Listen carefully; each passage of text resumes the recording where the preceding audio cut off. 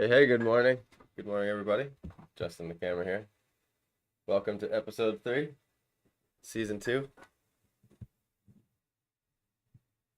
Can't believe I'm saying season 2. I'm just glad it's happening again.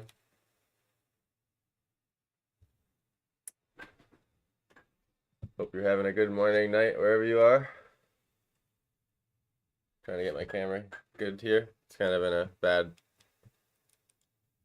angle, but... Oh, I'm moving it the wrong way, this way. A little more. So when I sit back, okay, there we go. Good morning, good morning.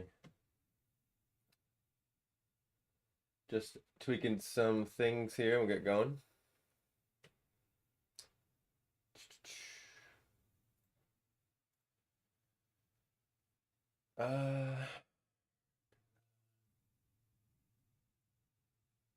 All right.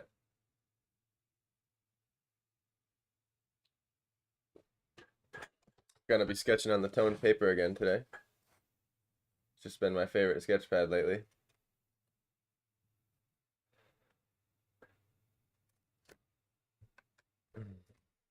And as usual, I have no idea what the hell I'm gonna draw today.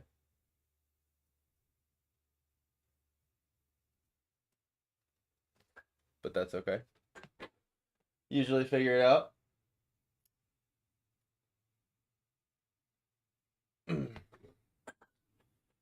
Oh no, my coffee's gone. I have it. Never mind, it's behind me. Gotta have the coffee. That was unfocused, huh? Normally it's not like that. Let me try it again. Oh, that's better. It's just because I moved. There we go. So, I was actually debating, I guess I lied about having one idea. I was debating doing some isopods because I'm a little behind. But the thing is, I've been drawing them digitally, so I think that's what stopped me last time. I can't really send them to the client on a notebook because it just won't look the same. So I guess that's why I'm not gonna do that. But I thought about it. I was like, how could I do that? Thought about maybe taking a picture. I could like retrace it maybe, or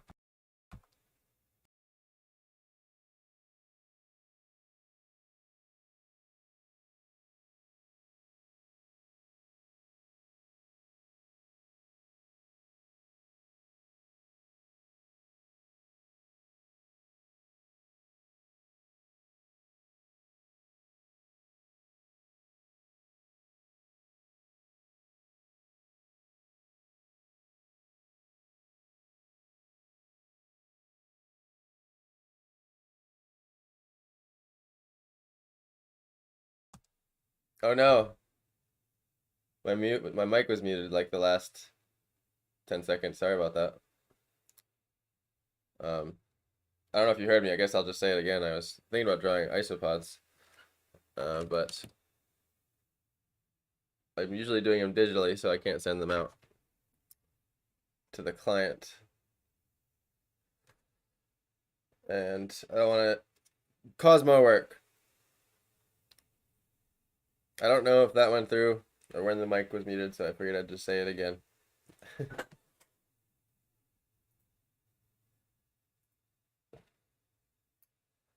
All right. Well, I guess we could do. I don't know if Stephanie's in here yet. She usually hops in without fail, but she's someone who recently has hired me for a commission, and it couldn't hurt to work out another idea.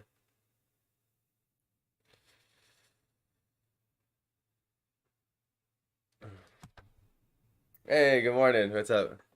Hope you're having a good day. Good morning. What time is it over there right now? Must be like, what is it, an hour? Or no, you guys are in the same time zone, right? No, it's an hour difference. But yeah, good morning. Same time zone. Nice. Yes. I have my coffee already done. It's the only thing that gets me going sometimes. I wonder, like I'm not even sure it's the caffeine. I feel like it's just something about the aroma and the experience that wakes me up more than the caffeine.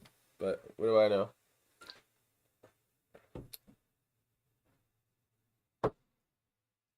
Like this, the stimulation of coffee, or to get the wake up effect going for me. But yeah, welcome everybody.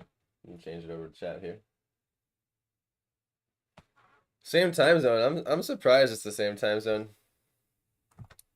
To be honest, seems like too far to be the same time zone still, but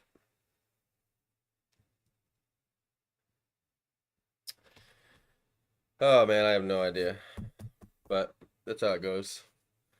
Usually takes me 10, 15, think of it or not, and just improvise. I already gotta get another one of these sketch pads soon. It's a good thing. Been filling up sketch pads these days. That was the last episode. Figured I'd show something interesting. Jaw stretch. Yeah, get the hell out of here. We ain't doing jaw stretch. Have to be another ridiculous one at this point. Jaw stretch.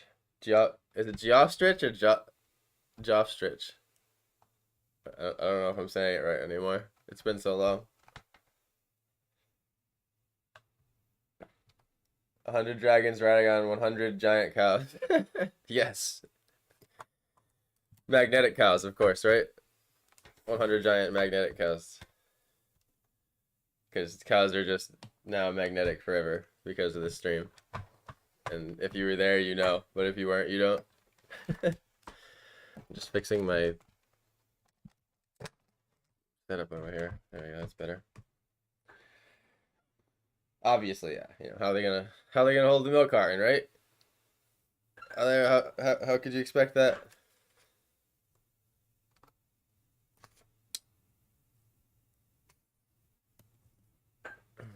And then that was the one. Well, actually, no, that wasn't.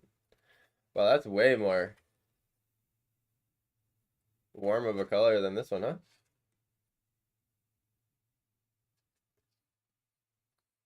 And then that wasn't the last episode. That was just like a fun drawing. This is the last episode.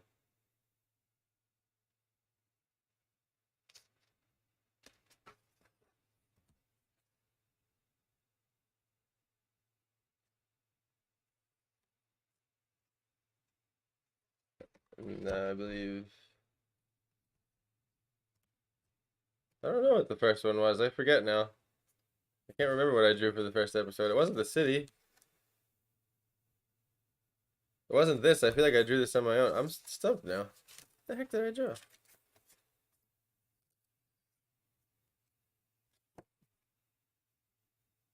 Was it a different notebook?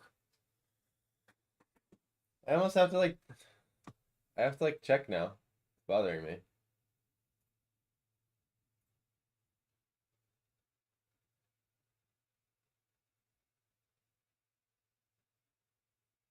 That was the volcano. Oh, you know what? I'm brain farting. I think I'm on. That's why. I'm dumb. I'm just thinking I'm on episode 4 for no reason. So I'm like, where's the missing episode? Okay. Hey, Mama Bear, what's going on? Good morning. Y'all are 10 a.m. over there, right? Or whatever it is, 10:15 now. Yeah. Uh, it's been a habit, basically because it just keeps it out of my face. It'll probably start falling at some point. I just took a shower, so it won't be long before it starts floofing out everywhere.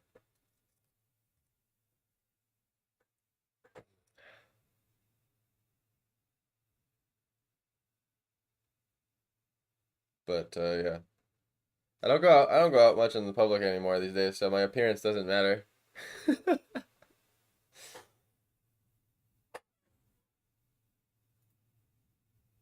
I just gotta look for the good for the birds, and squirrels in my backyard. You know,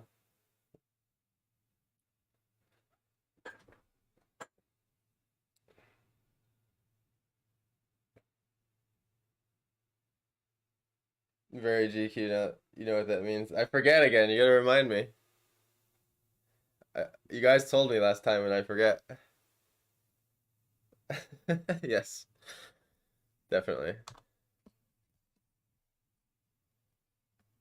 Surprised y'all beat Stephanie here.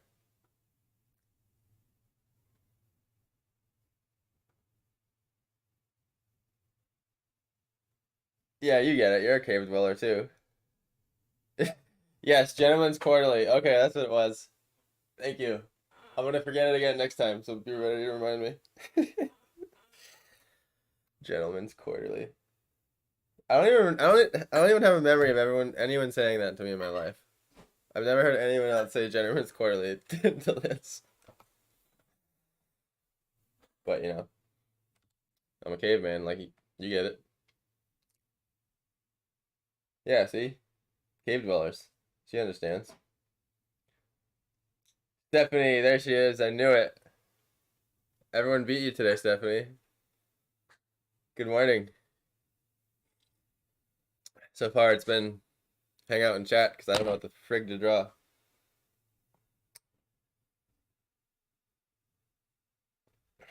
Is the audio good? Everyone can hear me good, by the way. I usually like ask that in the beginning, but I feel like I have it dialed in to where it's pretty consistent now. But never know. It's early here. I had to get my coffee going first. That's right. I remember switching to 10 a.m. and that was better for Stephanie because I think it's what starts at 8 a.m. for you. But actually, at 10 a.m. ended up not working out good because then it ended up making it 11 a.m. on the East Coast and later in other places, and I realized like I would miss people. It's like 9 a.m. is this sweet spot where like people haven't left for work yet or something, or they're still making their coffee, especially where Stephanie is, or in California. Well, in California, they're probably still fast asleep dreaming. But at least if I'm 2 hours in, they'll get up and see that it's going. Audio's good, yay. Yep, 2 hours from the East Coast. Yep. I always forget that too when I'm like talking to people. Still, even 7 years in, I still forget it all the time. Uh, I guess I'm just still trying to get coffee in my system. So how about something for your book today? I like that. I like it. I'm on a tiny sketch pad today, but it's fine. I think if it ended up having to be in your book, we could take a picture of it and uh, scale it up digitally. Because these days, when you're putting things in books, you're gonna need a digital proof anyway. Like if you ever get it printed, or you know, I doubt it's like they want the original painting. You know what I mean? I'll probably have to like increase the resolution or whatever. I gotta turn my monitor here. I'm like turning my neck like an owl just to read chat. So far, so good with stream not messing up here. I wonder if my hotkeys still work. They do. Nice. So what chapter are you on then? What's like what's one of the I started a list for ideas. Okay. Could you put like 3 or 4 of them in chat maybe? Like the title of each idea instead of like the description? That way we can talk it out. Or you could text me it now. I have my phone here, even though it's on a tripod. I'll get my first little Instagram reel while we're thinking about it.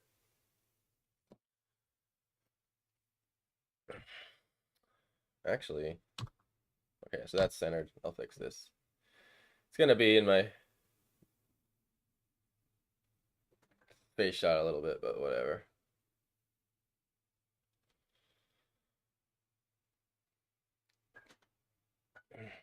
How about creation begins with a word?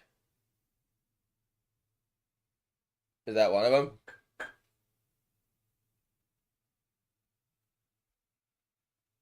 Also, the brain has a receiver for consciousness. So, like, would that be like, would it be like on your list? Would it be like one, the creation begins with the word, and then like two, the brain is a receiver for consciousness, and then it'd be like two different ones? I see. All right. I like both.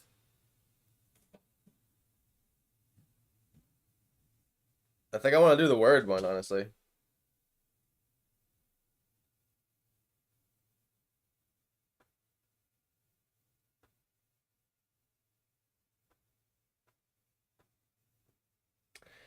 Not that literal, but concept. Yeah, that's fine. We can run with it. I'm picturing like a deep space one with the word one. Um, Something like almost Big Bangy, but not too literal. Not gonna like look up a picture of the depiction of the Big Bang. Do our own depiction of the Big Bang.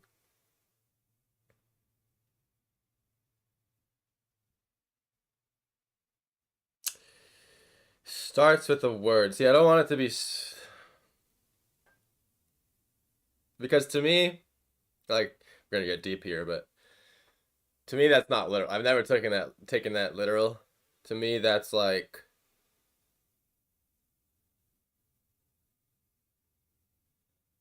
if there was some sort of something that looked at the universe, that's the Big Bang. Like the second something started, like the second there was an observation somehow through some way, through some medium, I feel like that's when things started to get created. So I feel like the literal looking and observing is the word, not as much as the speaking in the way that like we view it biblically and stuff.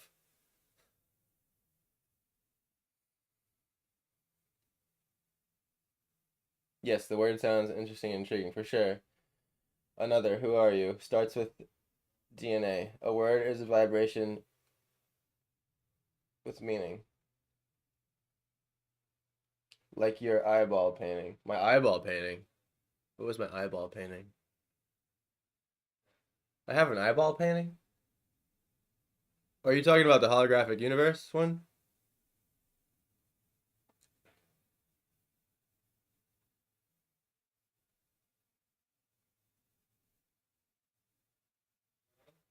Yeah, but I don't think like frequency is just sound. I guess that's what I was trying to say, you know what I mean? Like obviously, frequency comes in light and sound as well because you need air for sound to be a thing. You need air molecules. So,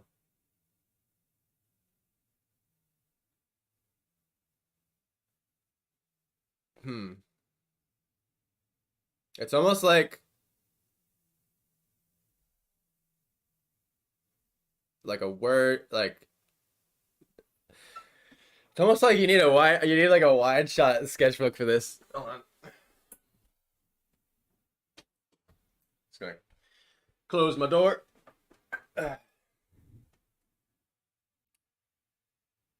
Consciousness beats down the path that leads to the greatest number of observers.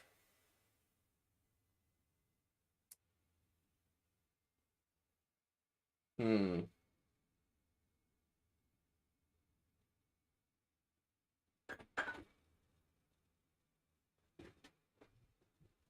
Well, it's almost like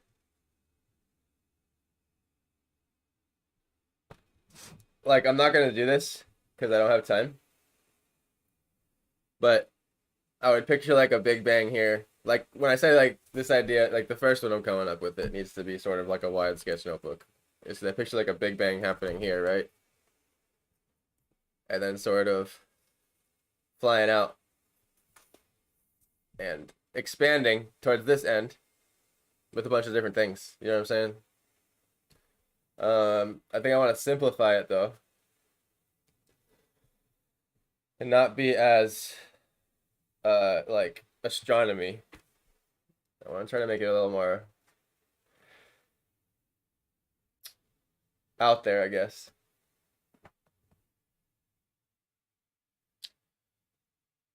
Same, Stephanie. I'm not awake enough yet for these big ideas.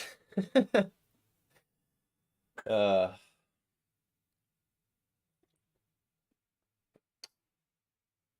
let's see. I'm gonna kind of look at what you're sending again. Words. Trying to think like what would be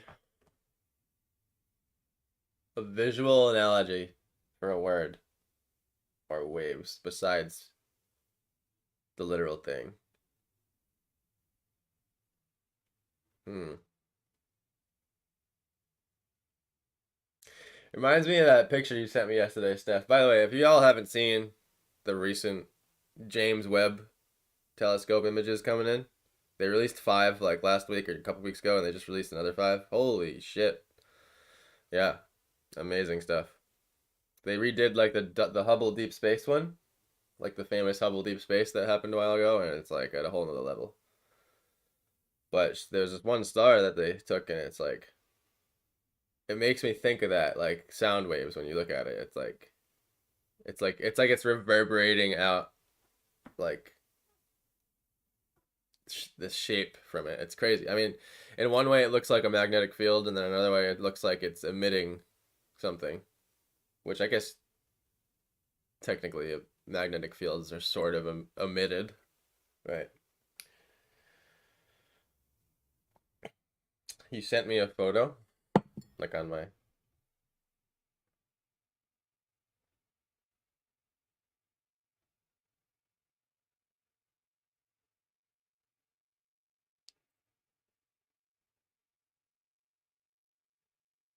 Okay, the leaf.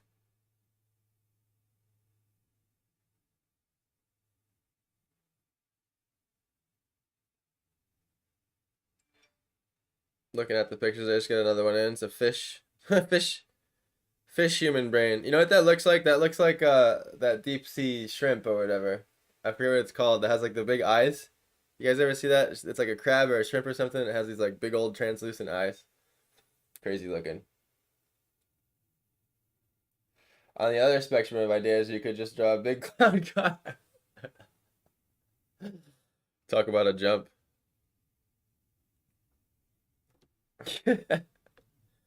Well, even that clown car was created by the waves and vibrations of creation, right?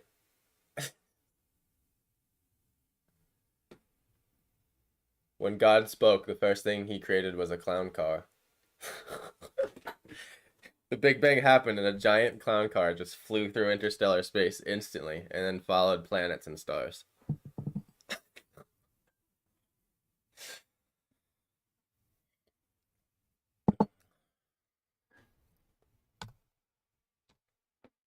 I'm still this might be one of those ones we're chilling for a minute. Like before we think of it. Like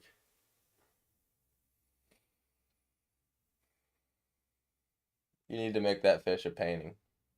Like on canvas? Well, that won't be happening today, so we'll scratch the fish then. That explains everything.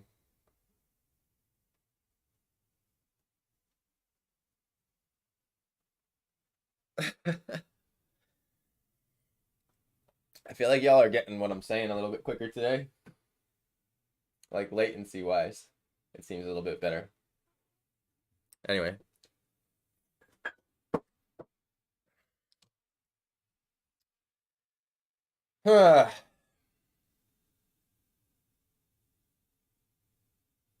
Giant, larger than life galactic ideas. Well, hmm.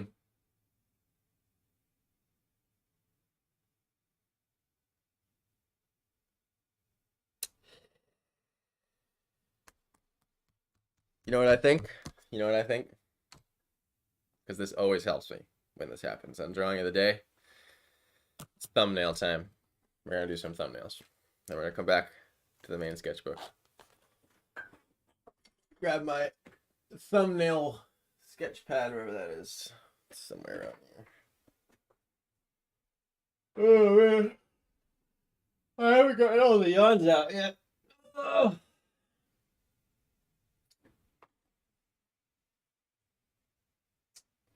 Thought it was here.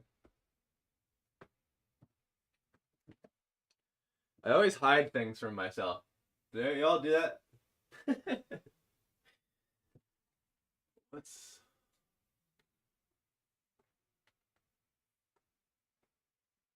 Where in the heck? I just had it. How does this happen? It's a giant sketch pad. Here it is. Perfectly underneath.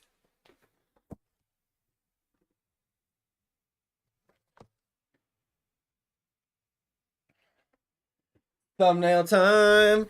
Yep.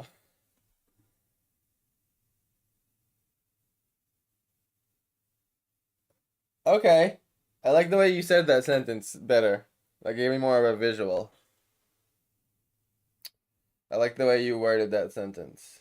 I think I can get something off that. I'm gonna run off that sentence there. Oops, don't ignore that. Wrong button. Sorry. Wrong button. I have a bunch of hotkeys over here. Just press the wrong one. Let me zoom out.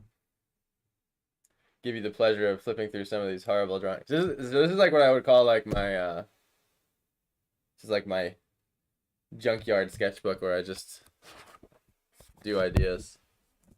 I think I started in the sketchbook with some serious drawings. Yep. There's a whole lot of Kirsten in this sketchbook. A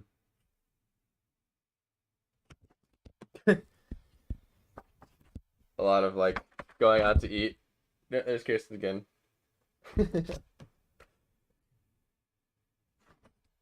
A lot of me sitting in my room because I spend a lot of time in my room. Oh, I remember this guy. Man, this is a throwback. Y'all remember this? That was for Inktober last year. We have Inktober coming up soon again. I'm actually excited for Inktober. I'm ready this time. Basically, for those of you who don't know, Inktober is a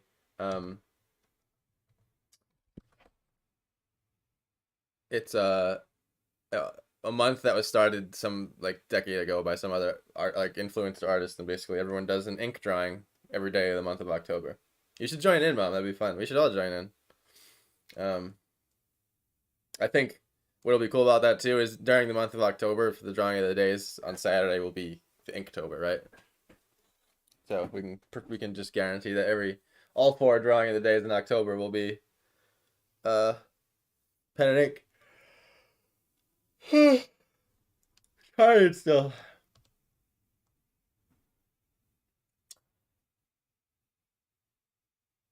I sent your mom the picture I sent you yesterday. What, of like the crazy magnetic star? Yeah, that shit's nuts. The skeleton would make. I love him. The skeleton would make a great tattoo. Yeah, it's definitely a tattoo thing. And this sketchbook has toned paper, but it's not gray. It's like warm toned. It's like yellow. Anyway. Oh yeah, this guy. A ship and a ship and a ship and a ship. Remember this one? This one was fun. That was one of those ideas I thought of, and I just had to. Yeah, all the Inktobers. Remember this? I forget what I've drawn sometimes. I'm starting to collect a lot. The Squid Games. Do y'all see Squid Games? Remember this? Remember this one? If you've seen Squid Games, do you know what part this is?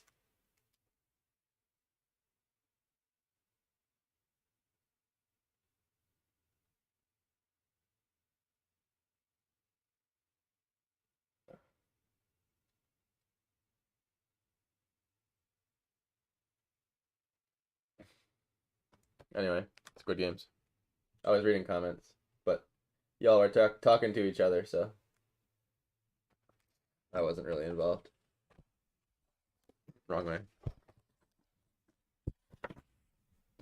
Oh, the early stages of figuring out how to draw chants. Look at that. It just goes to show you, it's like, oh man. Why isn't my camera working? Oh, that was tripping me out. So when I have the sketchbook open, it blocks that camera. I was like, why is that happening? Okay, that's fine. We'll just keep it on the sketchbook for now. The porch. I forgot a lot of my... Oh yeah, remember this one? Morris. Y'all remember Morris the frog? Throwback. I'm still finding some of your early work here. Really, man, that's... I thought I had most of it, but I guess like it's at this point I'm definitely collecting a lot. Whether, you know, I think what it is later in my life I've collected more complete pieces than I have like unfinished ones. I think like my past is a lot of unfinished, half sketched artworks.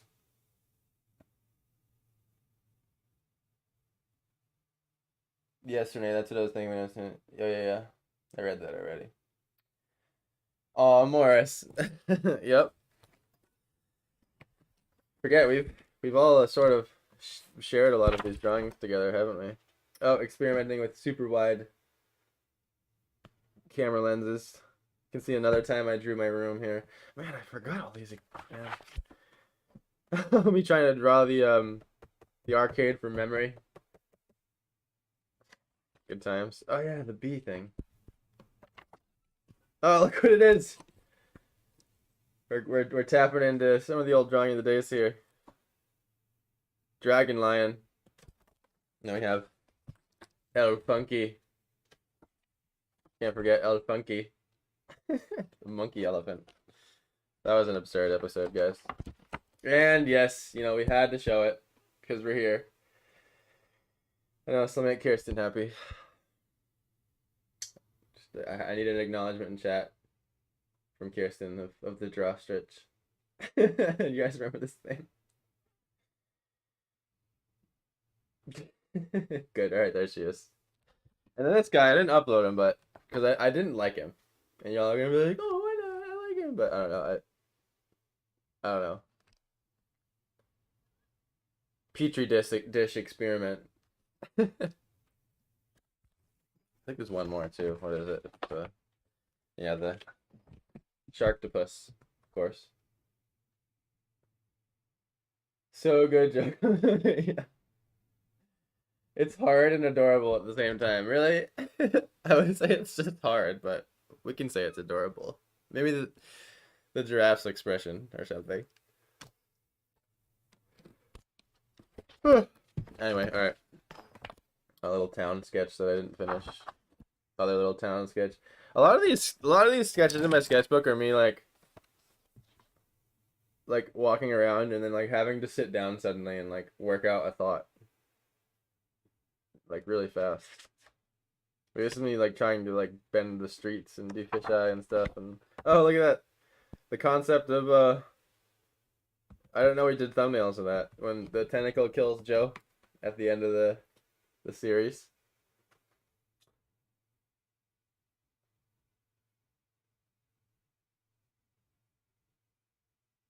Guess I was out to lunch when these happened.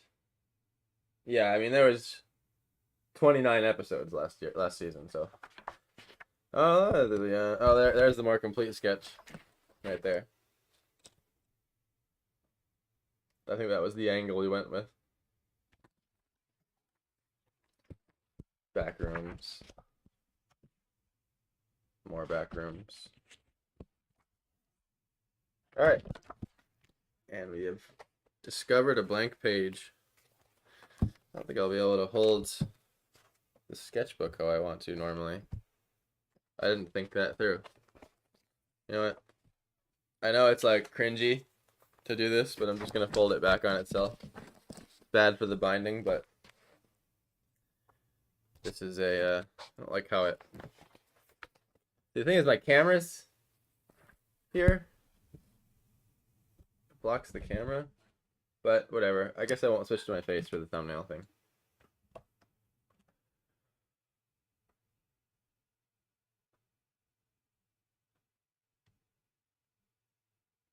And I'm not gonna bother zooming into each thumbnail either.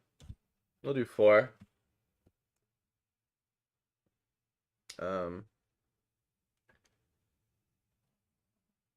By the way, I love this 2B lead. If you go to the art store, you can get softer mechanical pencil leads, and I'm trying out the 2B right now. I love it.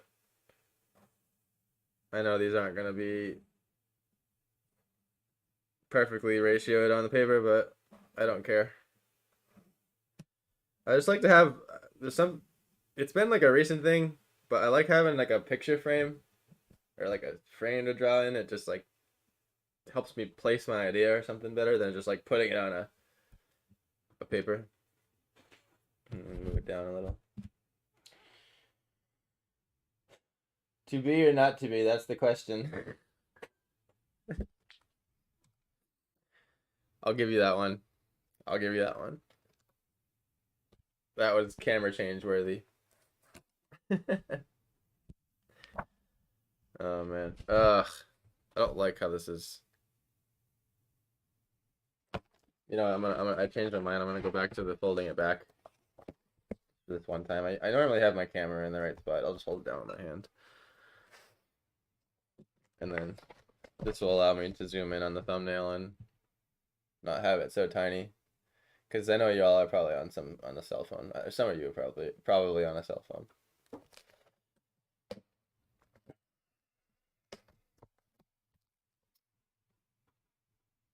All right. 46 minutes in, we've drawn nothing. But I think I've gone like an hour and a half in before. Just chilling and talking. Okay, so.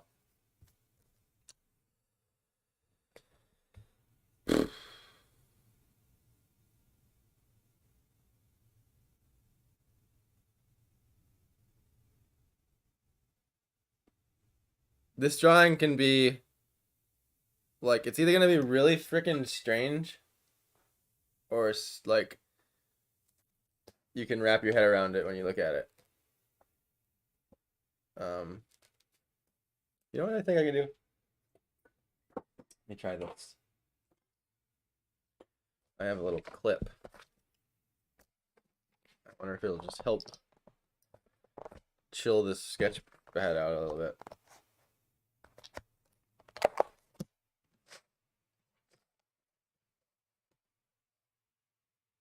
I guess I'll put it on the other side.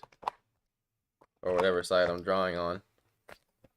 It's just like because this has never happened to the sketch pad before, it's like angry with me. Okay. Oh, that's so much better. We'll do that. You draw something strange? Never.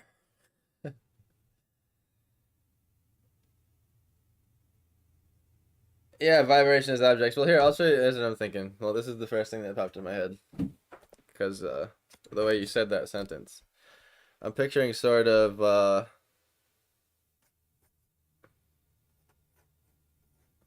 and this ain't going to translate quite right until there's color.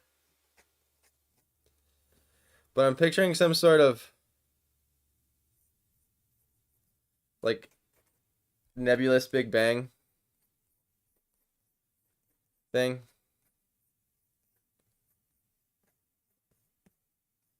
And then sort of like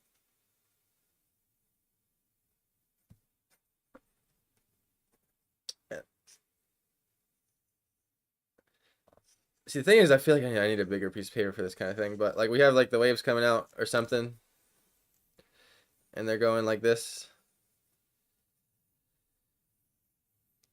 like in perspective. So like I'm picturing like you don't really have a horizon in space, but you have eye level at least. So I'm thinking like if my eye was here, like if we had like that, it's like you have the Big Bang or whatever. I'm just calling it the Big Bang for now, but we have that's not really what it is, but it's like blowing up here, and then I'm picturing the waves coming out in perspective, and then some sort of like,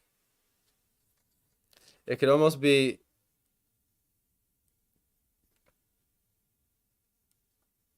like, I don't want it to be literally an eye, but like something maybe that gazes here, and then in the area it's gazing, I was thinking of having, you could have like a planet, maybe like a galaxy or two.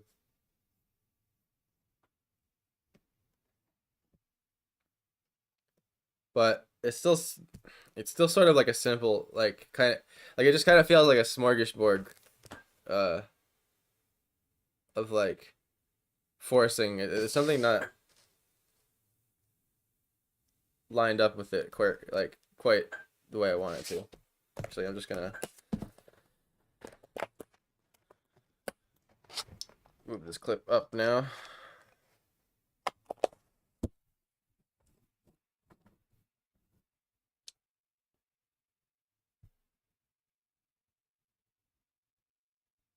In the beginning, there was the word, yeah. No one really knows that for sure. Just kidding.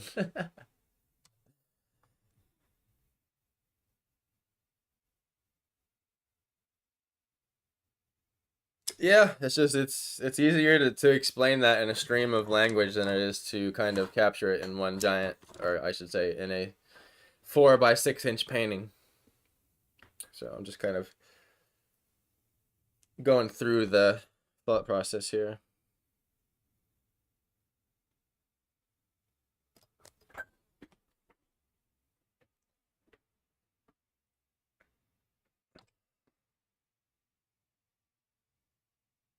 I don't want you to take this as your, like, what you're gonna put in the book. I think we should take this as like an idea of what to put in the book for this. When consciousness causes vibration, then the vibration creates form.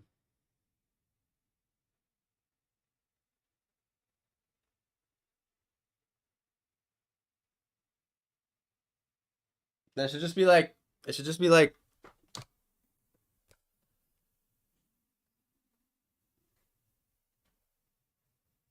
I almost picture, like, my brain almost went to like uh almost like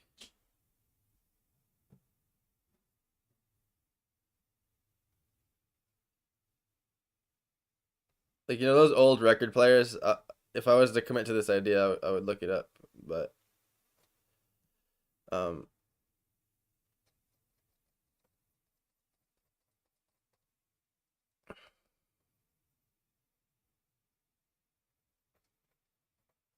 sort of like a horn,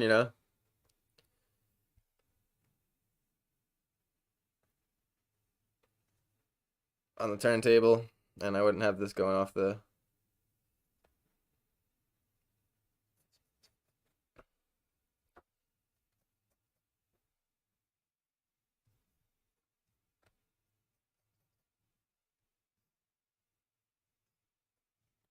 And then sort of.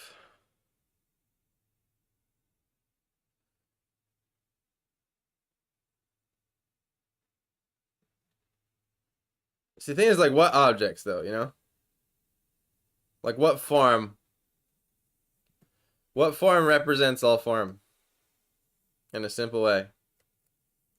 Because form is vast. You have planets, you have galaxies, you have teapots, you have trees, you have planets, you have meteorites, asteroids, all the objects on the Earth. Uh, there's like the basic geometry shapes, I guess. That could be one of the things. Definitely in like an interstellar backdrop, I'm thinking. Like this would all be black. You know what I mean? Like interstellar space here, you know what I mean? You know what I'm saying?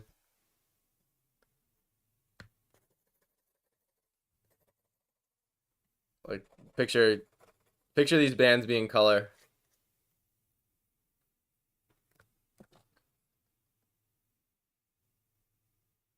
Just trying to think like what like this might be like an exploration painting I have to do sometime after this, after the fact. Hmm.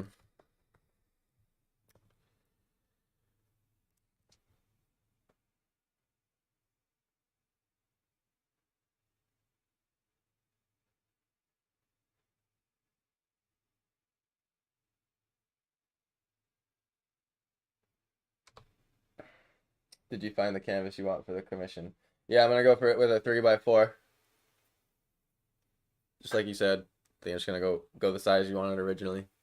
Um, and doing this Arteza one, I think, and then the studio doing the thin one because it's cheaper. The gallery ones are very expensive.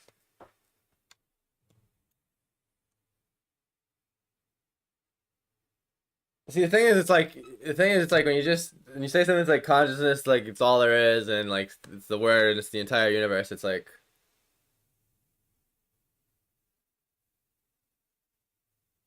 how do you just draw everything?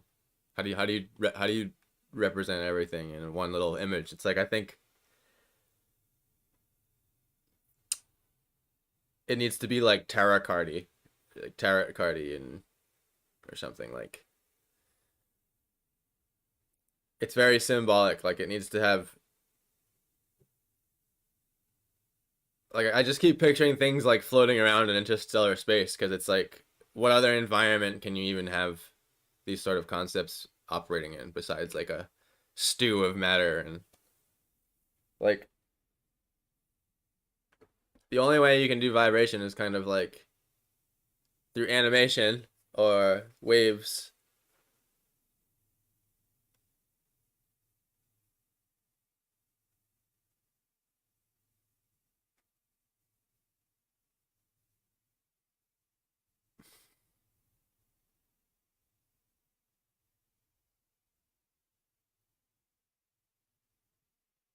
And the thing too is like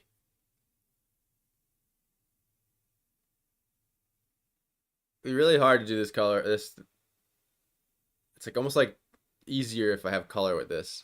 There's a lot to it. I mean, I guess where my brain's going, I could make it simpler. I'm thinking like trying to include all of that.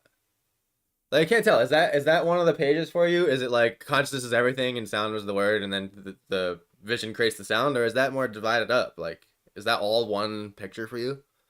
Like to me, that sounds like three or four pictures. Like the word is like one, and then like consciousness is another. But you're saying like all one picture for you is like the word, the consciousness turns it into form, and then form is everything, and then because that's like that's like a three-part thing to where like I'm picturing it needs to come from like this corner of the paper right here, like the word, right? And then like some sort of thing is flying out towards you, and then something's intercepting it here and turning it into forms, right? Like and we have all our forms turning into forms, and I don't know, like maybe these waves come and like wrap around the forms, and the lines are making the forms, but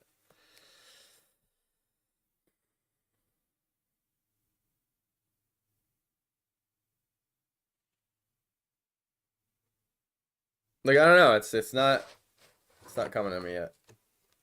Like it's like this is not, like that's a big idea in a way that I want to do it thoroughly. I just don't want to do some. Yeah, that's what I mean. Like symbology. It's just like this thing floating in space, or that's the word, and then this thing floating next to it. That's the consciousness, and then this thing. It's like there's really nothing else to like represent that kind of stuff besides like eyes or looking or a camera or a flashlight or something like that. You know what I'm saying?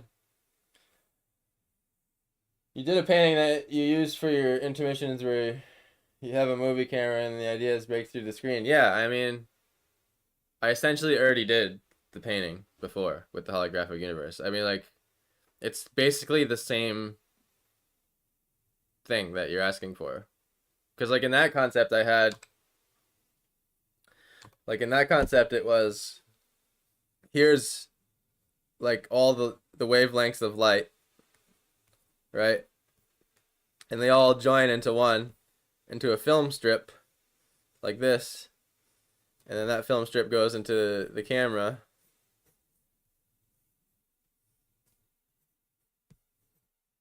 And then the camera projects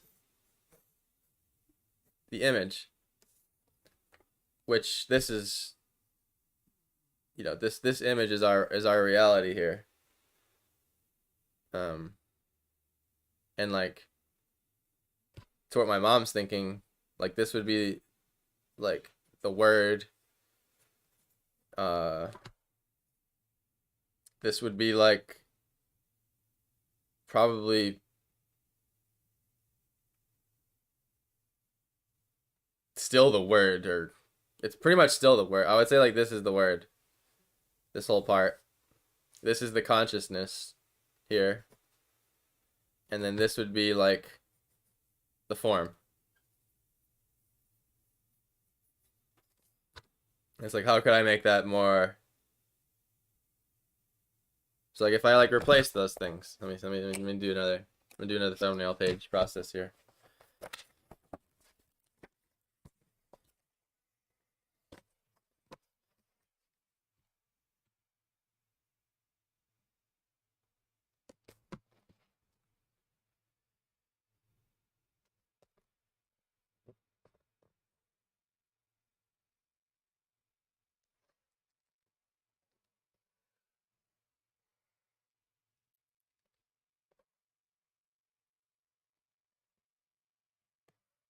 Obviously, I'm not caring about how good these squares look.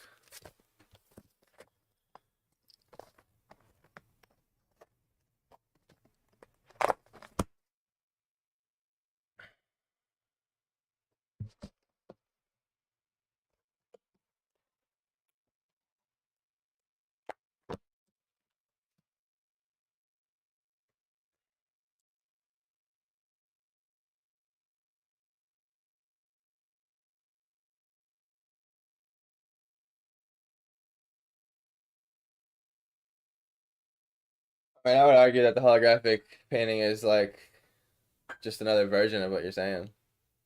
How about a sea of light?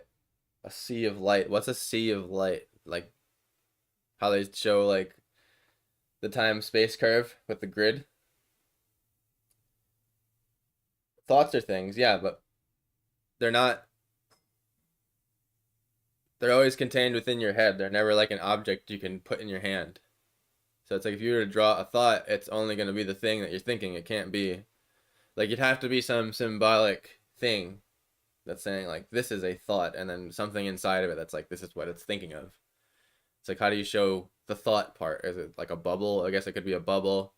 I could picture like little translucent bubbles floating around that have um, the objects in them.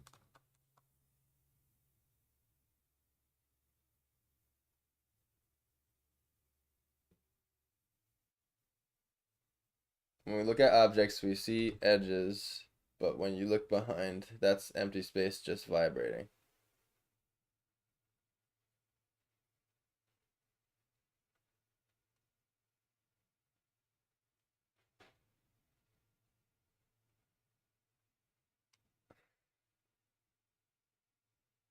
See, the thing with these life concepts is they're often conceptualized through language and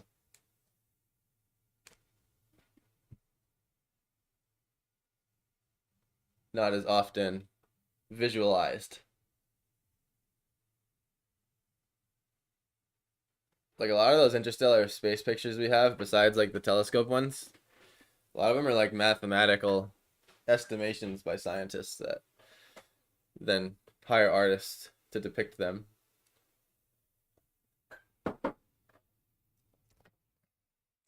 I think the sea of light could work, because that brings in the horizon again. That was a terrible horizon. If we had a horizon,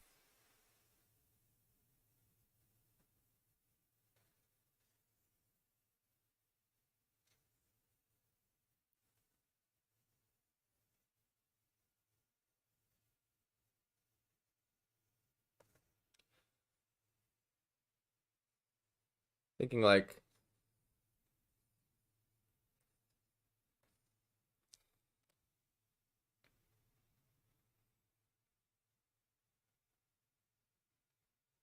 see, it's bringing me too down to earth. It's like I'm feeling like that's too like now it's a sky with an ocean. Like it's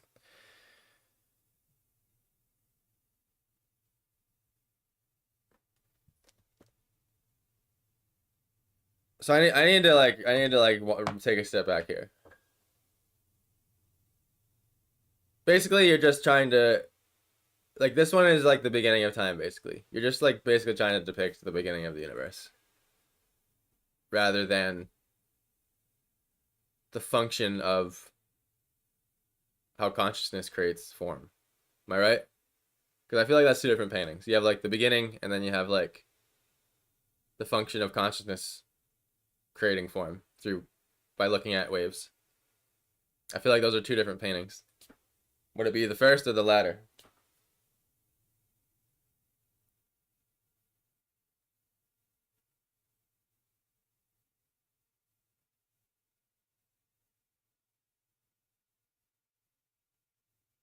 I think I'm gonna have to have move to espresso. Yeah, go take some mushrooms too. You'll have to take some mushrooms. Portobellos. Portobello mushrooms.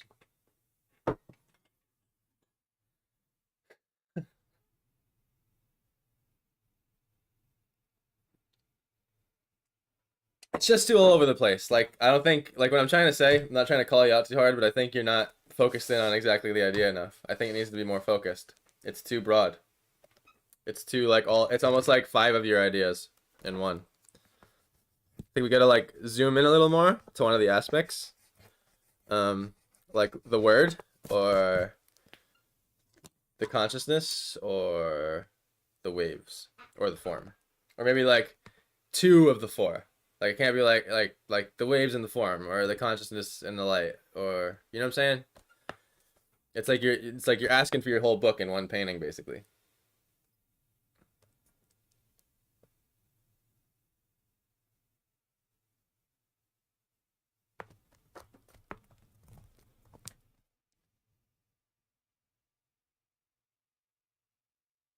Well, what about black holes? I mean, they're the grand resetters of reality, right?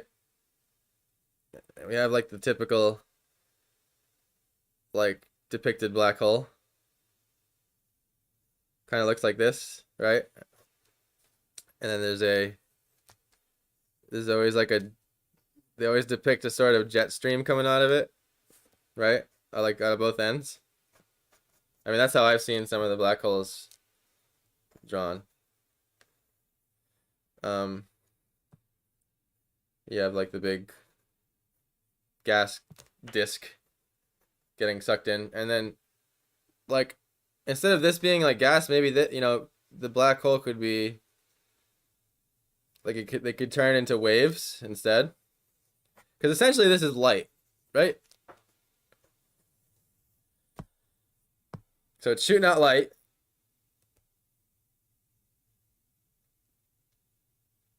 And then something over here can be happening, I think. Like, can.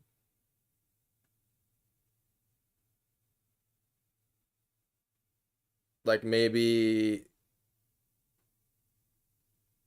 Because I mean, that was the difficult part of drawing the holographic universe, is because you have your vantage point. So basically, that it's like that painting has like three vantage points in it. I'm like looking at everything happening, and then the camera's looking at something, and then we're also looking at the landscape that the camera's doing. So it's like we'd have to be looking at the thing, looking at things, if that makes sense.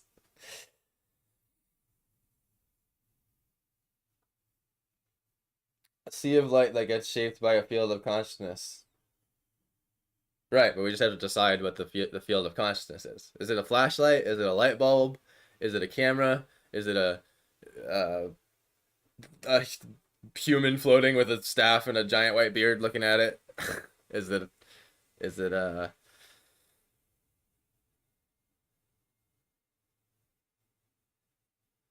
book? Nah, because that's too far along in evolution. I'm getting there. I'm getting closer. Getting closer. Some of these take a minute. I like the black hole. I think that's the closest I've gotten to like. So like here's the thing. Like we're gonna have the emitter of the waves. The thing looking at them. Whatever it may be. And then a few things appearing within the waves, I think. I'm picturing like color, and then they sort of like morph into a few objects. And I'm thinking they should be big ones. Not like teapots and pencils. They should be like Earth, galaxy, planet, gas giant, a few stars. And then maybe some of the gases that are coming out of this black hole should be like turning into sort of star hatcheries, like nebulas, like off on the fringe edges, and then really make a few objects in here. You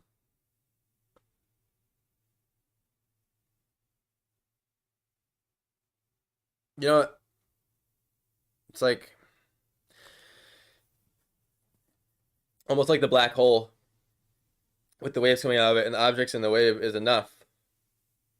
I think what's throwing me off is trying to figure out drawing this little thing in the corner that's looking at the things, and then like demonstrating like, oh, because that thing is looking at them, it's turning it into objects. Like that one part is like you're gonna get it because you're writing the book and you know what you want to see, but like I feel like we gotta get other people to get it. How do we make that super clear? And there's not many things to pick from. Like I said, like light bulb, flashlight, camera, eye. What else looks? Like what else is a basic form of observing? And what does that? Because I'm bored of the eye thing, to be honest. Like eye representing consciousness, even though it's like one of the best symbols, because literally that's like the basis point of all looking out into the world. There's gonna be another one though.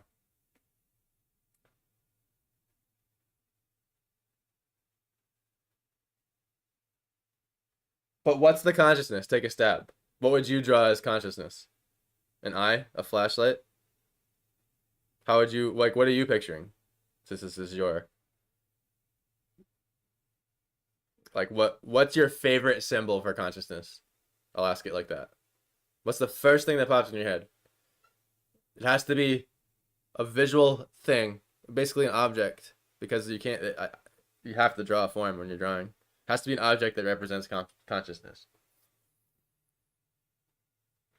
And it has to fit on a 4x6-inch piece of paper. Like, what's your favorite symbol for that? Because like we can say the word and have the feeling of what it means, but it's another thing to attach it to a visual object. Crystal ball is good, but the thing is, the crystal ball is you're looking into the crystal ball. The crystal ball doesn't look itself. But if we were to go down that train of thought really quick, one route you could take is sort of like,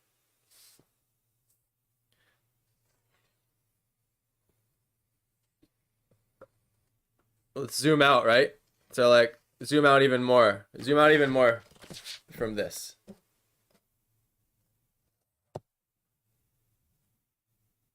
It's almost like, and here's two versions of this. So you have this will be like a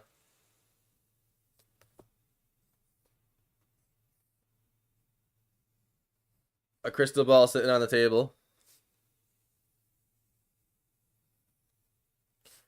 I'm drawing this crappily because we're in the thumbnail phase. And then you could have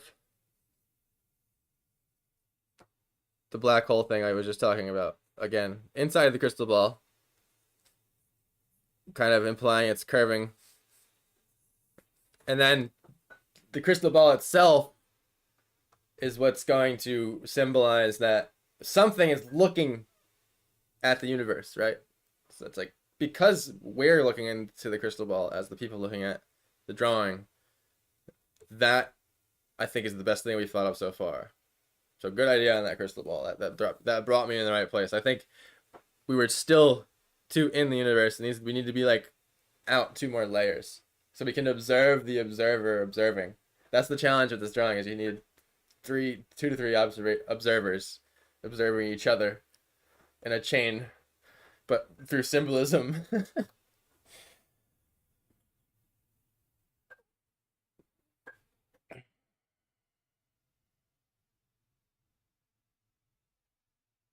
Yeah, I think the crystal ball can be the camera or the consciousness, like, because you have to be looking into it. So right there, it's like, and we could even, like, I could even take, like, I'm not necessarily in love with this perspective, but what I could have done is probably like put some sort of environment behind it to make it kind of appear. Actually, what would be cool if this crystal ball was sort of in like a library.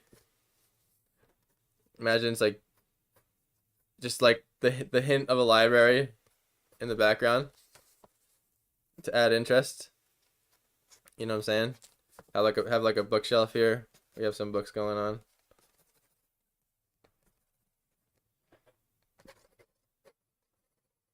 This is like sort of sitting on a table.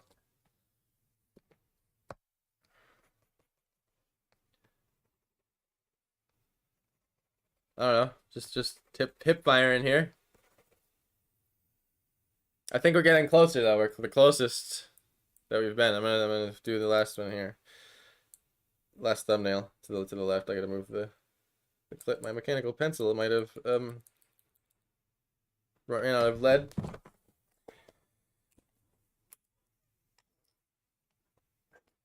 Couldn't have done it without you guys. What an emoji string stuff. Yeah, the crystal ball is the key. Steph coming in clutch. That's what I mean. Like we need like that was what I was stuck on. We needed like a function of consciousness. What is representing that? It's so built in with a crystal ball. It's such a thing. I feel like everyone knows what a crystal ball is. Everyone knows you peer into it, and everyone knows that you're sort of kind of. It's like implying you're peering into another universe within the crystal ball. And yeah, good point, Mom. The sphere is perfect too, because the shape of a sphere is very representative of a universe as well. I think, like the whole multiple universes theory. I'm just gonna check inside my mechanical pencil here quick. Okay, so now there is some. It's just not catching.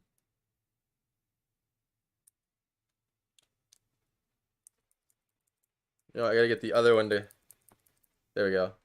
And then we push that back in. And then that one will help this one along. There we go. Okay, so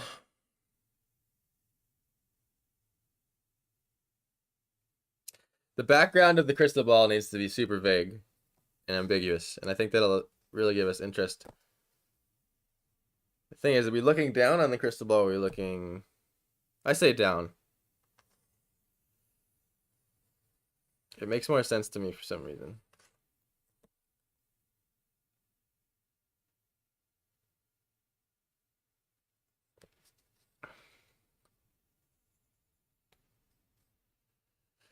You know what? I don't like the stand style I'm going for. I feel like the stand's gonna be like a little fancier, Like one of these sort of things. I didn't foreshorten that good. This would be interrupting it basically.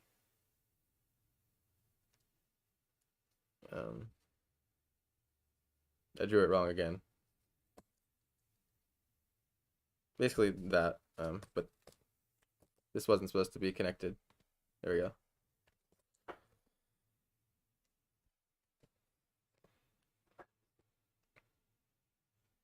I'm not gonna probably go this fancy with the stand. I don't know. Just seeing. Oh, broke the lead. I knew I had it out too far. I thought that too. I know these aren't the same size. Just kind of experimenting. Soon would curve this way. And then I'm sure on the bottom here would be some like connection thing. Like a wire stand, you know, like a something.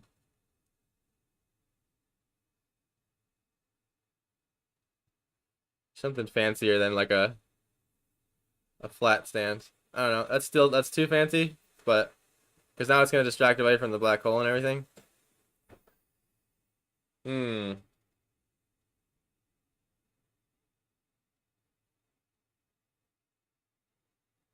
Okay, let's dive into the real sketch. I think I have enough. It'll come out like something. It might not come out what you're looking for, but it'll come out like something.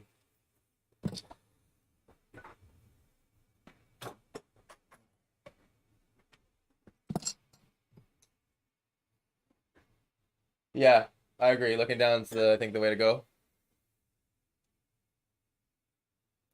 It can almost be like you're floating above the crystal ball. Yeah. I guess what I still haven't decided on yet is like the environment the crystal ball is sitting in. I think it'd be cool if like the environment was, like I said, my first idea was a library, but I'm not stuck on that. It could be like, I think it'd be cool to just like imply some sort of, what's the word I'm looking for?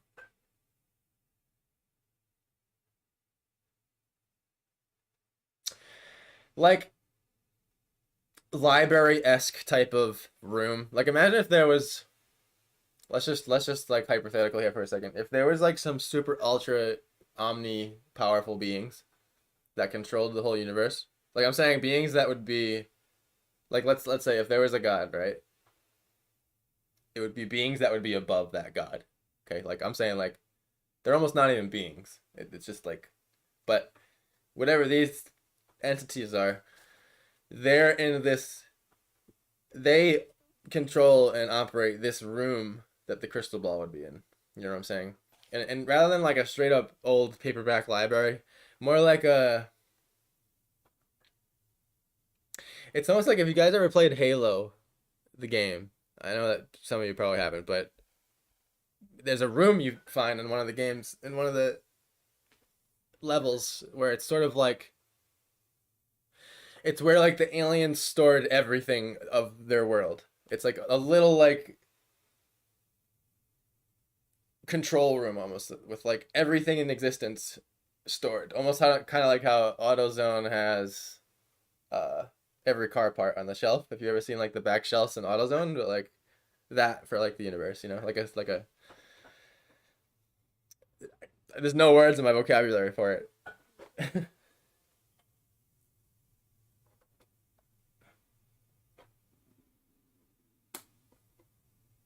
Yeah, computers, like a wall of circuitry, kind of like how I did the coin, my drawing the coin. Okay, I think we're on the right. I think we're getting there. So we're gonna let's zoom up.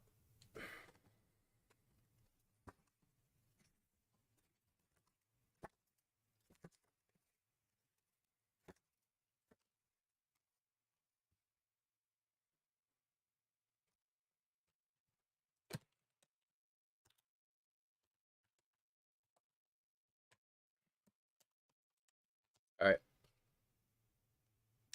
that was a good that was a good brainstorm. Trickier one, but you know we're taking on a crazy concept here.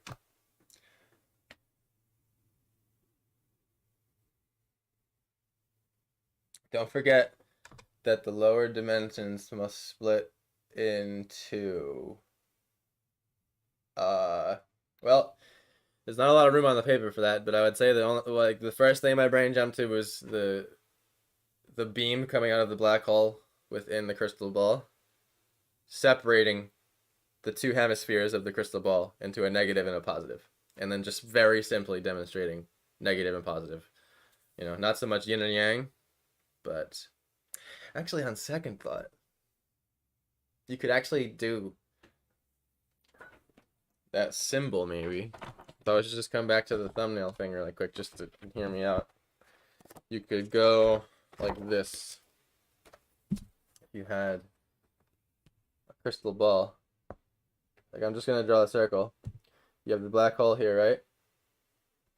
And it shoots out its ejection. And then either side here we have like the yin and the yang, you know what I mean? And these would sort of, I don't know, something like that. It's where like, you know, this could be like a planet, maybe. I don't know, but something like that. Maybe this could be like a moon and this could be a sun. Like a star and then like a dead star or a moon. But then still have the stars and, you know, some galactic detail in there. You know, and then the stand and the desk with the room. You know, this is probably like our picture frame here.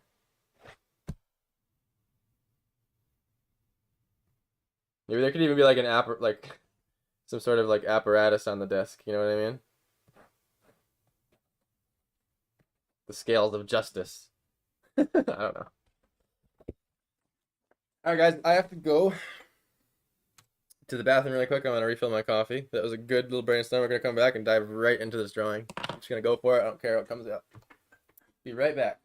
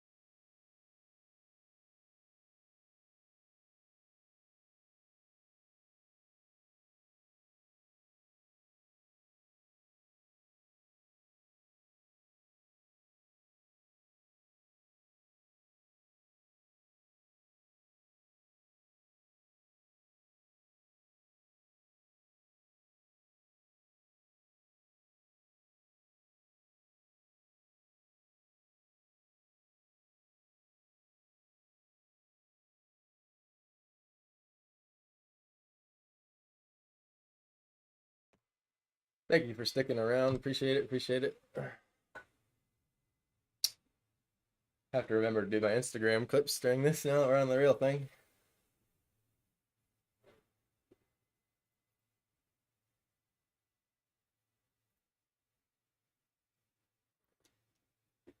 All right.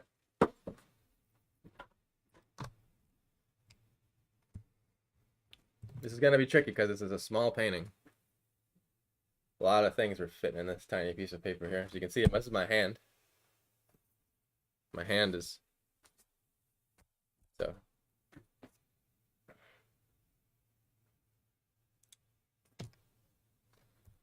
Okay, so... Lay out some lines. I was doing it too big before. Need a little more context.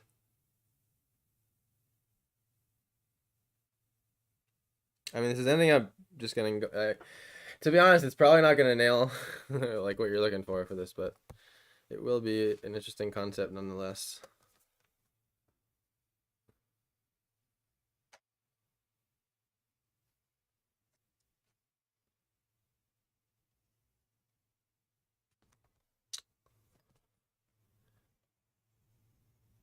I usually don't like to perfectly center things, but I think in this case, for some reason, it feels right.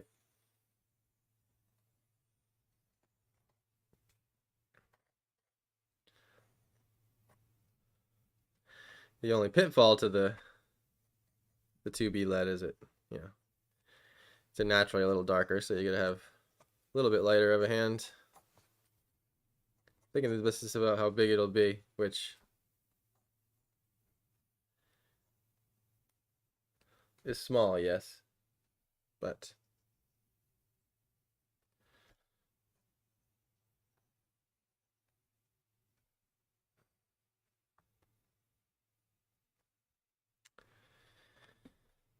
and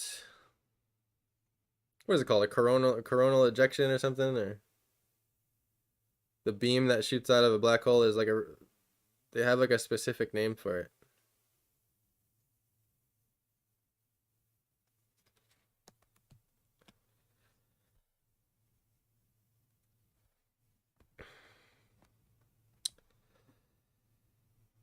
Let's see, and we're looking down. You know what? I realized I'm gonna have to turn the camera a little bit because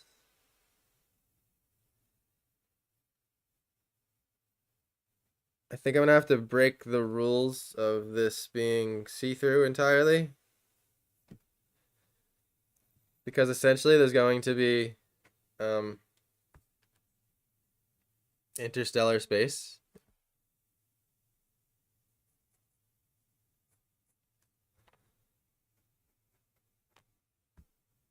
And I'm just kind of improvising these little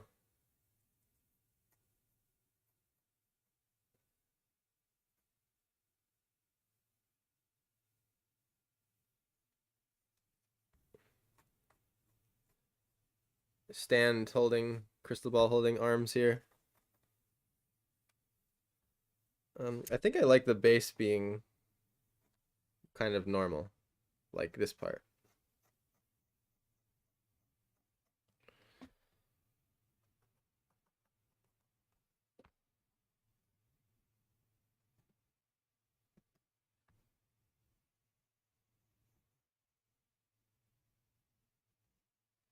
Match that a little better. Get my tiny eraser here. Could see like people tuning into this drawing and being like, what the heck is he drawing? It's probably gonna feel like that for a while.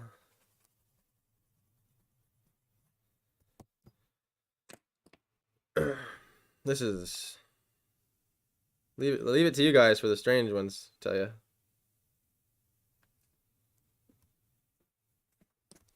It's a little bit squashed, ain't it? The top.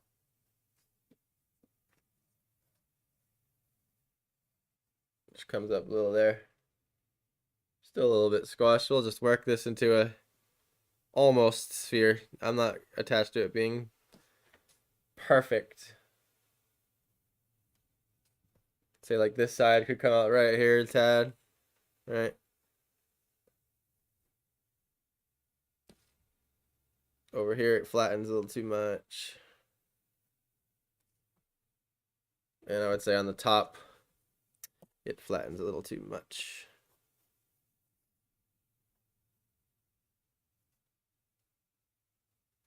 I think this is going to be a gouache painting today, guys, just because of the nature of it.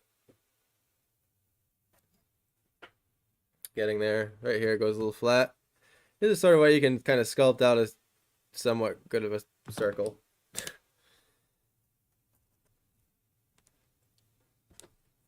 I have like coffee shake hands right now, if I was being honest. They're not my stillest drawing hands.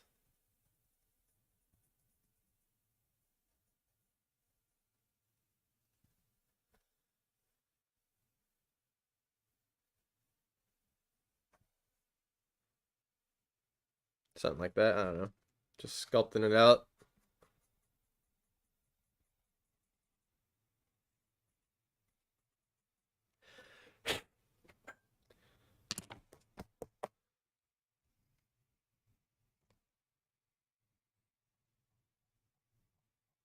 Kind of divide the average of these erased sketchy lines here.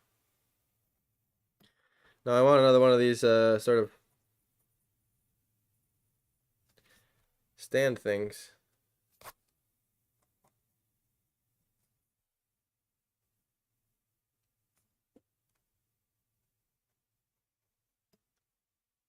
How would it look? How would it look? I don't want it to go too much.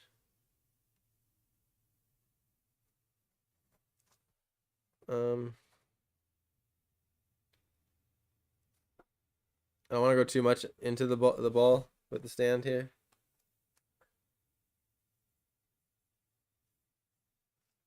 But I also don't want it to be like so simple. It should just be more jagged. Like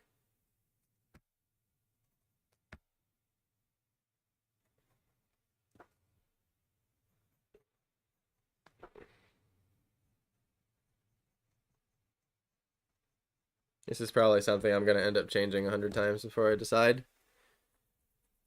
Even so, like once I start painting.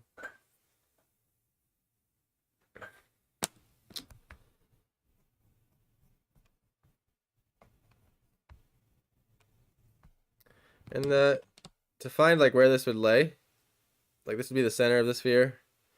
And start curving, curving, curving, curving.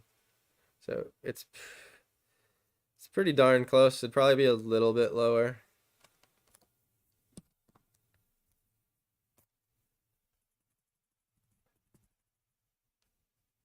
I don't like how that goes against the curve. This has to be with it. So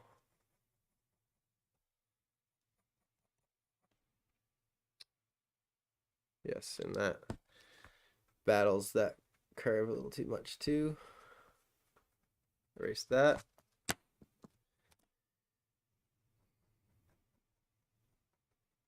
This is one of those edges you spend time on because it's just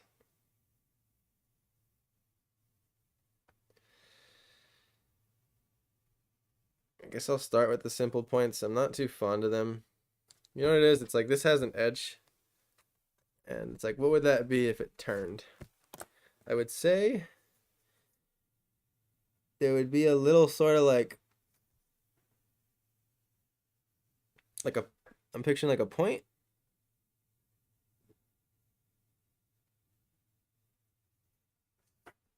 Almost like kind of looking like a spade. You know what I mean?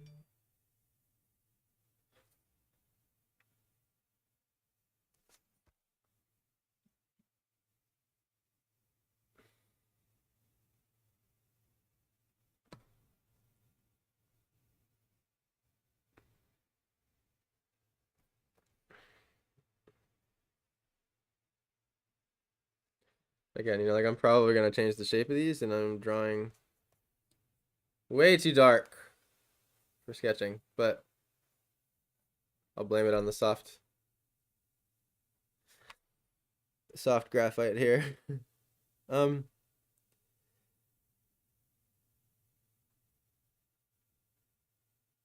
And then if we were to view it again,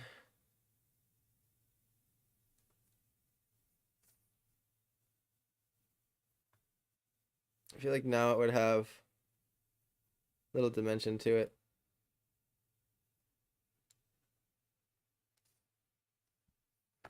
And if I was to follow through this perspective on the sphere, it's not high enough. It's going to come to like here. I'm getting messy. Let me fix that up. I'm gonna lighten my touch by miles here. It almost looks like a crown. Yeah, you're right. It does look like a crown. Not necessarily done at the bottom yet.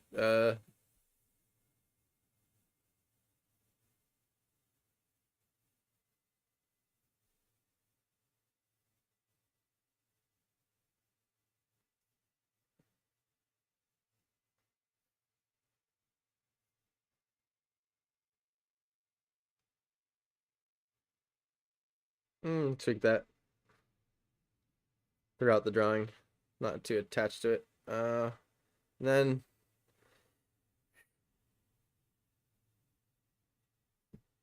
I should actually continue a little bit.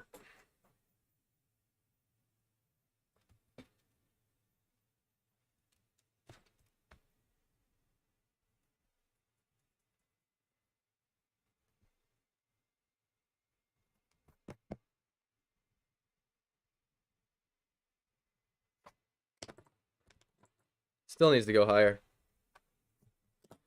I purposely off-centered this one because I just didn't want it to be so like 1 point perspective feeling. It's right there.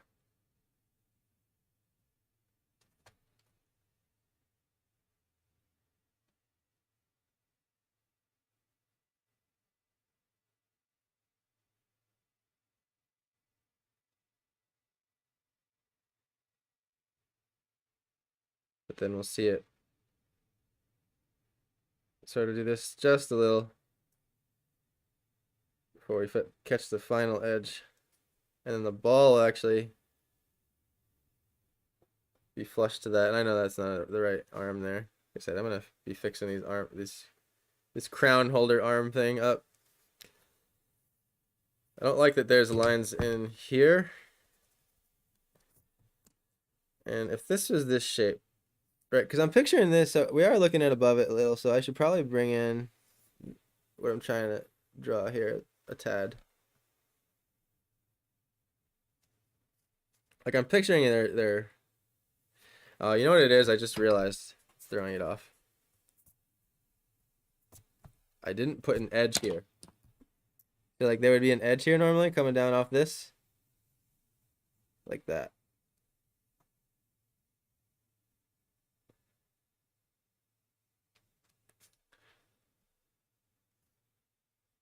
This is just kind of sloppy and too much sketchiness.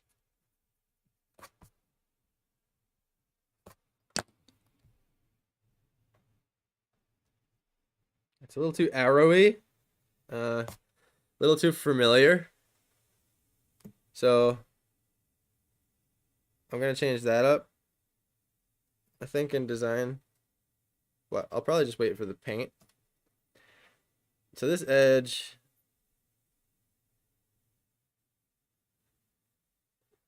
like that, and then will disappear just like the other one does. But a little bit less because it's rotated. So like, we're gonna see more of this one than that one. Like I would even say that this one, sorry, I'm sliding away a little bit here, gets cut off a little sooner. Kind of like this. Comes down. Cut off probably like right about there. Instead, and here's where the point would be. I've dug myself a little can of worms here with this shape I decided to do, but it's all right. It's all fun in practice.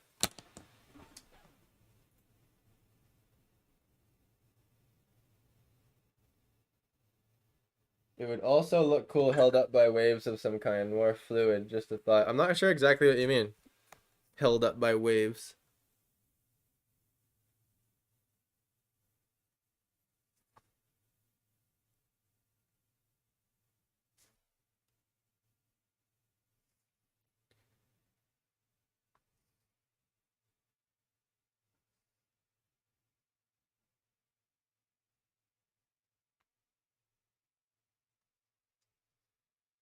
It's just you know what it is? I think maybe this it actually does interrupt the edge here.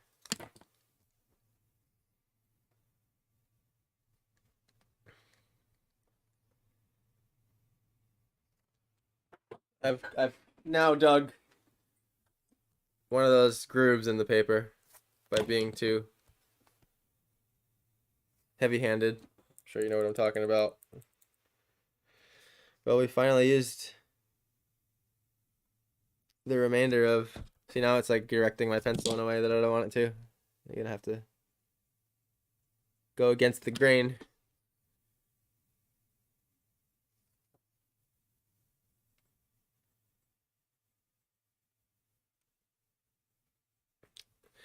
Being honest, it's definitely challenging sometimes with morning drawing of the day to like get my brain going.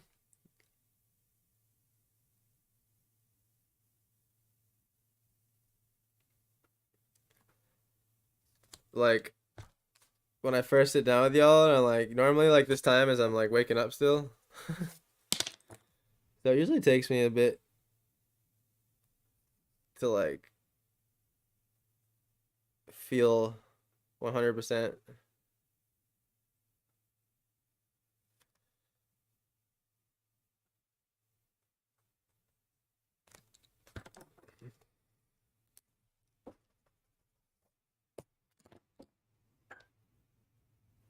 What's a substance of consciousness look like?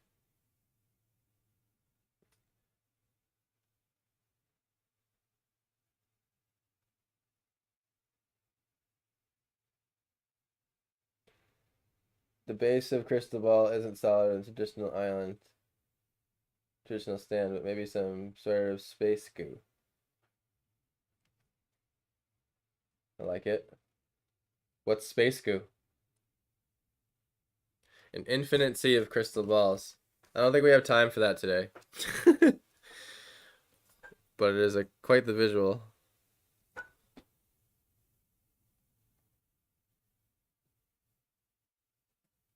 I actually have to work today after I'm done with this. So I'm already 2 hours in. It's probably going to be 4 hours.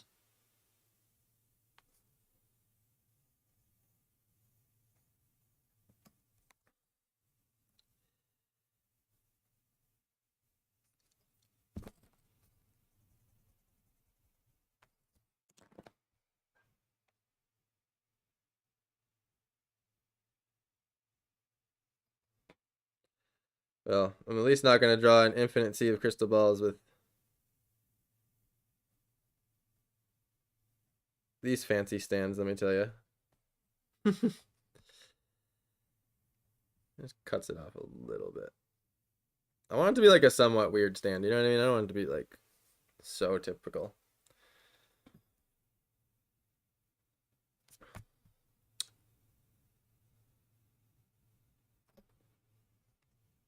My hands are so shaky right now.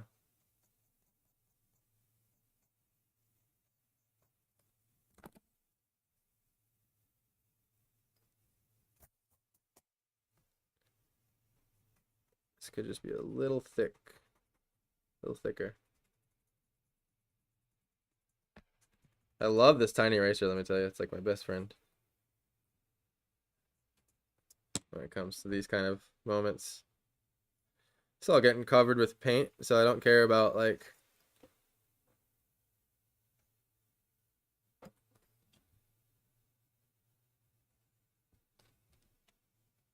the little smudge marks everywhere.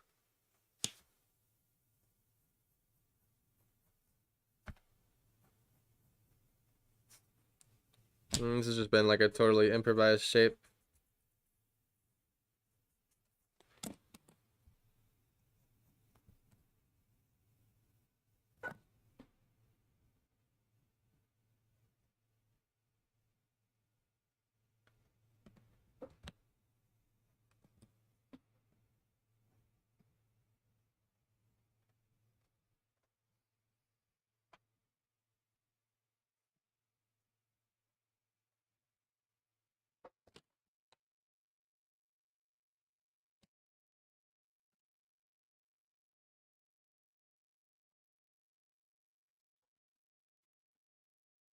I have the exact same eraser. Nice. I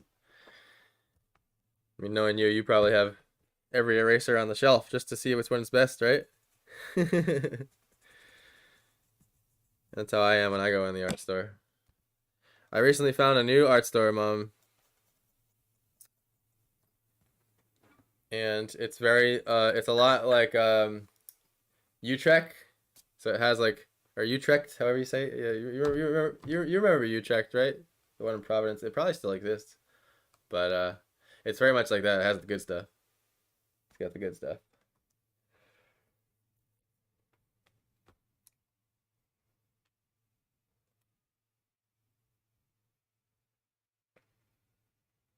Oh, I'm sorry, I'm catching up. Vibration and light is the substance. I missed a few. Just in shadow, though. How can you have light and shadow? I'm confused what you mean. Vibration and light is the substance. Just in shadow, though. Like on top of shadow is a layer. And yeah, no need to be quiet. Not at all. That is not the vibe here.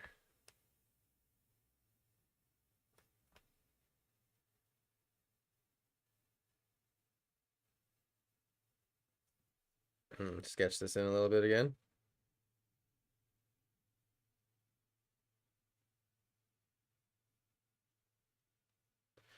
And it's just a placeholder, really. I'm gonna try to paint this with like bright gases and stuff. And this is going to be the epitome of a tiny painting. Hmm.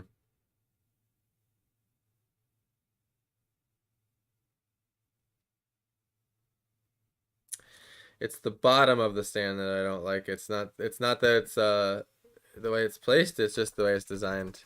Just this edge is gonna be just a little different to me. Like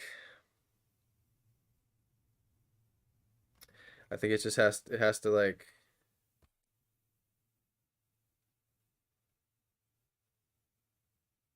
maybe do like a similar thing or something.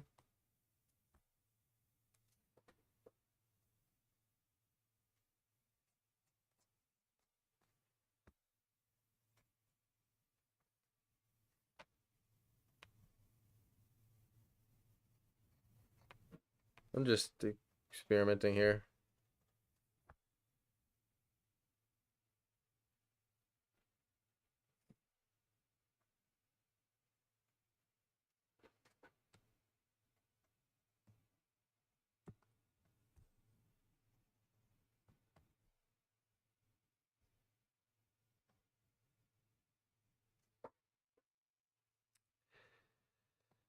Experimenting with how I want this stand.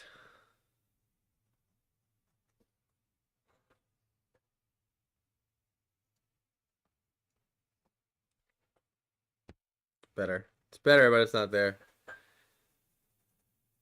Some more shape tweaking. It's a little too thick, I think. Just curve.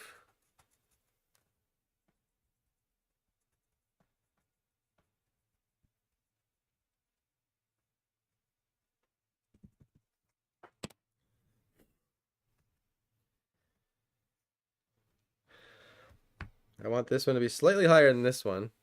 Um, so it's like kind of vanishing. It's really hard to express vanishing points with shapes like this sometimes.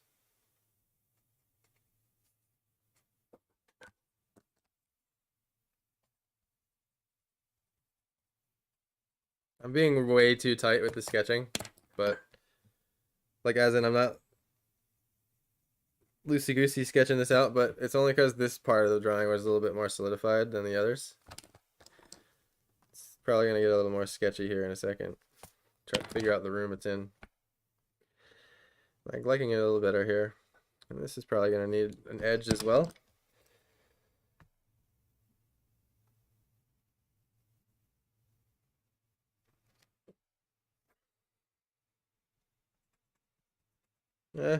Stand doesn't have to necessarily represent anything.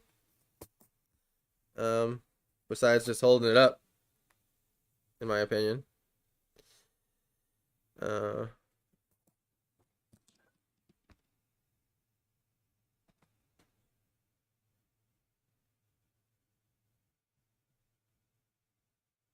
But it could. It's a very symbolic drawing indeed.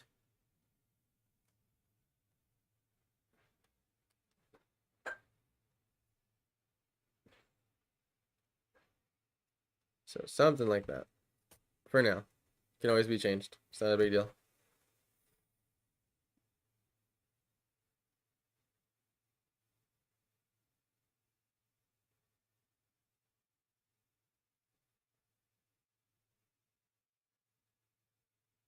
How about hand cupping the ball? That's good. It's like the MC Escher painting or drawing. Like exactly the MC drawing. The hand of God. Yeah. True.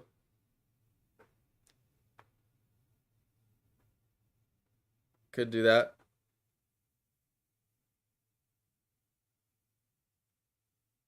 I like the hand.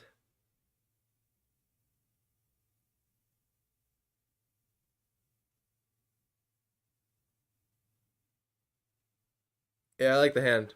I'll be honest with you. It's worth it. Even after all that work adjusting that stand.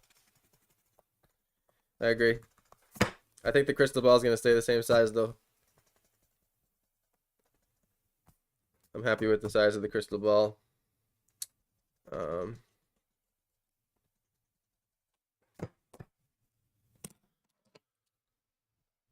So I'll draw this hand in here.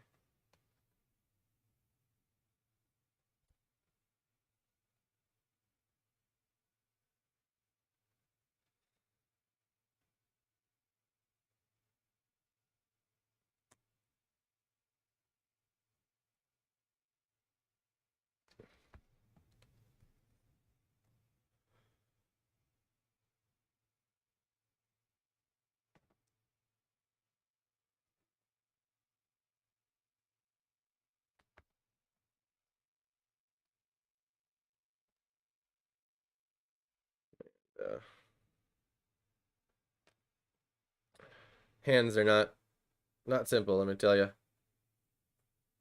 Kind of improvising this hand.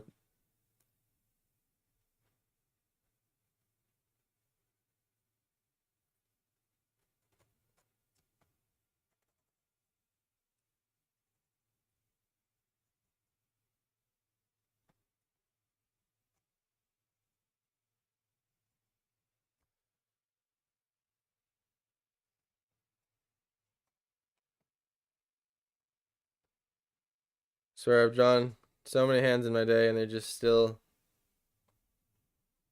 make me think every time.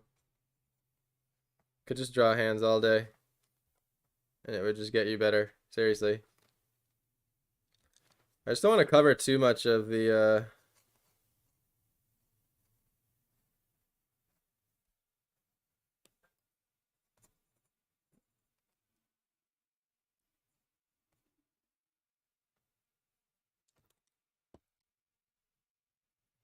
thumb's just gonna be a tad longer here.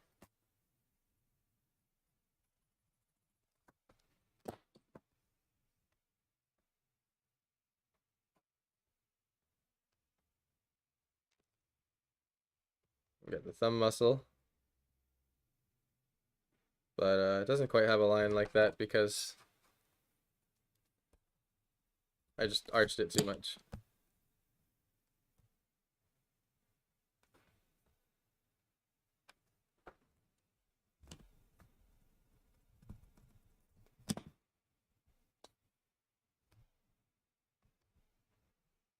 Really good way to start a hand is like with a square, which I didn't do here because I didn't want to make a mess.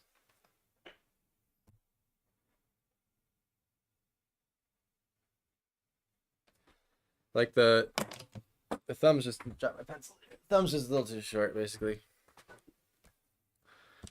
Like by a hair. Like just this knuckle is too soon.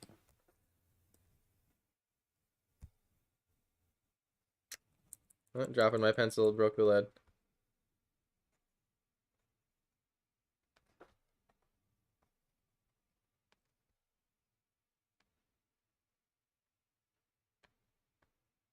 And now I'm drawing it worse. I'm actually not looking at my own hand for this. I probably should. I was just trying to challenge myself.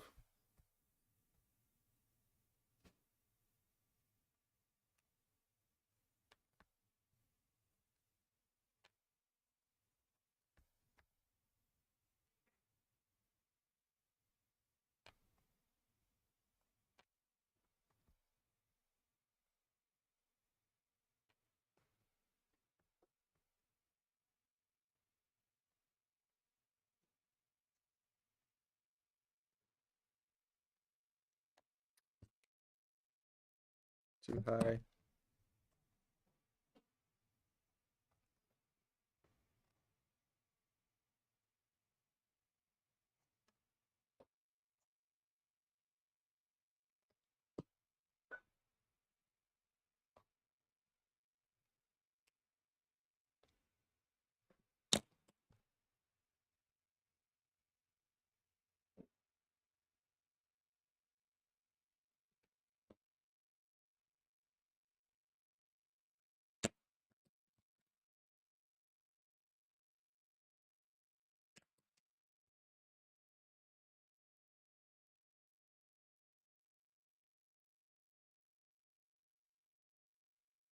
And then this is coming down too much here. So I gotta hit the first finger, goes into this knuckle.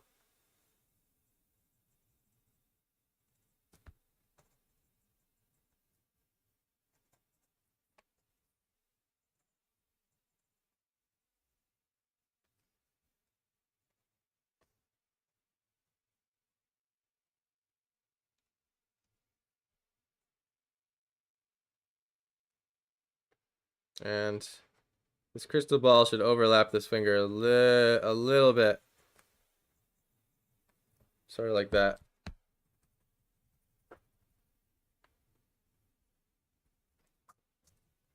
And then this knuckle indents a little bit here. A little knuckle on after your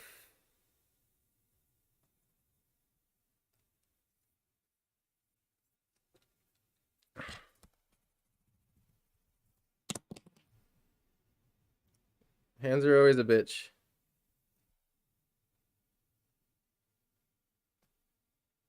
It's actually too long now. Be like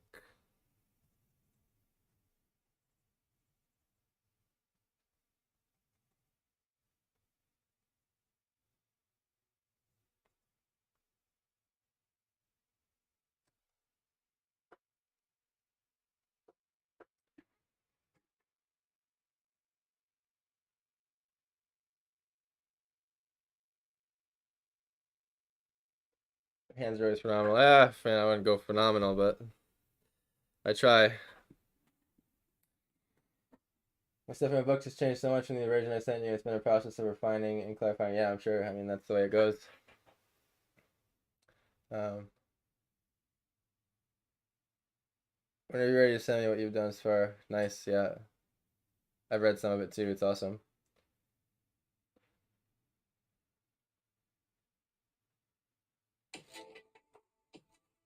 Oz, brother, thank you so much for the tier 1, dude. Thank you. How you doing today, brother? Oh, I'm sorry. I meant to say Ox, not Oz. Good to see you, Race. Thank you so much. You're the best, brother. Hope you've been well. Sorry I haven't been able to hop in one of your streams in a while. What's going on? Today we're doing some crazy shit. Universes and consciousness and form and waves and light and you name it. You know, just drawing the theory of everything real quick. No problem.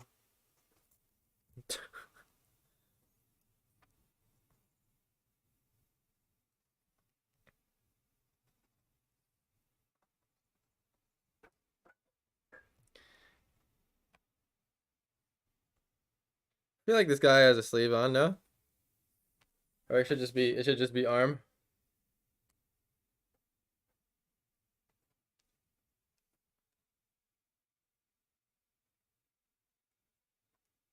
Thumb's a little beefy.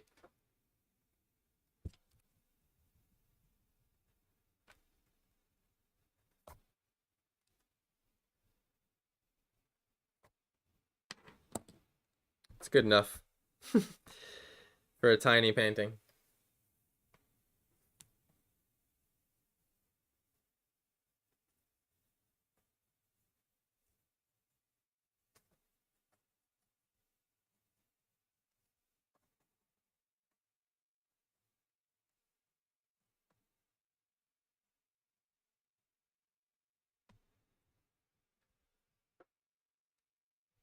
Something like that.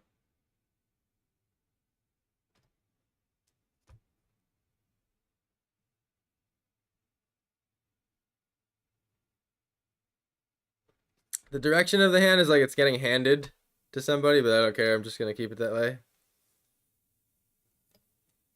So, yeah, whatever.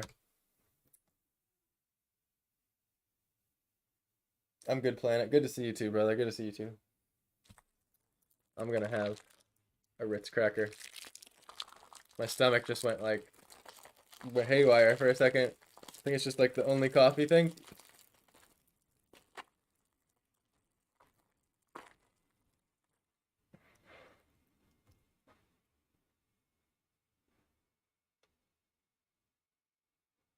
Just an arm. We don't have clothes yet. Fair point. Fair point. Otherwise, it would have to be a wizard's robe. Another fair point. Definitely.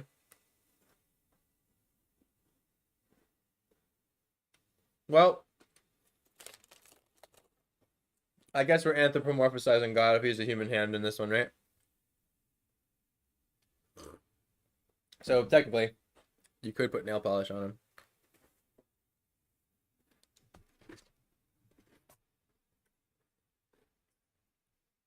It would be kind of a weird detail, though.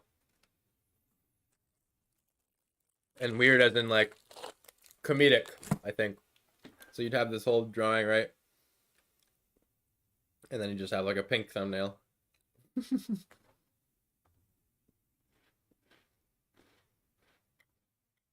Oh, polish. You weren't saying hot pink for sure. Yeah, exactly. Hot pink with a little skull on it.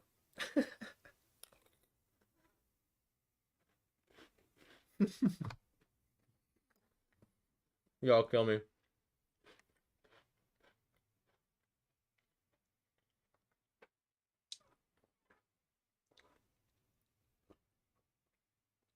Y'all add details that I'd never consider. But I guess that's what I like about this.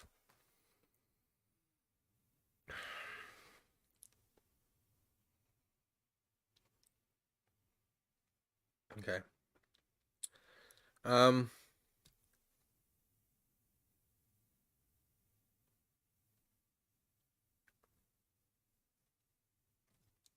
gonna have to turn this black hole slightly. What's awesome in digital drawing is if I had to do that, rather than erasing, I can just put a little selection tool around it. Control T for transform. And boom. I just rotate it.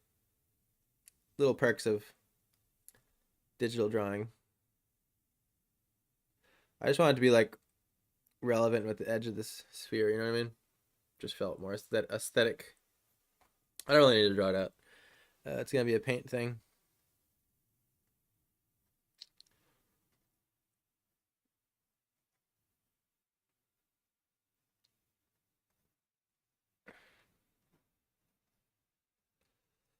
I don't know what's gonna happen inside the crystal ball yet, but I'm just gonna put that for now to kind of just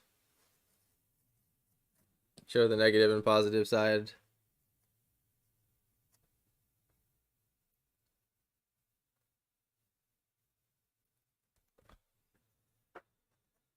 All right.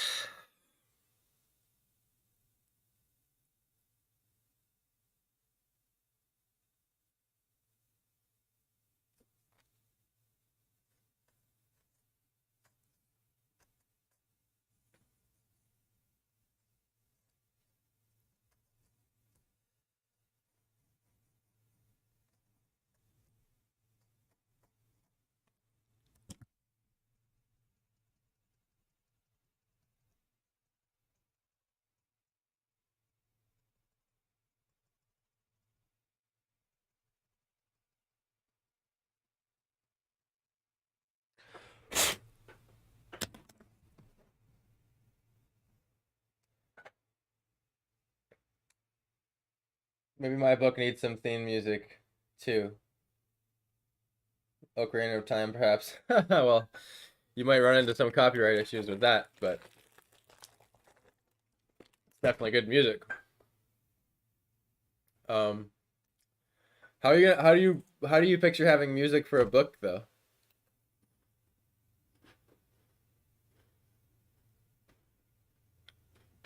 That's what I'm wondering. Like, how would you package that? Is what I'm saying. How would you package the book with the music?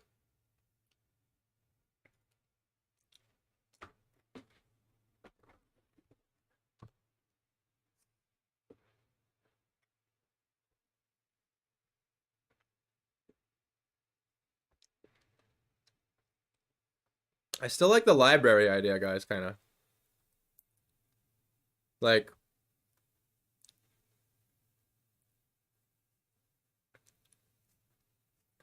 that we can bring in some really crazy 3-point. Sort of like this.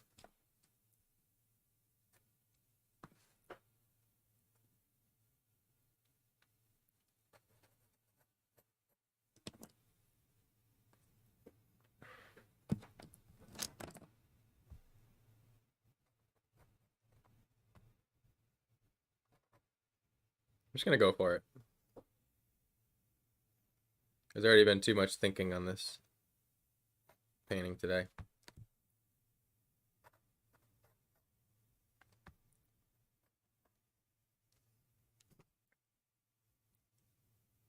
So just thinking quick. Just the horizon's here.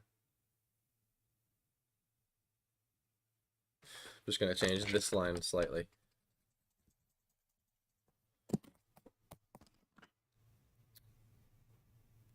To be more like this.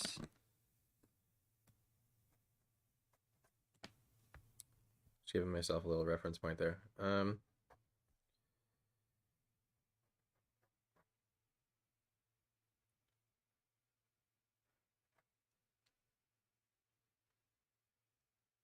Too curved. That was just an accident. The shelf's gonna come lower.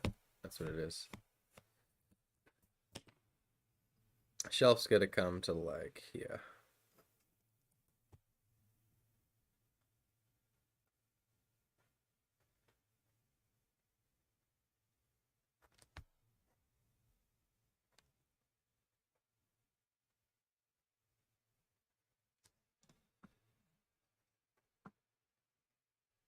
And still just a little too much curve at the end.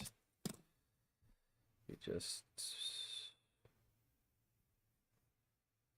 actually maybe not. I think it was good. It was good. Okay.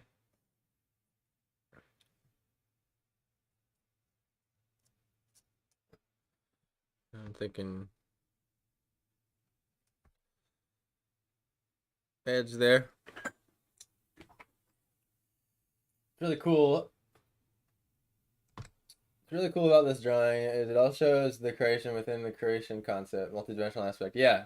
And I think ultimately the top dimension has to be left, or the highest one has to be left ambiguous.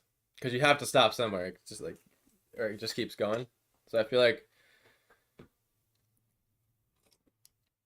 we have this universe. Well, it's actually a lot. There's a lot in here. We have all the things within this universe, the universe that this universe is in, which would be the library, and then the last universe, which would be this person's or this entity's vantage point. So it's up 4 plus zoom outs.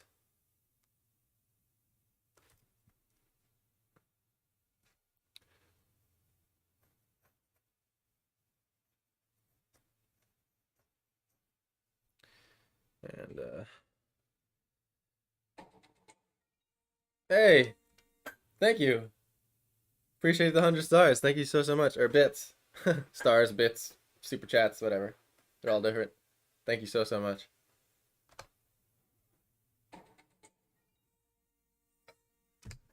Another 100. Thank you. The heck? Appreciate it.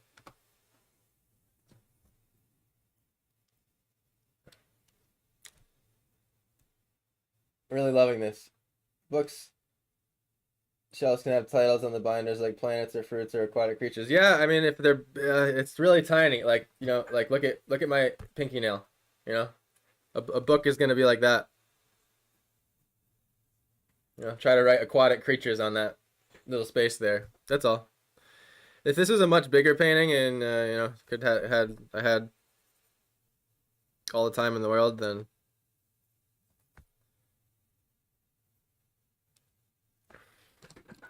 all right, just for the sake of my sanity, I'm gonna put a little horizon line here.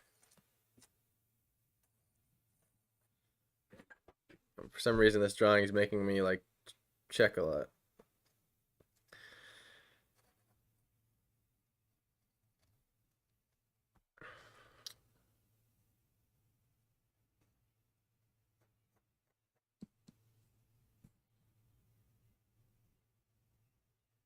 And then, of course, this one.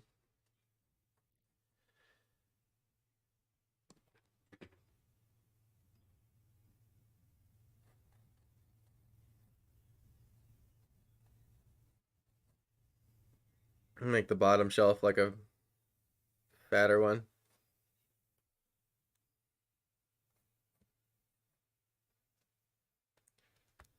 Then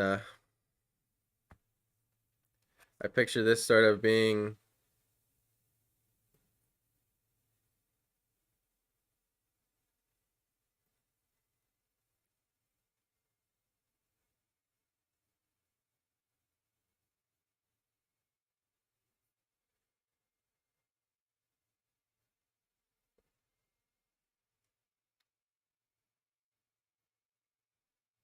the entryway to like a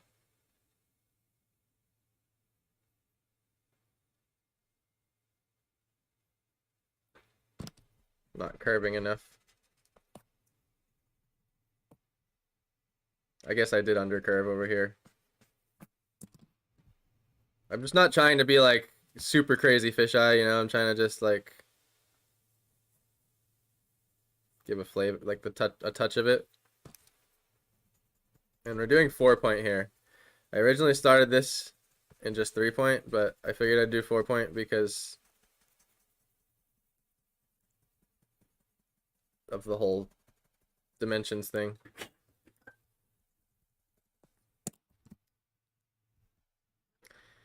So this to here. And then so here's where the other point of perspective is going to come in. I think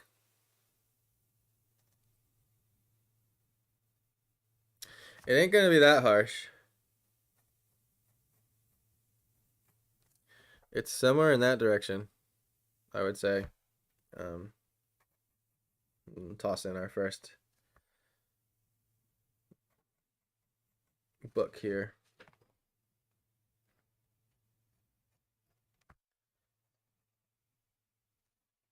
And you're going to see the top of these books. And they're going to vanish off with this line, right? And then they'll get cut off by this shelf.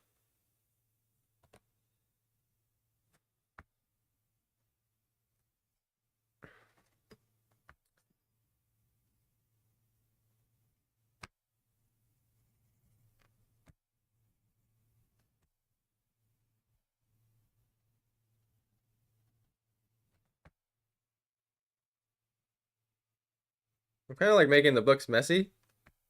They're like a super neat library, you know what I mean?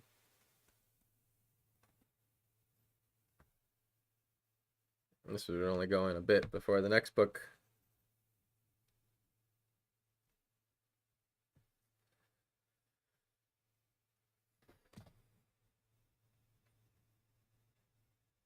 These bookshelves get faster and faster to draw.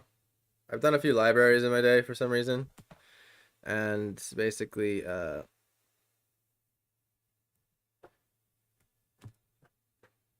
don't have to spend so much time on the books the farther they go out.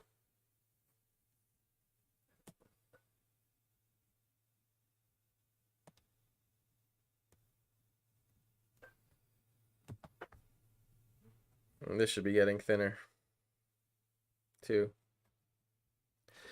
The tricky part is just when you add more points of perspective is basically just like keeping track of every point in your head is just, it can get a little, it's easy to be like a little forgetful, like drawing a line like, oh shit, I didn't keep, you know, the third point in mind or the fourth point in mind.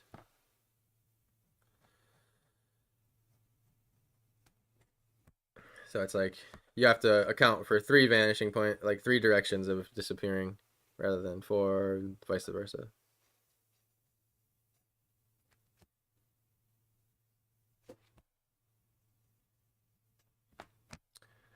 And I did make that top shelf a little tiny. I'm gonna just extend it a bit.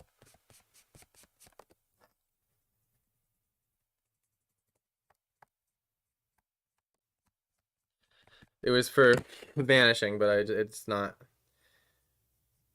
going, it's not that far away. It's like this bookshelf hasn't, from here to here, hasn't increased in distance by 50 feet. So it's not gonna shrink that much.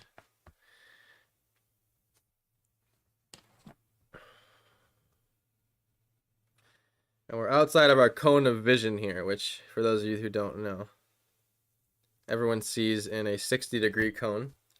If you pictured having a single eye in the center of your forehead or your nose, looking out, you see in 30 degrees on each side of that point before things get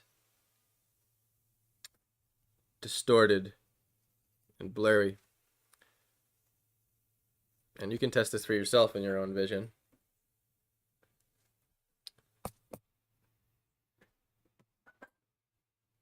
I still hate the curve of my line, guys. It's just not flowing. It's like janky.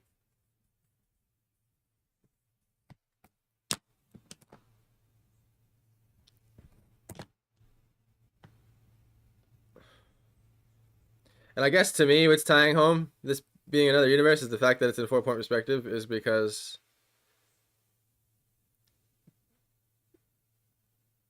the 4-point perspective gives that spherical sensation to the warp. So I think it would be like relevant, you know what I mean? That like we're looking into a sphere. That this should be a spherical dimension as well. At least with the camera lens, right?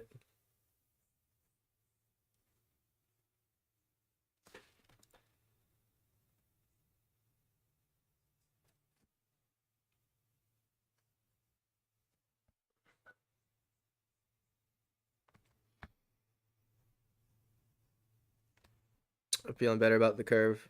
It was just like going curve straight, curve straight. It wasn't consistent enough to me.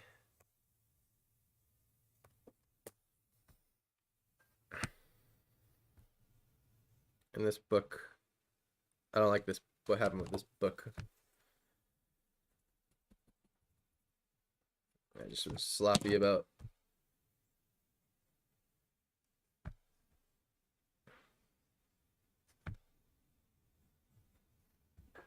And these books are actually leaning, so they're disobeying the 3-point. It kind of turned out strange because it's like right where it would be curving like that anyway, so I just had to go like extra with it.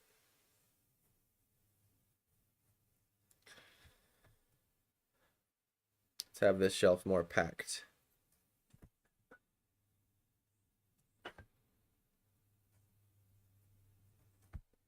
and kind of to show that, you know, I feel like it'll help demonstrate that the other ones are leaning a little bit more, if that makes sense. If like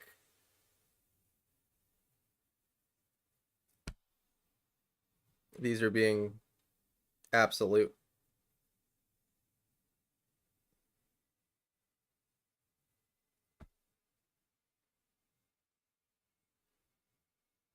And these books are right on the horizon. You see here, this horizon goes right through the books. And the top of these books go just above the horizon. And the only time that you can see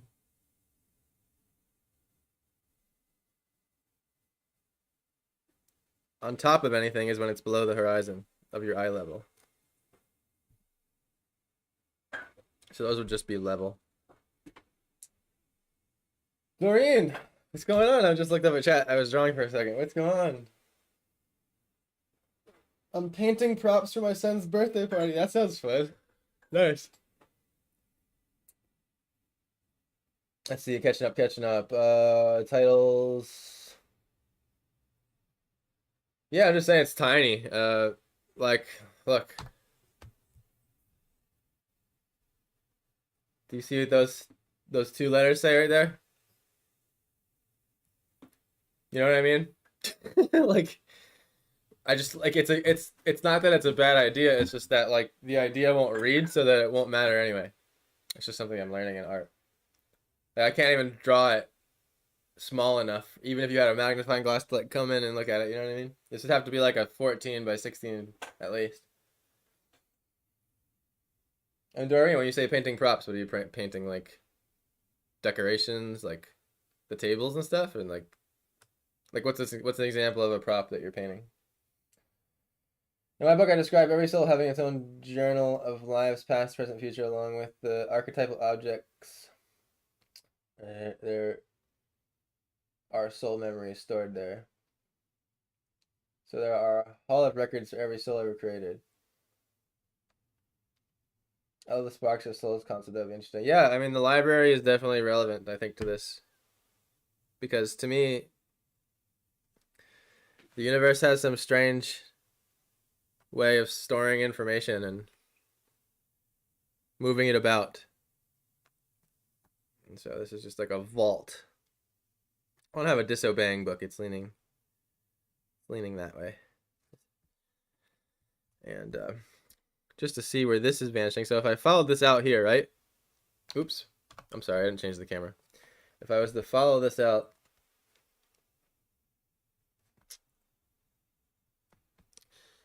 this line, right?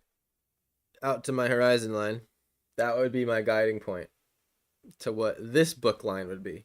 So I follow this out. You can't see it goes off camera. It's basically, you know, here's a little trick, right?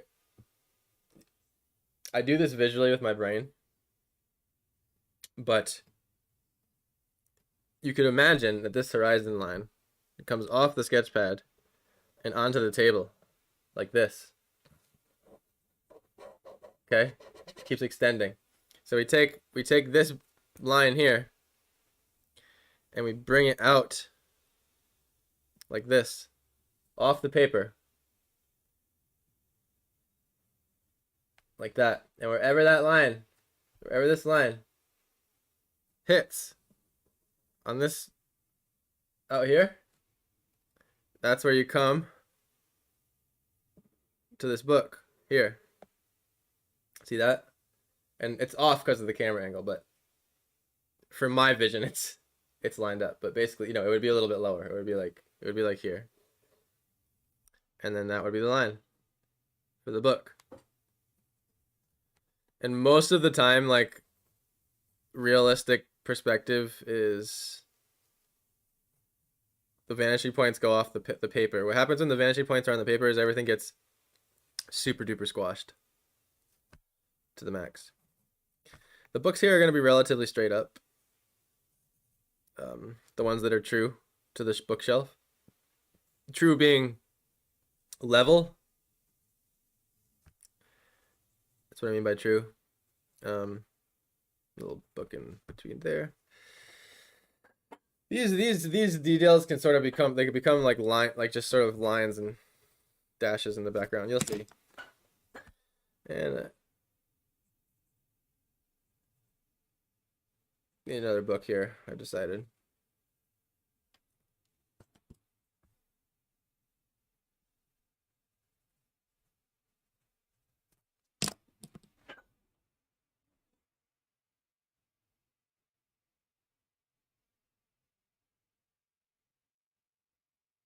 It was going to be a simple B-Day party, and then the artist in me said, no way. It's a Jurassic World theme.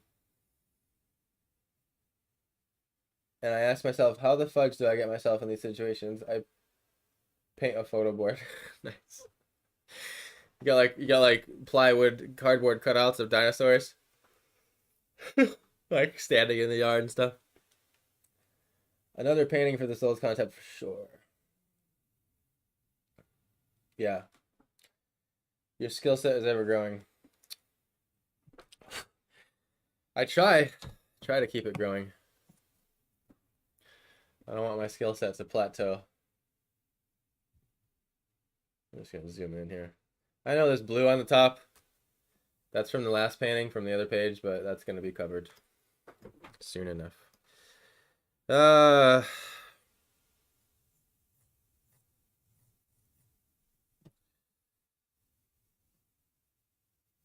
I'm picturing like these sort of,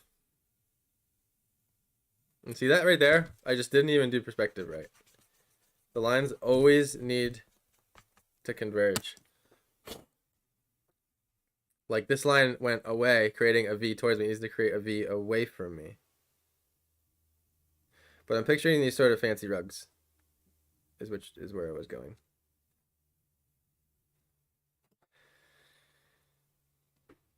Not too fancy. Disobeyed perspective again on that line, which made it a non-confident scribble.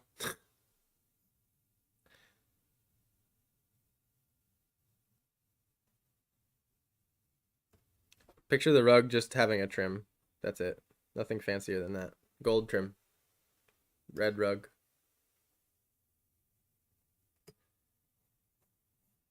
This has to be like the library of all libraries, right? I just finished sketching out the books here. So, you know, once again, this line is just going to converge more and more.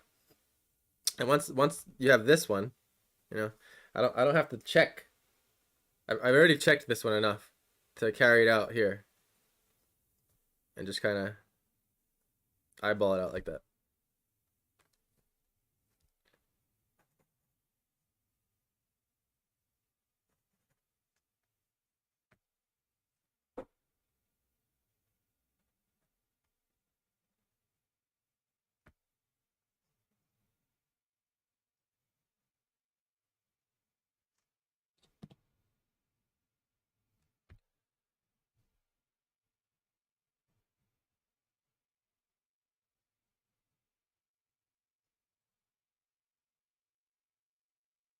Put another leaner.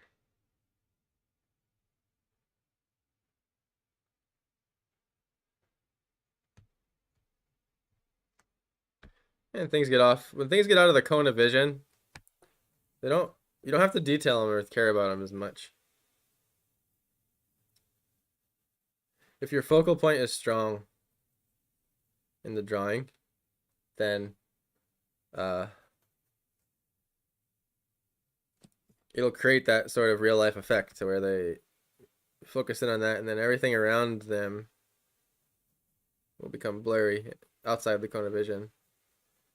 Blurrier. You can see how little I cared about the shape of those books. It's not a big deal.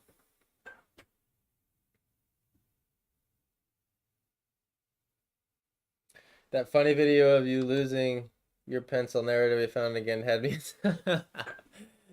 Yeah, I mean that shit happens to me like every day, so I had to make fun of it.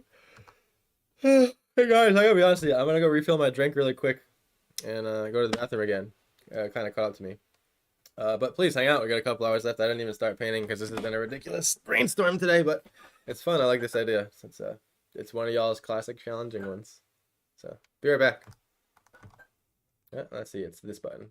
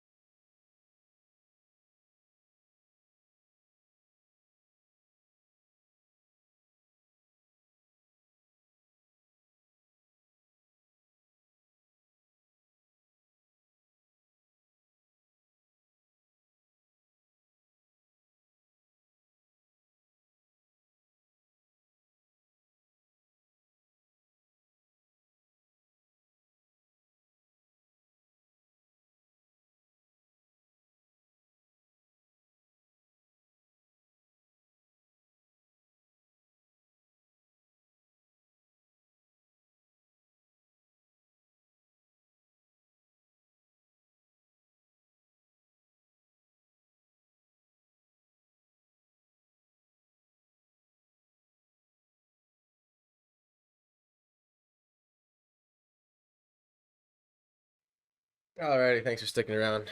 Just bang out these bookshelves.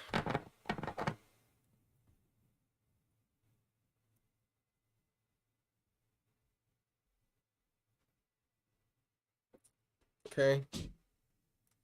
So that vanishing there. Gonna have another one. So just below it here.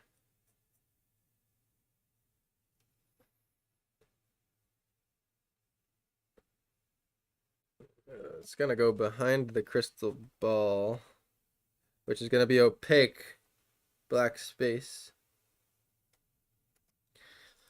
We get our trim piece, which should be thinner, right? Because it's farther away. And then this line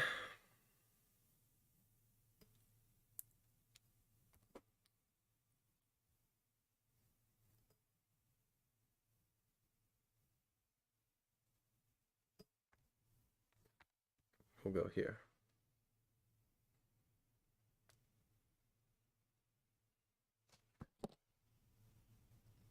But not that high, see? It's gonna be like that. Perspective gets pretty drastic pretty quick. The way it sort of can vanish sometimes off into the distance. So here. And here's where I'm picturing you'll see sorts of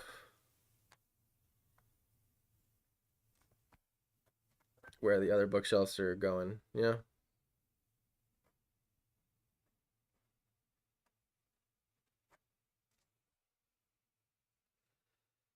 And here's the book line, right, that we've already worked out. It's pretty much lined up already with the bookshelf here. So I just bring it down a little bit. It's going to be a little bit less of an angle. It's actually exact, to be honest. It's like lined up enough with it to where like I can use that line. A lot of times you'll find that in your drawings. You do the work to work out all this stuff. And then all these lines on this bookshelf help you draw the other bookshelves. So like sometimes you just gotta like do the work and take take your time on that first object and that first object. If you know it's correct, you did the math, then you can use the lines on that object to draw the other objects around it rather than constantly retracing back to the vanishing point.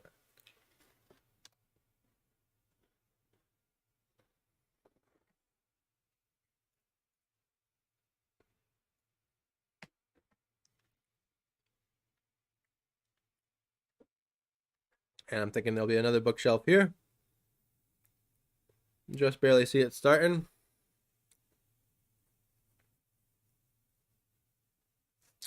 And it's going to stop here because it's going to get interrupted by this. See how I can already use this bookshelf line to check this bookshelf. And then I can use this bookshelf line to check the top of the bookshelf. It's going to be a little bit above, a little bit more on an angle. Same thing with this line here. This line I've already established and checked. I just come down a little from it, use it as my guide.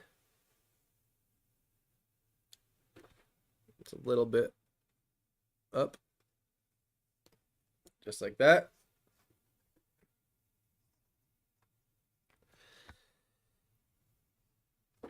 And this could just continue with this line on the bottom. This is one of those drawings that has like a crap ton of straight edges in it, so you're really gonna see the mistakes more. Nature, it's kind of easy to hide with all the rounded objects and brush and rocks and grass and stuff. Only 5 more days till I'm in front of Aerosmith and of course Steven Tyler. I'm beside myself. I forgot that was happening for a second. It's like your lifelong dream coming true finally. You said you haven't actually seen him live yet, right? The drummer came in town one time and he was like doing a book signing, I remember, when I was younger, and you like missed it or something. But we all know that Steven Tyler is your true crush.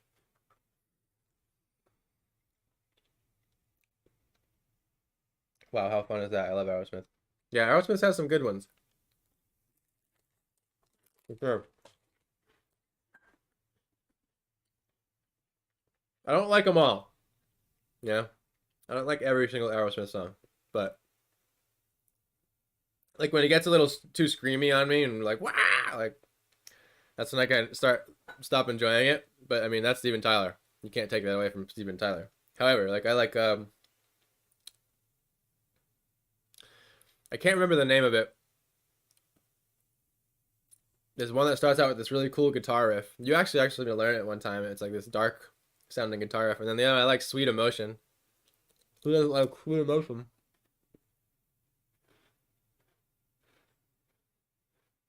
He's my only crush. I know it's a real crush then, because my mom doesn't often have crushes. Let me tell you.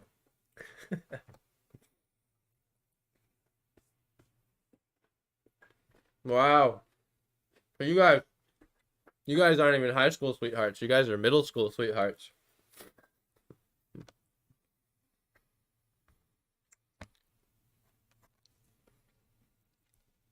It's kind of very backroomsy drawing almost, if I was being honest.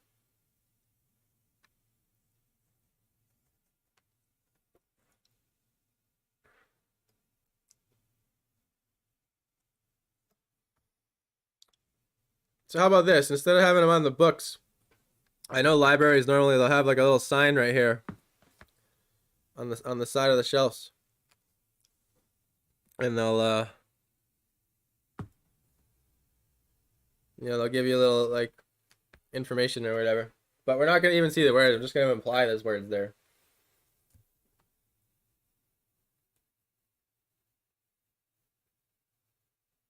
If this painting became like a $3,000 commission, then I would take the time to like make it huge and put all the names on the books and everything.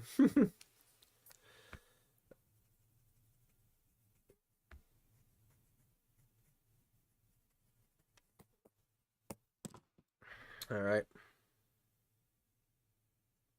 Man, those pencil grooves. Once you make them, they become a handicap.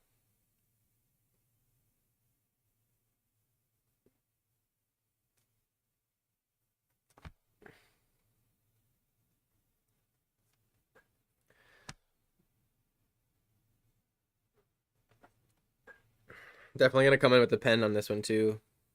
I think it calls for it, like the pen and ink watercolor style with mostly gouache. The Universe Globe's gonna be gouache.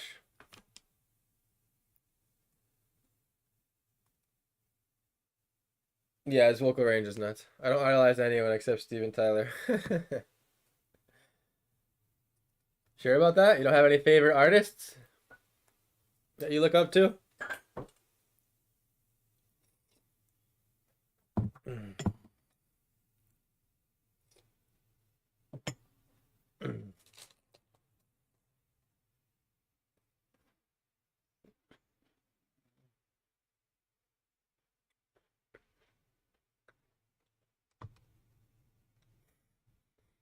I can talk about him all day, so the risk of scaring everyone off, I'll stop here. You ain't gonna scare anyone off. If they leave, I think they just wanted to. You're fine. Another library card thing, but it'll be a little smaller. All right. And then let's just get some other shelves in here.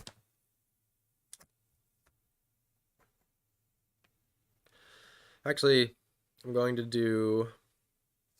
So here's a fun thing that actually worked out. So because another perspective trick here. Because I aligned this bookshelf is level with this one. It's the same line here. It's the same line here, and it's the same line here. So because of that, I can use each one of these points to perfectly determine where the shelf heights will be. So if I just bring this line down to this shelf,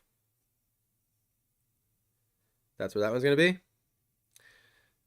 And it'll feel wrong sometimes. It's like you won't want to agree with where it's putting it. The next one.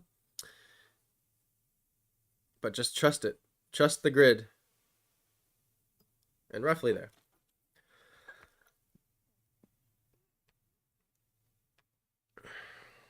And it's okay if some things get a little warped. Like, for example, if like this top shelf gets like too tiny or something like that, it's like just let it be a little warped. Let it be a little too tiny. I find it's good to let perspective exaggerate things a little bit.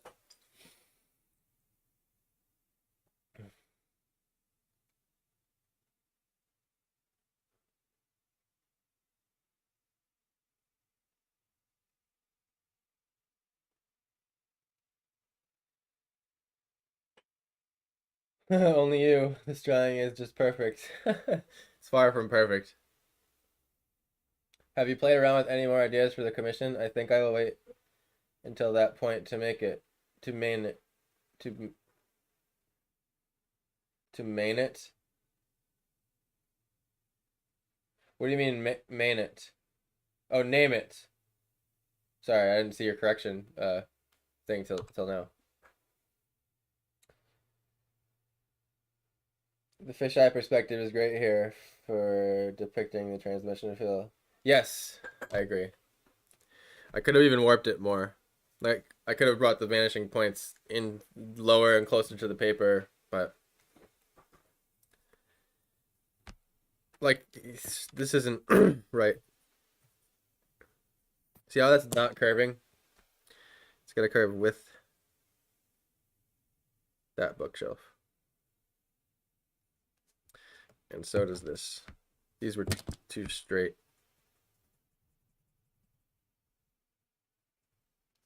It's easy to miss if you're not like thinking with every line. And give it that little bubbliness. Same thing with this one. That was just an overlook on my part.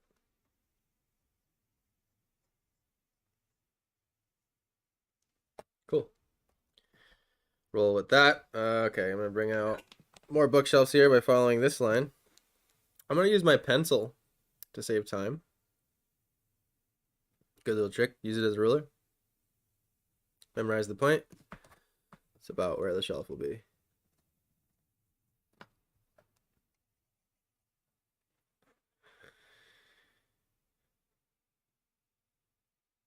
I'm thinking, actually.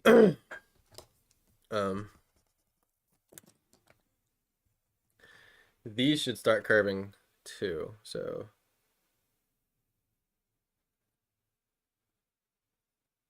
I want this to start doing that.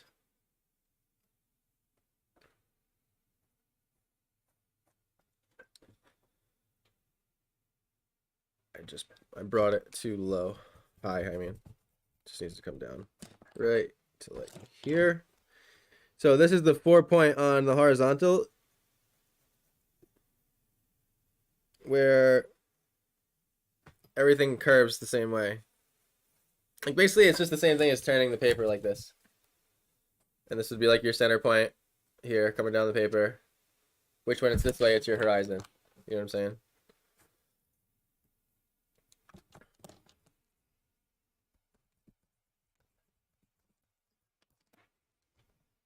I keep curving it ungradually.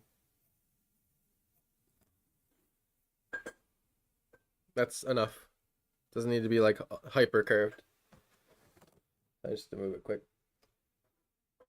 So what this curve allows me to do is to like add more into the drawing and fit it into the room. Split those two.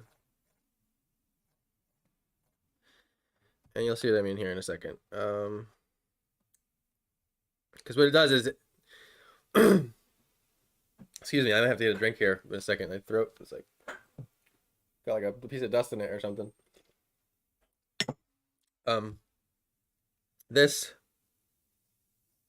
line here divides things vanishing down this way or down this way. And actually these should have been a little bit curved on the top too, but they're short, so it doesn't matter as much. Anyway, this ball is going to be completely opaque, so I don't care about anything behind it. There's no translucency. or transparency, I should say. Translucence is when light kind of goes through something and kind of infuses it. So now it's curving this way.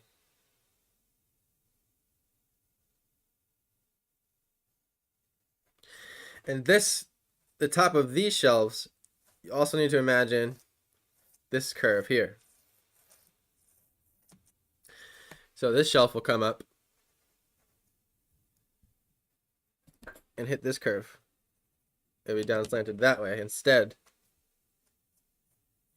And now if this, the reason why, so normally in a 3-point, what will happen is these lines will run away and never come back converging at the top, but a 4-point is what's making these converge back at the top again. See that? So it's like I'd be taking away this point, which would just make all these lines go like that forever, which also looks cool, and I suggest trying. But you can bring them back, merging into the top again, and that's what gives the sort of fisheye look. And just like this one's going, this is my vanishing point for that. I just used the same one for this shelf. Roughly, I mean, the thing is, most of these things you can eyeball. Like, you start learning them with a ruler, like drawing out your grid, drawing out your horizon line, making all the grid lines perfectly straight. And I think that process teaches you how to, here, let me start over. Once you know how it perfectly looks, which is worth going through all that work with the rulers and the grids, then then it's good to like take it from perfect and add your style and take it away from perfect. I find when like a drawing is like perfectly in perspective, like perfect, like everything's lined up, it looks a little too stiff or like static to me, I guess. And that just comes through playing and experimenting.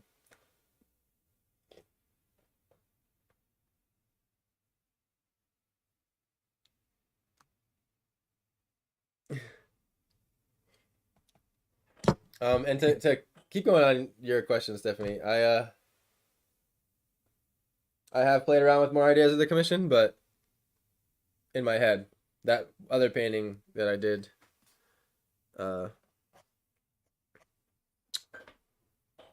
was like the only one I've done so far as like depicting it like one of the ideas I've had.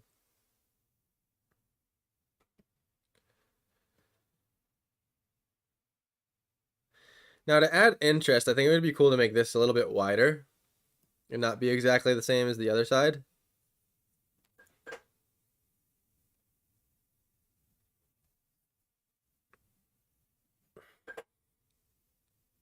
I'm sorry guys, I gotta get some water really quick. Be right back.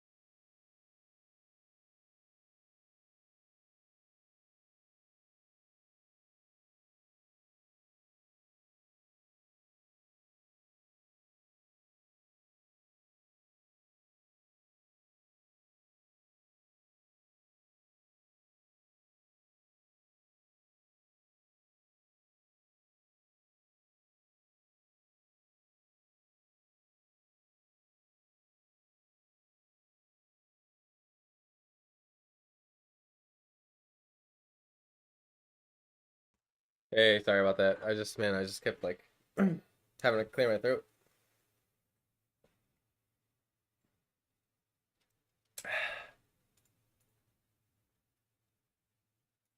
All right.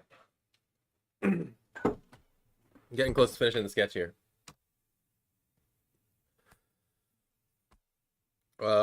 Yeah, so I wanted to make this gap a little bit wider. I'll show you why. Um,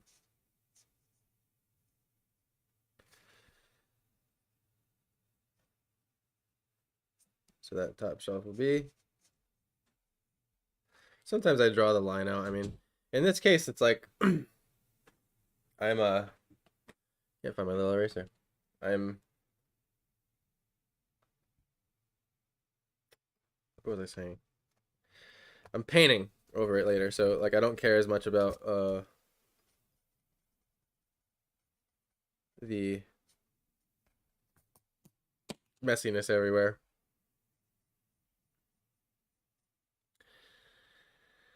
Okay, and then this vanishing point here for this guy. Here's where I wanted to show some like liminal space going on, backroomsy stuff. I think it would be cool if this one was a forward-facing bookshelf instead.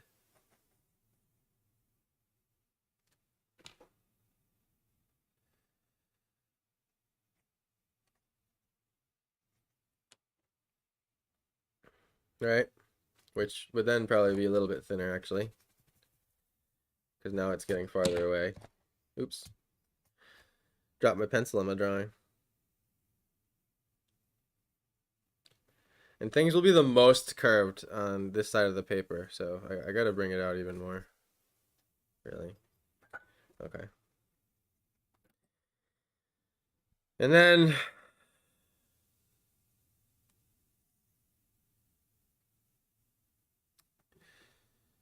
do another one there. It's gonna be even shorter.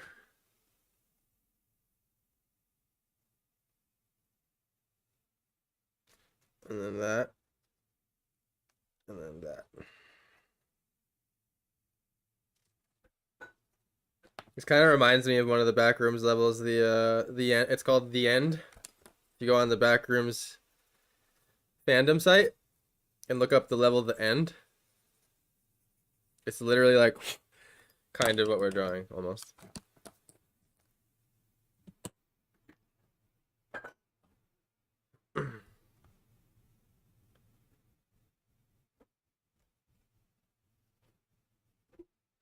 And then these just follow the bottom curve to a vanish. And quite do that bottom line as accurate as I hoped. Erase a little bit of it like that. Just have this continue away. And there's another perfect way to get how far away these should be by taking the half point and drawing up a diagonal line from to the other half point. And I'm not going to spend the time to explain that now. But half point meaning like if I divided this into a square, this is a perfect square. This is the half point here, right on the ground. And this would also be the half point. If I bring the center of this through the center of this perfectly as if these were 2 points, it will give me the next space that this needs to be. And it works with a box. Like I'm imagining that this is a cube and doesn't have a space in the middle. And as objects get more complex, you'll find that you'll have to kind of like visualize that trick. That you don't need to have everything in boxes. Because that's what they teach you in perspective is like be able to draw anything in a box. Because boxes are the easiest to place, I think, like with vanishing and stuff. So like if you, and everything fits within a box. It all starts there.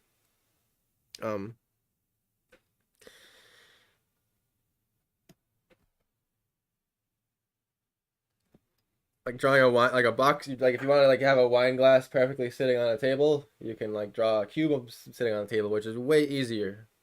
And then you draw the wine glass within that cube. Because the thing is, a square always houses a perfect circle, and this isn't going to be a perfect square. But these, an x will always find you the center of a square, and then will allow you to get the cross. And the thing is, a perfect circle always fits inside a square, like this. It's just like rules of geometry, and this is like really bad. It's not a perfect circle, but it just shows you what I mean.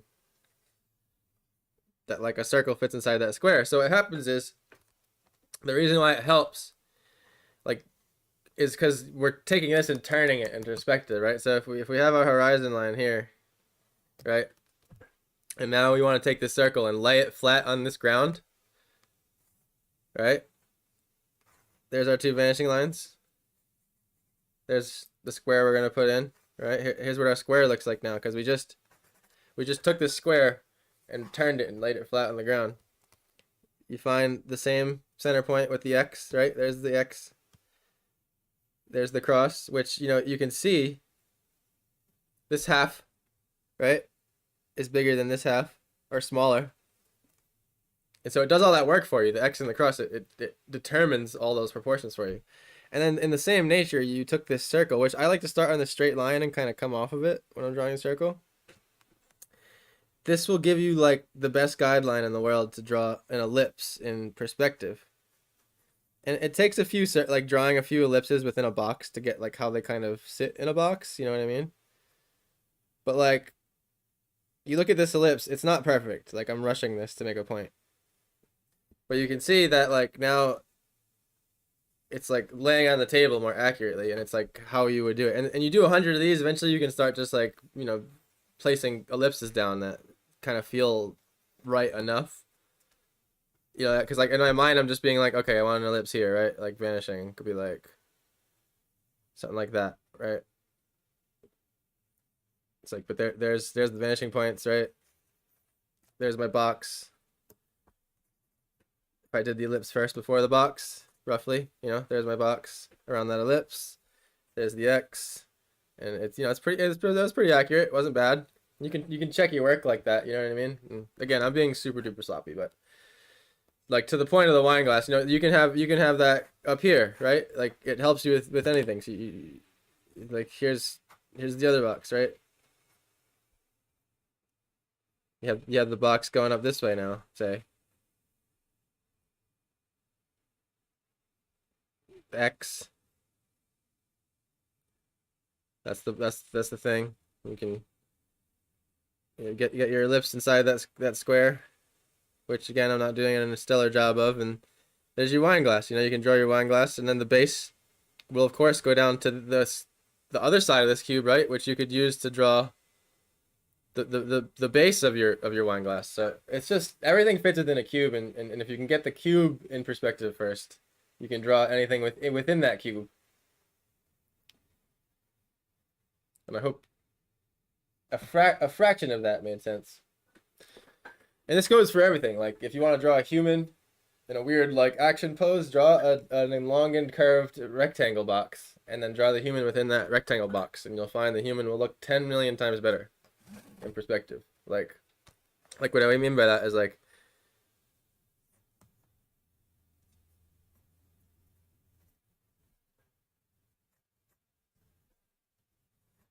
a human could like roughly fit inside of a box like this, right?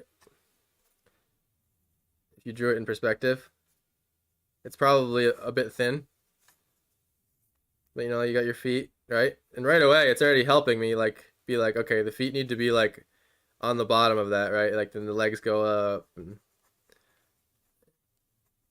then you have, and right away it's like, okay, that needs to be like curved like that because it's kind of like a cylinder. And then here's the body, you know, the torso, here's the arm, and then the head, and then the head's gonna be cut off a little bit. And then like right away I drew that human so crappy, but like he looks in perspective, you know what I mean? Like just by sitting inside this box. So it's just good to be like visualizing boxes all the time. That's what I'm constantly doing. And luckily this library is just made of boxes. So it's easier in that sense, but yeah. Hope that made sense.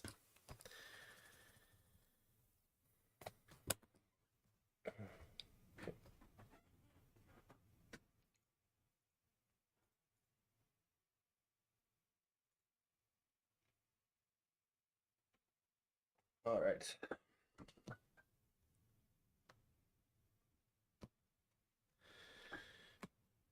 So this vanishes like over here.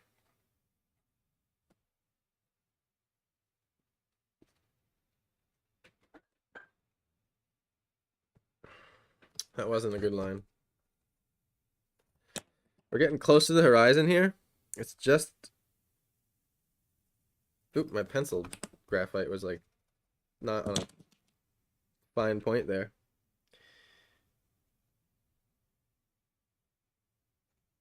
Like that.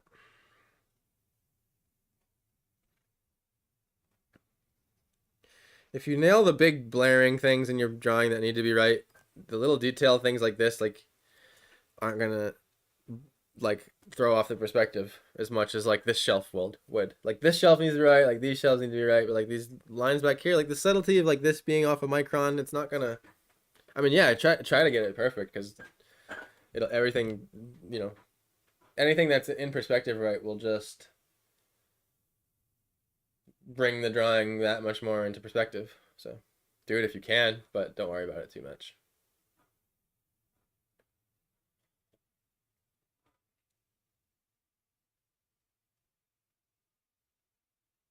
Yeah, that's what I was thinking with these, like here, this little label, like how like on in libraries it'll be like, you know, like 200 to 300 or A to Z or whatever, you know, be like New Age, history, you know, fiction, nonfiction, whatever.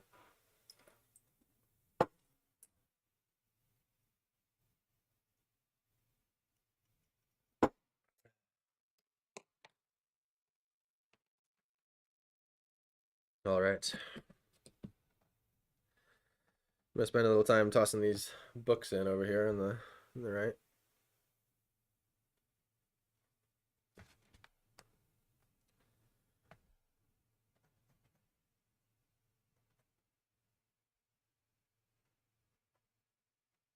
And I'm eyeballing these shelves. It was 5, wasn't it? I did 4. I knew I was doing something wrong. The second I started, I was like, why doesn't that feel right? So 2, 3, 4. So to make 5 slots, you need 1, 2, 3, 4 lines.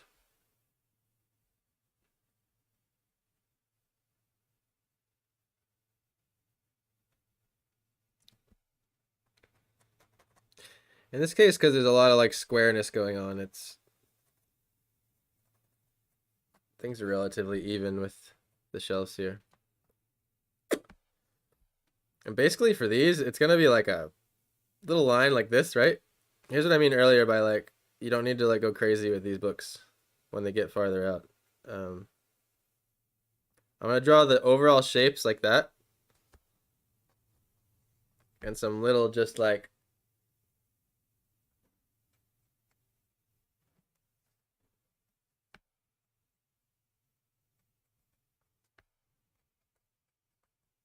just like that. That's all. That's all you need.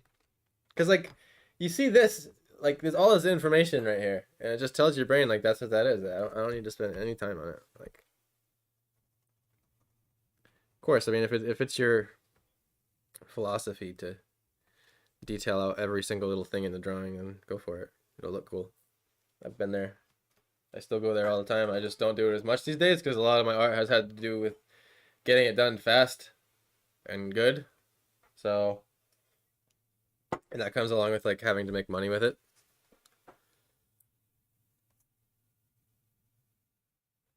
So I've had to like quickly adopt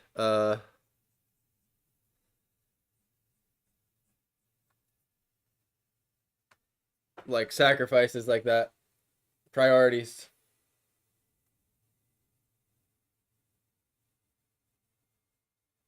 Humans, yeah, that's a good sign to have. We can put that here.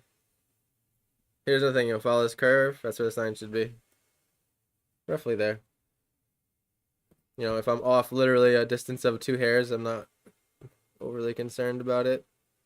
I still not even sure I'm gonna be able to write the word humans right there. It's too small. Like even in paint, I don't even think I could make it happen with paint. It's just so tiny. I would need like a micron pen, and even then,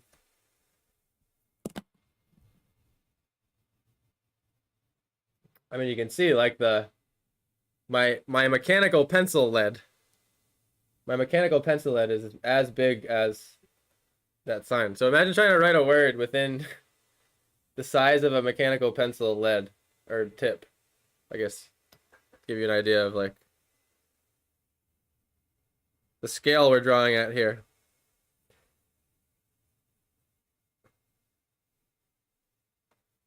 I like how this like black hole kind of merges into the side of the sphere nicely like that. I kind of want to keep that. It was like a happy accident thing, but like it wasn't a choice I made on purpose. It just kind of like makes something aesthetic about it. I don't know what it is.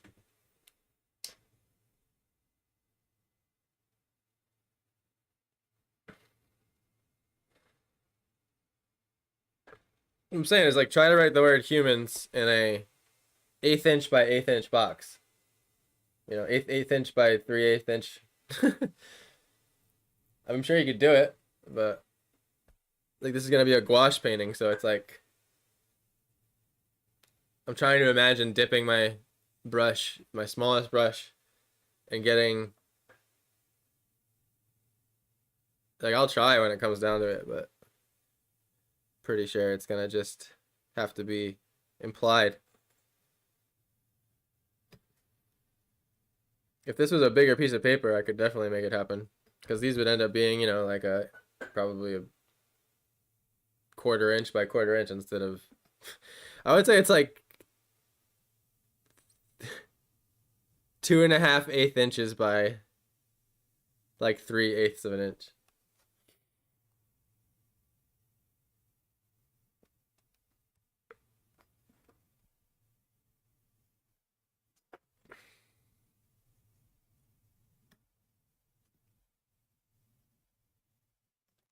And I'm gonna erase this guideline up here.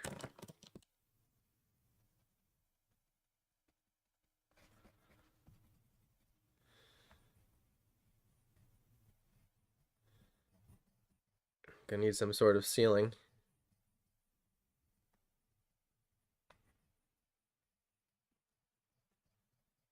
You know what'd be cool? Instead of a ceiling with like fluorescent lights or something, it's just a sky. That would be interesting, huh? Like clouds. I feel like that would be like two places that didn't belong together.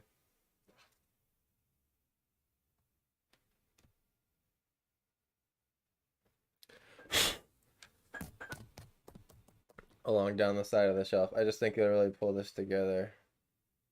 Maybe, we'll see. It's hard to tell at this stage. So I'm gonna put the little signs here.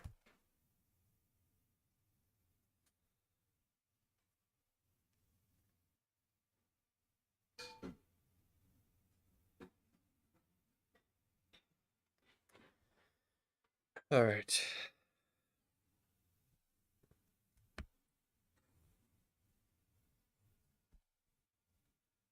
We need 5. 1, 2, 3, 4.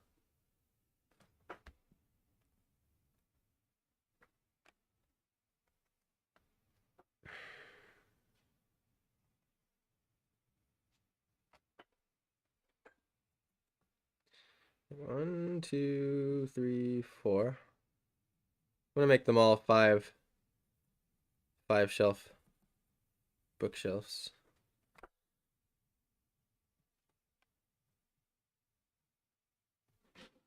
Toss my distant books. And then let's see. 1, 2, 3, 4.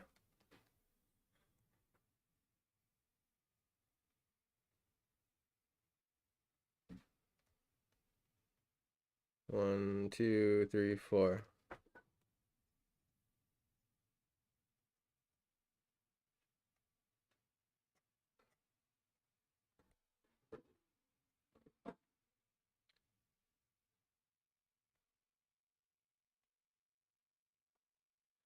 Just do little bookmarkings.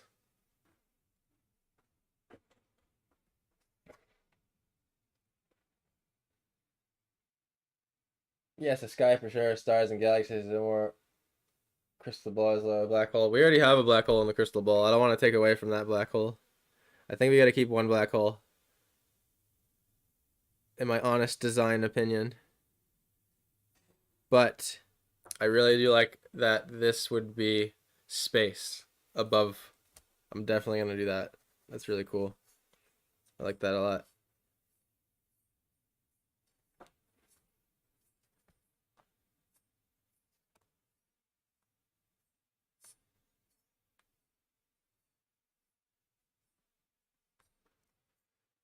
All right. Now we just got to get this rug.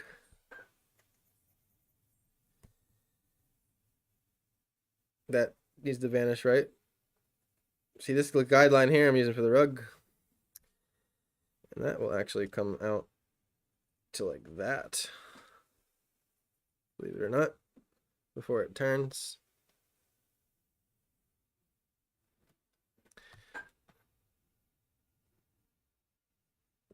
This is definitely like a... This is definitely a backrooms level. Like low-key. For sure. I really don't need to pencil all this out, I don't think. But I'll do it anyway.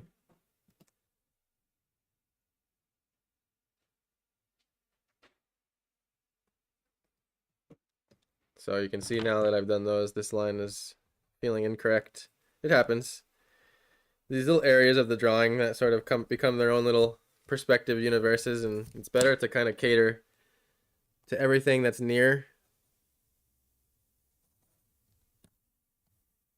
everything else than like being worried that like something right here matches something on the other side as much. Because the thing is, like, if you're looking here, you're not looking over here, right? You're focused over here, so it's like it doesn't like if everything on this half is lining up and everything on this half is lining up, it's always gonna like it's hard to kind of look at everywhere at the same time. And I'm talking minorly, like in minor ways. Obviously, if you have a giant blaring perspective error on the other side of the paper, it'll be noticeable. Okay. Let's see.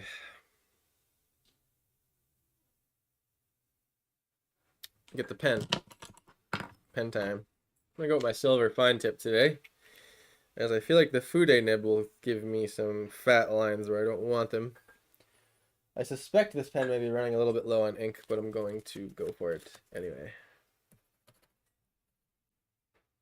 Just have a little spare piece of paper off the side.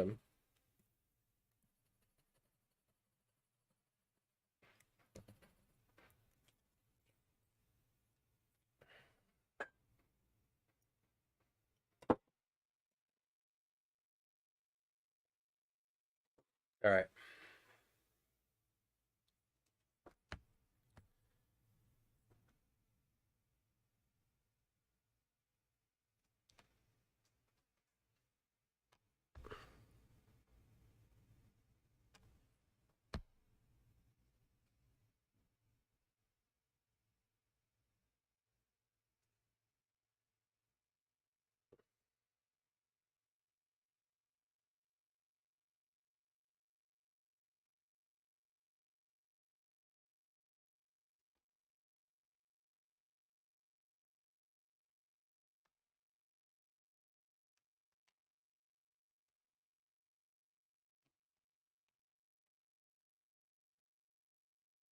I always say I find this part like relaxing because I already did all the work. You know what I mean?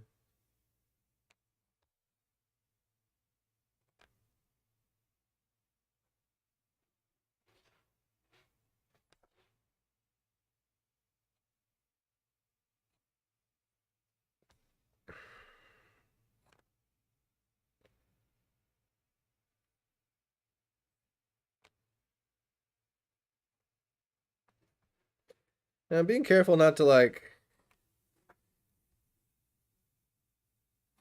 connect every line so much.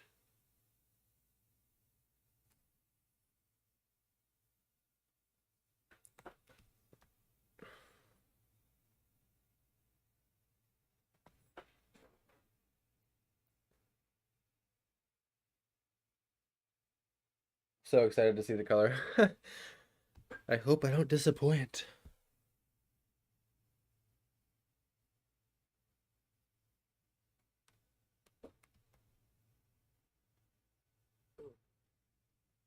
It's gonna be interesting. I haven't like fully decided, but I'm pretty sure what I'm gonna do.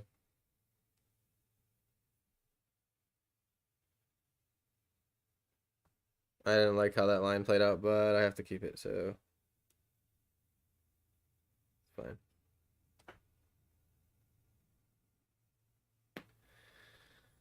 It's not the perfect hand, most perfect hand I've ever done. Like anatomy wise, it's a little off. Like the knuckle is a little high. The whatever. I feel like it does. It says enough. It's a hand, right?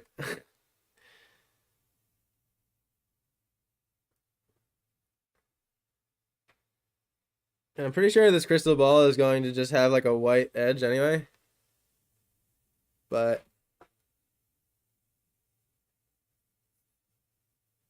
just gonna draw it out.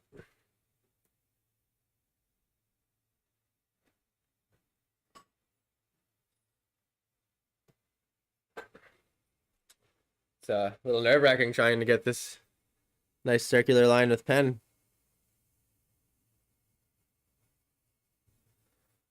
Little at a time.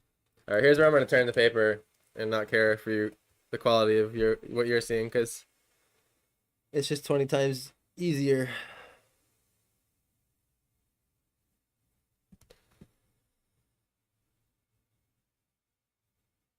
My hand's so shaky today.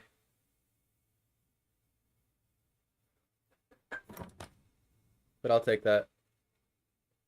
It's not perfect circle, but it's probably a little squashed. Like if I took my fingers and squashed it this way, but it's okay. We could fix that with paint up here later if I really had to. That edge, just like bring it up by literally a hair. It'll make it feel like a perfect circle. So Joe come Florida in October. I hope so. I really hope so.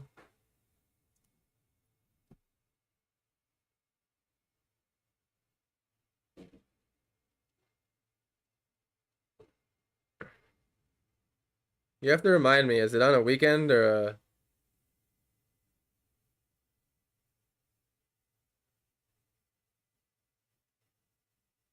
like a weekday?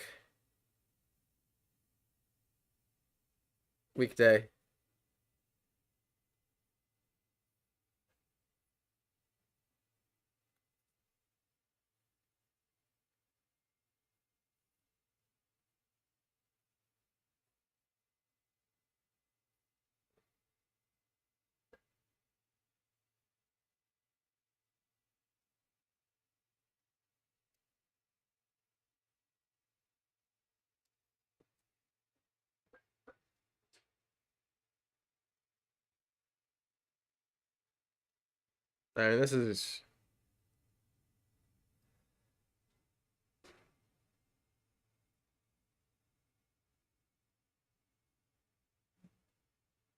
I'm gonna leave it at that because it's gonna be light anyway. It's not gonna be dark pen. Okay, let's draw the shells now.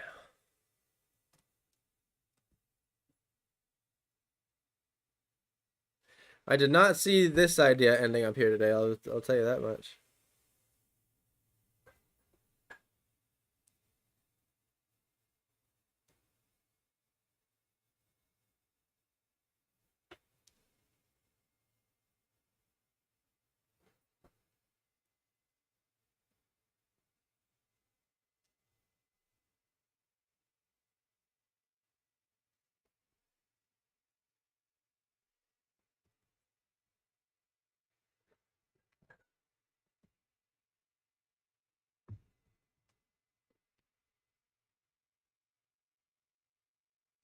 I don't mind if like the lines are a little bit wavy, kind of like Ed and Eddie. That was a mistake, but that here. But it brings a little style and in life. I did a perspective drawing a while back with perfectly straight laser ruler lines like outside this coffee shop, and I made sure every single thing was perfect. I traced every single edge with a ruler from the vanishing point and everything. And has a certain look to it.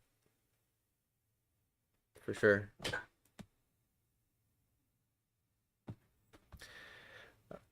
I was just thinking earlier, guys, like I would be so excited to meet you in person, Jokum. Same though.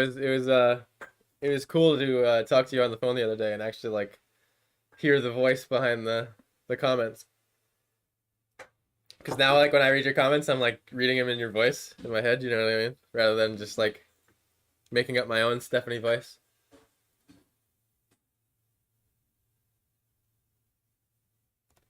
Have to keep nudging our boy. Honestly, money's always the issue for me when it comes to traveling. Hate to always be a broken record. It's like right now, currently, I make enough to pay my bills, and that's it.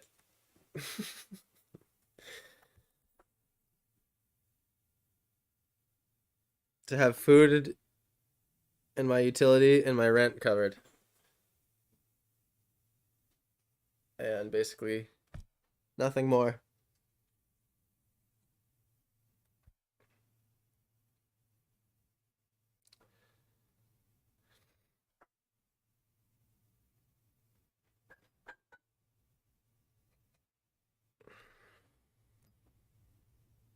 Little Instagram reel. As I normally do, I have my camera off to the side here. No, I don't want these background shelves to be super solid lines either. I kind of want to just sketch them.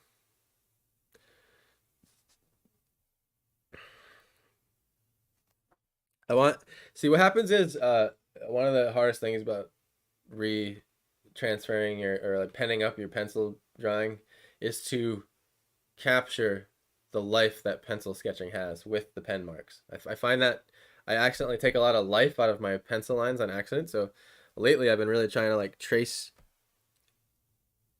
my pencil drawing lines, how I kind of drew them, if that makes sense.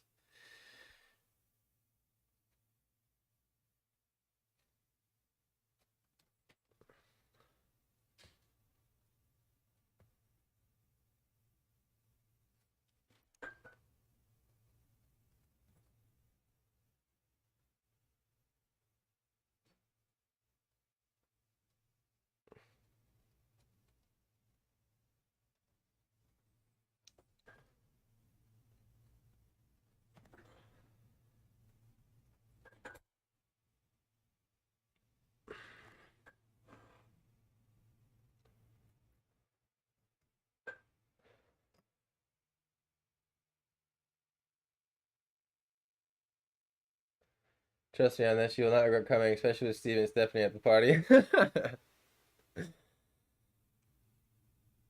I have no idea what you're talking about. Yeah, sure, Steph.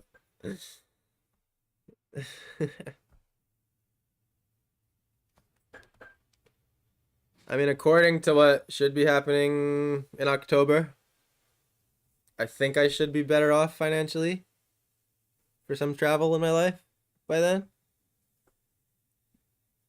But right now, I couldn't even consider it. Like being completely blunt.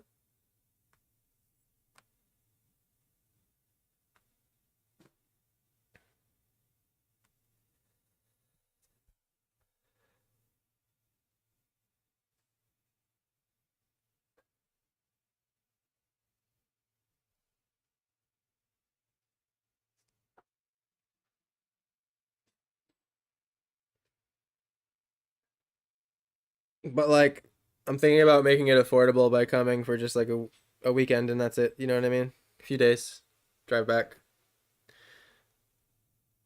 And plus I'll have work too. Like Is it on the weekend? You guys haven't answered me on that yet. I forget. I know I was already told, but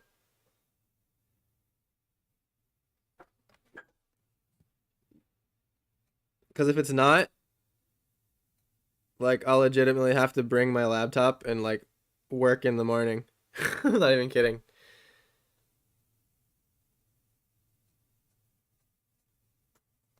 I like nailed my dream job and I need to be like laser sharp on it.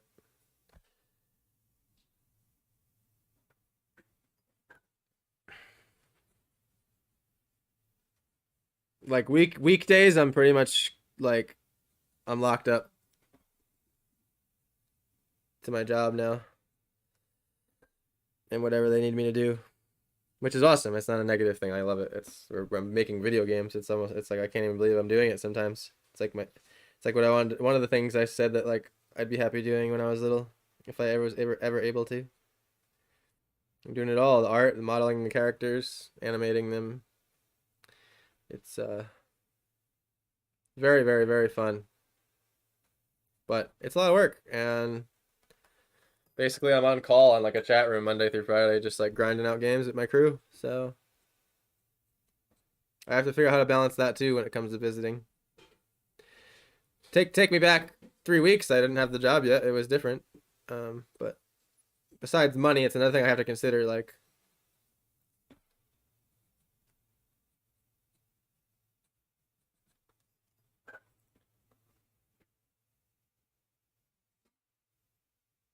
I did talk to her. It's a Saturday to Saturday.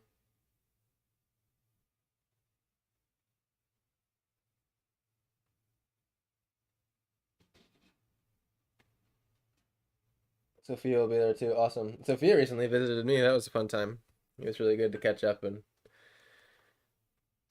spend time with her in my domain, which is different, you know? It was a different quality of or type of way of spending time with her rather than like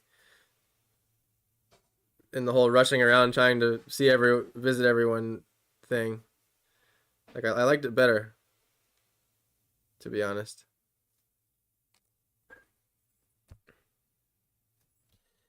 Not really gonna see the books here. Just gonna give a couple little lines.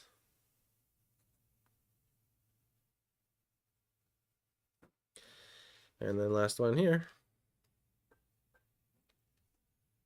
Do the Instagram reel button for the last one. Oops. It's always the last one I'll make a little bit of a bad line, I swear. Like right when you think you've made it out clean. Like in all your lines, you just mess it up right on the last thing.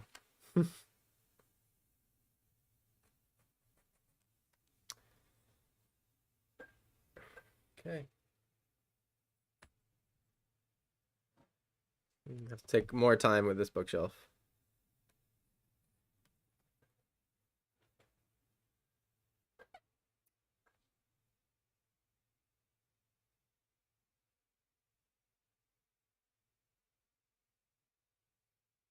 Well, I wouldn't be able to come if Fan didn't help me out so gratefully. Yeah, I mean, I wouldn't be able to do half the things in my life if my family didn't help me out, being honest.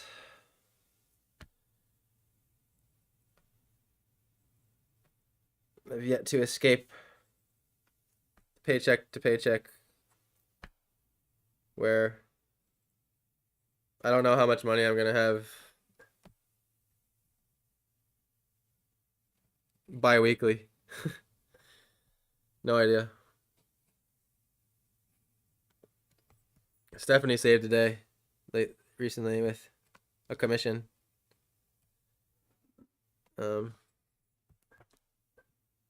So that was like as clutch as it could be. Was able to pay my rent comfortably on time this month, so thank you so much. But go a week back, I have no idea how I was gonna do it. I was ready to take out some of my like assets to pay my rent this month, which is fine. I've had to do it before. Whatever, you do what you gotta do. It's not like a negative thing. But you know, you try not to touch your assets, right? Like the things you're invested in, whether it be the market or whatever. But thing is too, with this new job, the first paycheck doesn't come for like a month because I get paid monthly. So it's been a brutal waiting period. Like freaking brutal.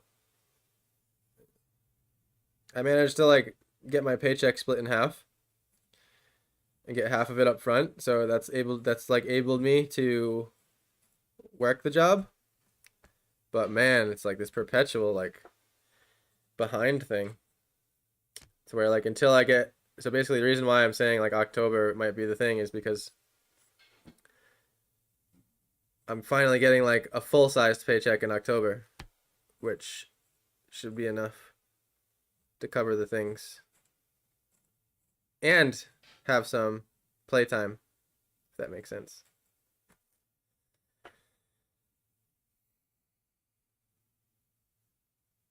Your hard work always pays off. Just keep checking.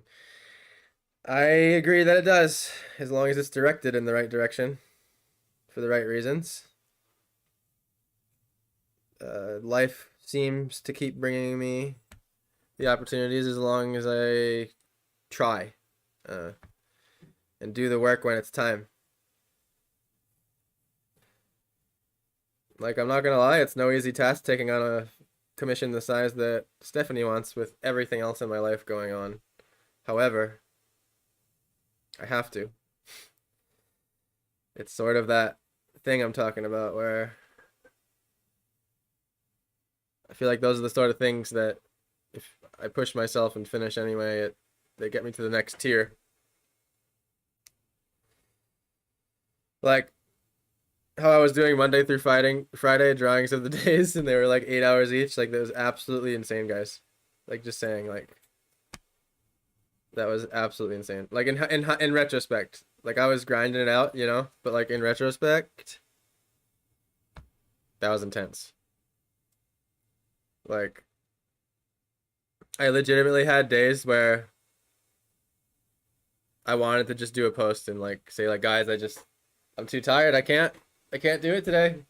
Like I'm sorry, but I'm glad I pushed through. I built a lot of endurance and I learned a lot, and I'm just trying to do that as much as I can in my life, I guess. But not also saying yes too much. You know, you ever seen the Yes Man movie by Jim Carrey? You don't want to be a yes man. Stretch yourself thin, however. When it feels right, I gotta say yes. You know, because like when Stephanie brought it up to me, it was like, oh man, just started the new job. Like, I'm not sure if I can squeeze it in. But then I just kind of said, like, you know what? I will. I'm just going to.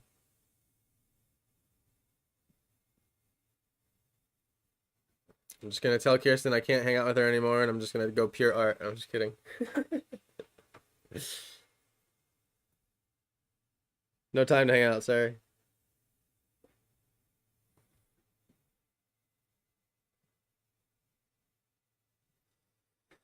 All right, getting there. One more bookshelf. One more bookshelf.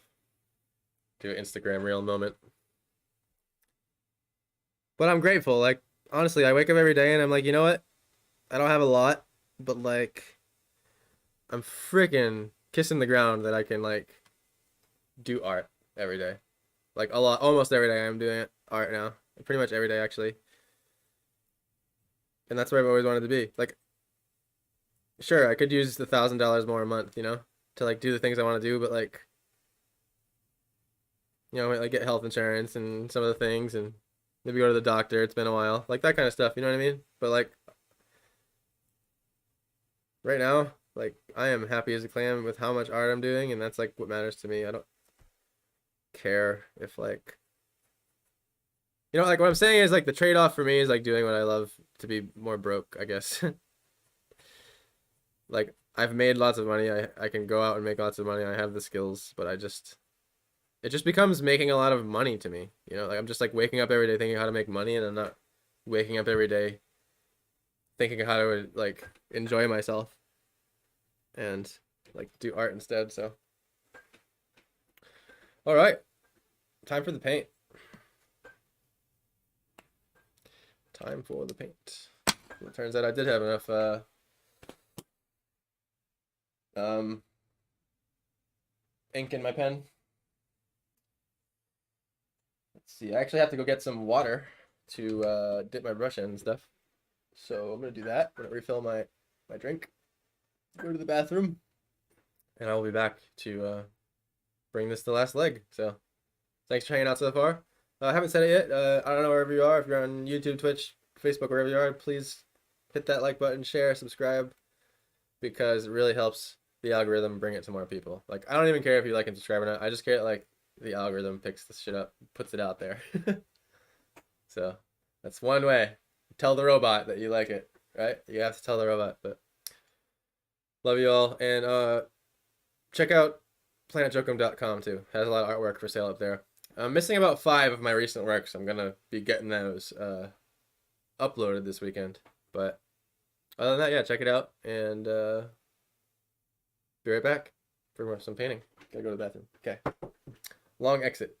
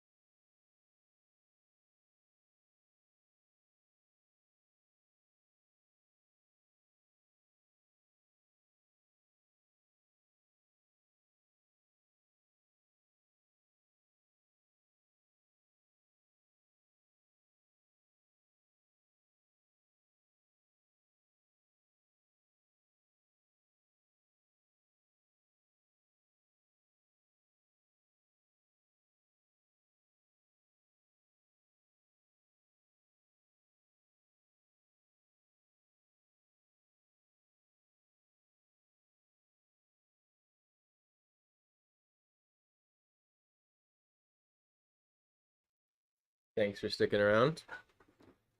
I'm actually gonna change my sweatshirt now that I'm painting.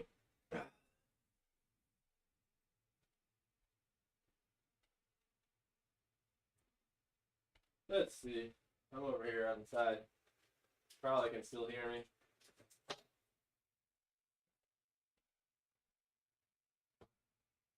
My painty shirt.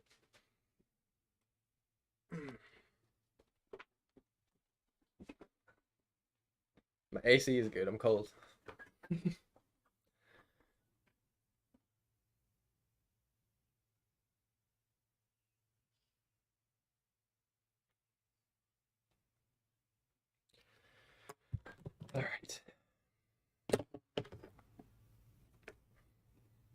My watercolors off to the side here. I actually forgot to set up the palette cam today. I know I said I was gonna set that up next time. Hopefully I remember this time. Okay. Once again, another drawing. Probably without you guys, I would have never thought of. So, really quick, I just want to refresh my brain on a black hole depiction, even though I pretty much got it.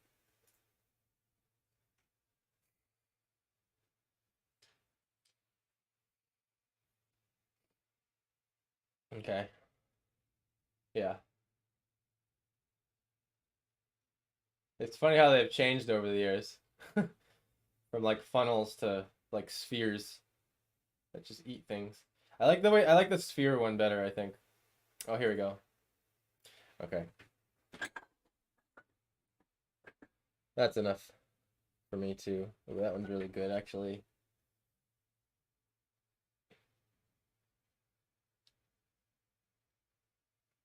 Yeah, I've seen some of them. They're freaking amazing. Black holes are scary, huh? They're just like dreadful. Inherently dreadful. Okay, I like these two. I'm gonna go with these two. Mix. There's like 4 of them I'm looking at right now that if they all had a baby, it'd be like a cool black hole, but it wouldn't be copying. You know what I mean? Yeah, we got the heat in the center, and then it's gonna. See, the thing is, they're adding a lot of blues. I like that they're adding a lot of blues to it. So, I think as the gases get colder, they're gonna get bluer. So you have the superheated gas in the center because it's getting sucked in from all the energy, and then as the gas gets farther and farther out, it's gonna be a little bit blue. But it's a small black hole, so it's not gonna be that much craziness. So, I think I'm gonna start with the gouache here.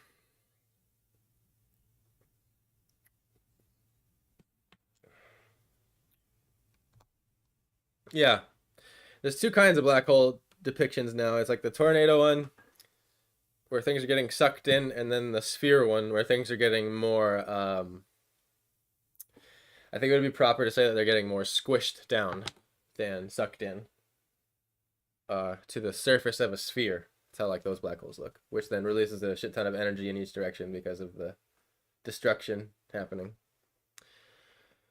I have this little fan brush. It's become like my favorite brush ever. It's really stiff bristles, and it's just great for like I want to have like 5 of these, honestly. Like they're just so good. It's called the Bristle Fan Petite, and I think it's considered a acrylic watercolor, but like it's really short. Like it's shorter than my hand, the brush. I like it. It was one of those like specialty brushes that you can't find it in Michael's. It's not in Michael's. It was at that Utrecht store. So I'm gonna start by just sticking with my initial plan here and going with interstellar space above the bookshelves. I think that's a really freaking cool idea. The only thing with that is there's gonna be no light, but we'll just make it artificial. Like the bookcases will just be lit up anyway, regardless. I heard a report about an astronomer who says he found a galaxy on the inside of a black hole. You could see what's on the other side. What? What do you mean a report about an astronomer? Like using the James Webb, you mean? Or like that must be what you mean. Using the James Webb.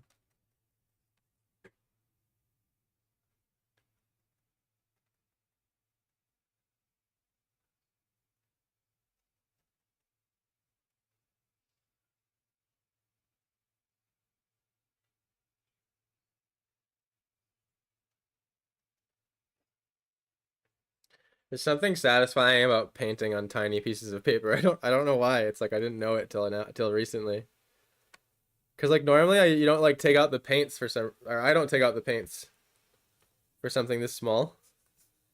So something just feels like wrong about it, but at the same time it feels so right to do this instead of like colored pencil or something, you know what I mean?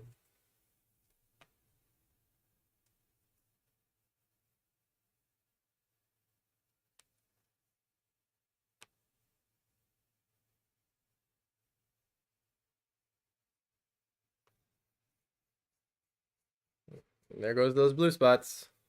Gone forever.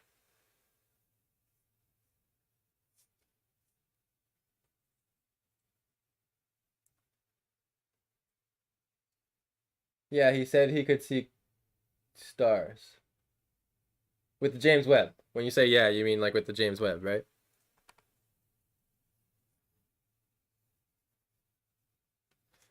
That's trippy. Like if they prove that, like if they get some fucking camera angle on a galaxy with the James Webb that like they end up seeing into a wormhole, that's pretty trippy. Well, I mean, we already know that um there's an effect that gravity has on light over long distance of space that warps it. So I wonder like a lot of times when they say things like that, I wonder if they're seeing such a severe warp of light that they're actually just looking at another spot in the galaxy. Is that if that makes sense? So like rather than like yeah, like one possibility, right, is that like the black hole is a straight up portal to another spot in the universe, right? But I think another like just as cool theory and valid theory is that like the black holes can be so powerful that they warp light around them so bad that it looks as if you're looking into another universe, but you're just sort of like looking left or right or behind it, rather, which is interesting because sometimes you can see behind things that bend light in a certain way. There's actually the military and some people that have worked on like invisibility cloaks that sort of mess with the same concept. So like the whole concept is that you bend light enough, you can see, you bend the light around you so that you're only seeing what's behind you and what's around you. You're not seeing the actual thing that's bending the light. Because you need light to see anything at all. So if the light's being bent, it's completely distorting our ability to decipher. But I would say that's two versions of that, for sure. Astrophysics report first detection of light from behind black hole. Yeah, behind. Behind's an interesting word choice to me. Because I feel like they're not implying seeing through it yet as much as like the light being bent.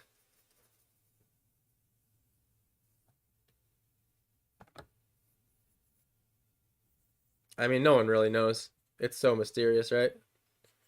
What an endless void of spheres floating around and stars and who knows what else.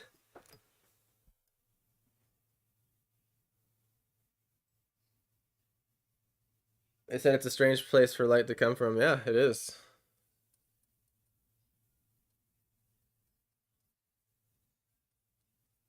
I just wonder if it's like some light bending thing that's happening too. I call them,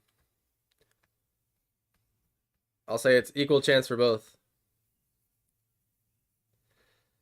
Because the thing is, like, if those things are really that powerful as they claim, then who the knows what the hell they do to reality, right?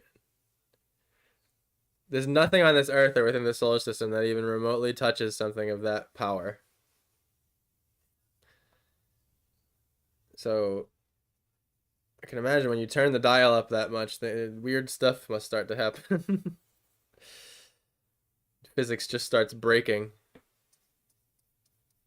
All those normal laws, like second and first law of thermodynamics, all that stuff, like probably goes out the window.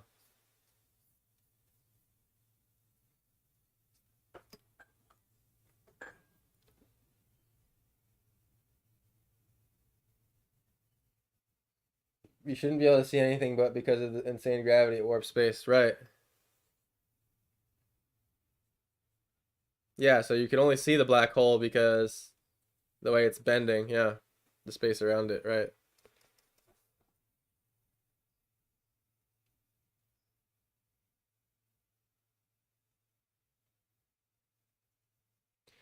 Imagine having that job, like you're the one who gets to like look into the sky all day with that thing. That's gonna be fun. I'm sure it's a little anticlimactic and slow paced. Cause I think pretty sure like the pictures from the Hubble, they had to wait like 10 days, like keep the lens open for 10 days, like 1 to 10 days to get pictures like that. To where the James Webb, the reason why there's so much hype is because it can get images of equal quality and exposure within hours. So you're getting like triple, quadruple the amount of, 10 times the pictures that you would get from the Hubble.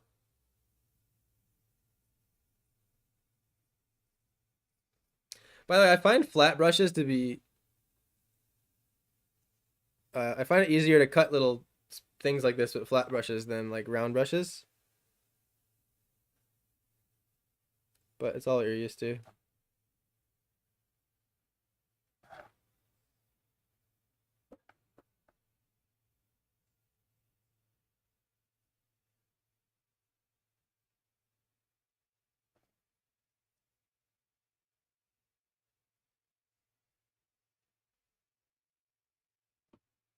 Okay.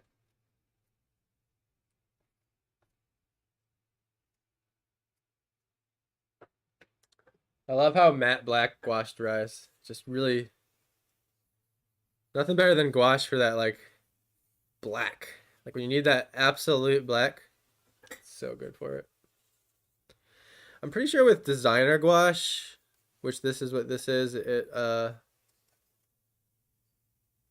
they when they grind up the pigments, they grind them up like double the size of like what paints normally have or something. And that's what gives it its like super dense coloredness. Super dense chroma, bro.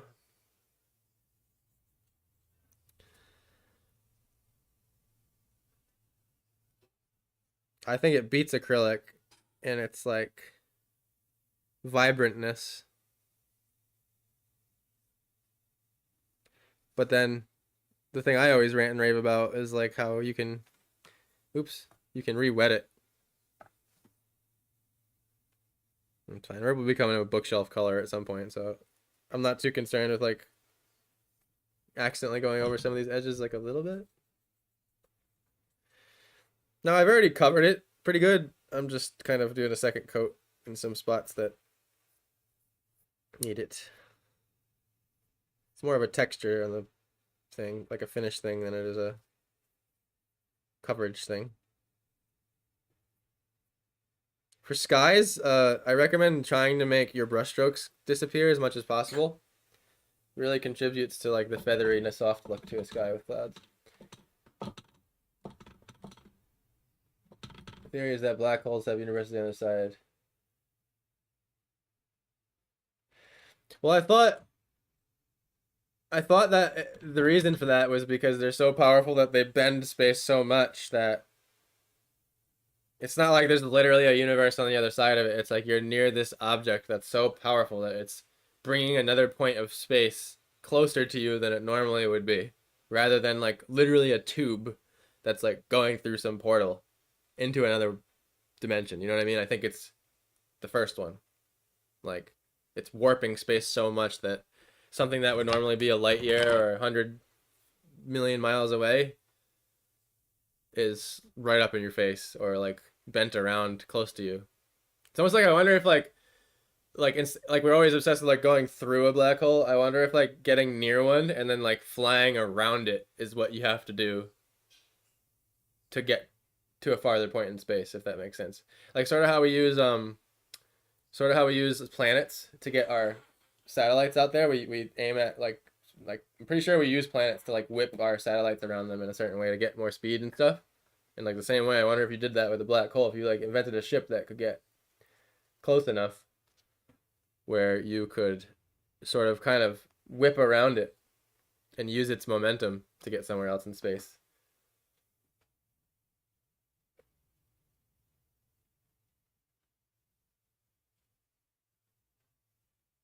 Yeah, I wonder how much more they'll prove that black hole at the center with this new telescope. They're probably already seeing shit that like we haven't seen yet. That's like, oh my god, you know.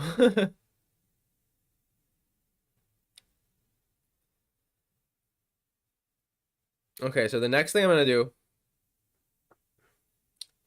is paint in the crystal ball too.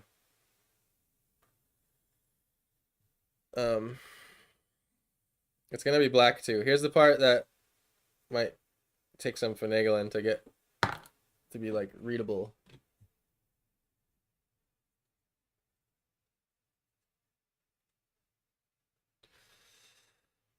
And for now, I'm just gonna leave a little white edge.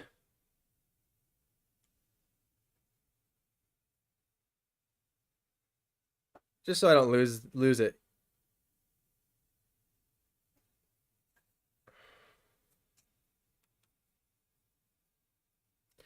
There's something about the way these bristles are like toothbrush stiff that make it a good brush. It's like like I guess what I like about it is when the paint starts getting tacky and drying, it like still has this the brush still has the strength to push it around, if that makes sense. And I'm not concerned about covering up those lines. Like I said, it was pointless of me drawing them to begin with. Like this black hole and everything is about to be painted over. The sketch, the hand isn't. Um,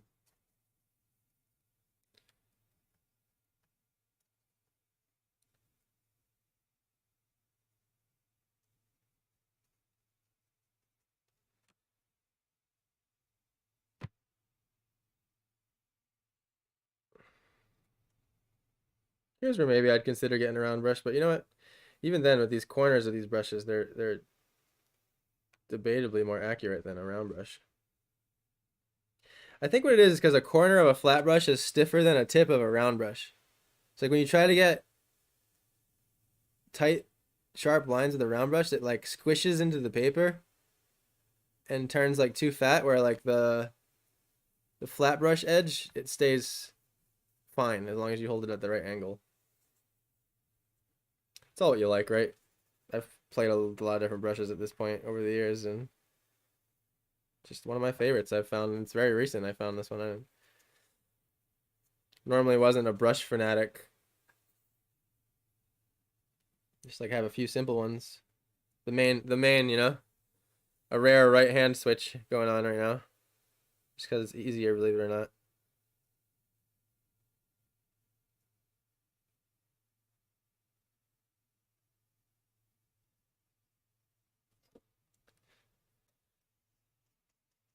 This is like the base color, right?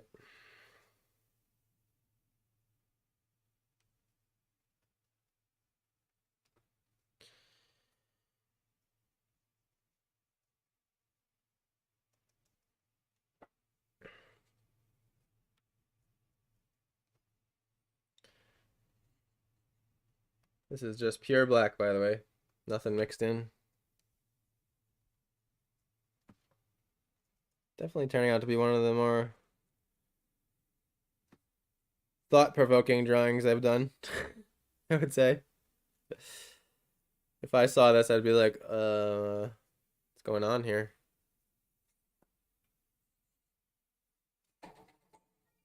Hey, thank you so much for the 100 bits. I really appreciate that.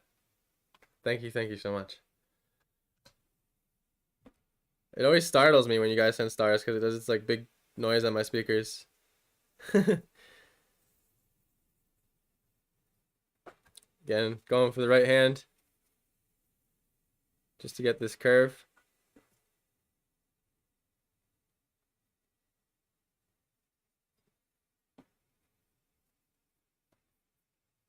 Just being sure to smooth out all my paint strokes flatten them out as much as possible. I mean, the longer you add to your painting, eventually it'll inevitably gather up, so I just try to keep it smooth as possible. And also, even though this is black, I'm still going in the direction of the sphere. Just everything you can to go with the grain when it comes to form, the better. So even though, you know, like you won't see the strokes that much, but you still look at this painting like at the right angle on the wall in the sun, and those lines are following the sphere in perspective. It just helps a little bit more.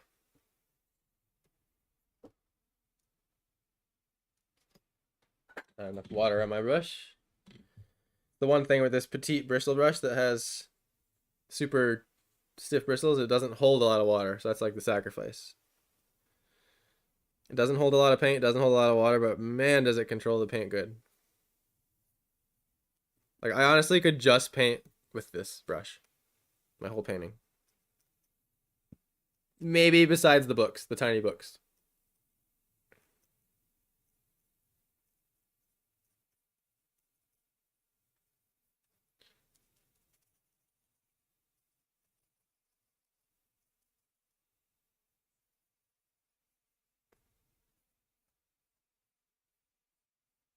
Feathering strokes out, shape of the sphere.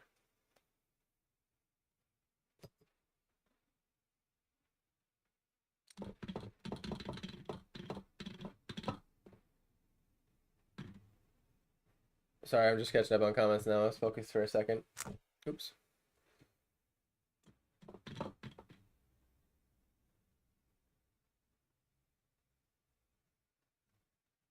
This is going to be amazing. I hope so. This is acrylic, right? No, it's not acrylic. This is gouache. Very different. But the colors, I would say, are vibrant like acrylic. Yes, I agree. I have no idea excited her to form a 3-foot original. That blows my mind to think that Joker would do it that much room. Don't hate me after this commission. I won't hate you. I'm so grateful that you hired me to do it.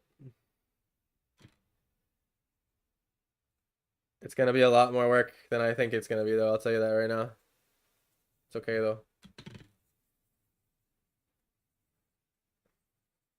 The no time limit thing is what sold me. If you wanted it done quicker, I would have had to charge more. But yeah, that's nothing short of a giant masterpiece. Nothing short.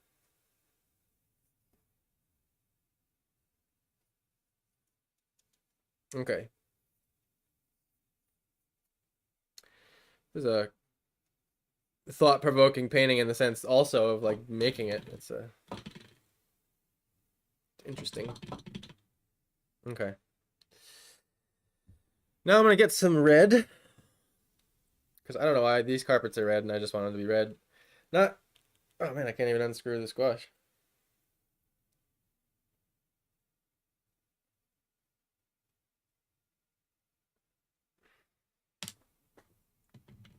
Let it sit in the water for a second. It's a little trick.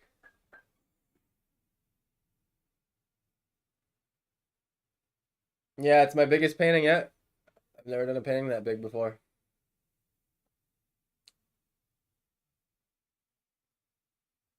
Everyone will know immediately exactly what you're about. My camera's a little bit laggy, huh? Oh, it's moved out there. Is everyone still connected? We good?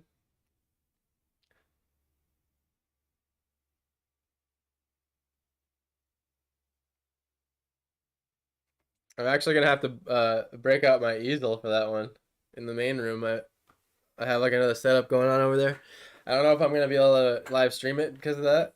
But I'll definitely be able to film it and like upload a time lapse of the whole thing. It's just I've thought about it and how to optimally set it up and kind of have cameras and everything. But I'd have to like move everything into the other room and basically like yeah, I just don't want to do that. But uh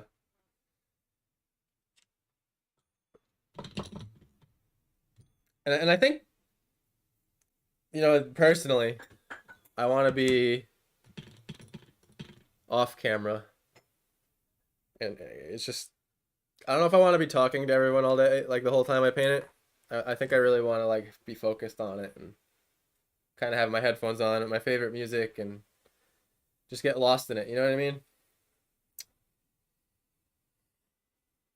I seriously can't unscrew. It's like I don't want to do too much force because I don't want to break the tube. There we go. Because these tubes are like tin foil. They break so easily. Once they get that little crease in them, it's all over. I just screwed this one on too tight. Put the red there.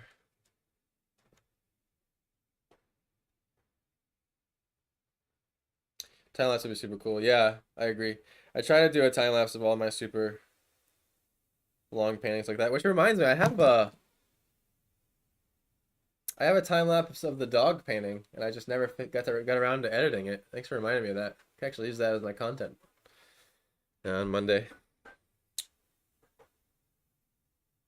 Okay, so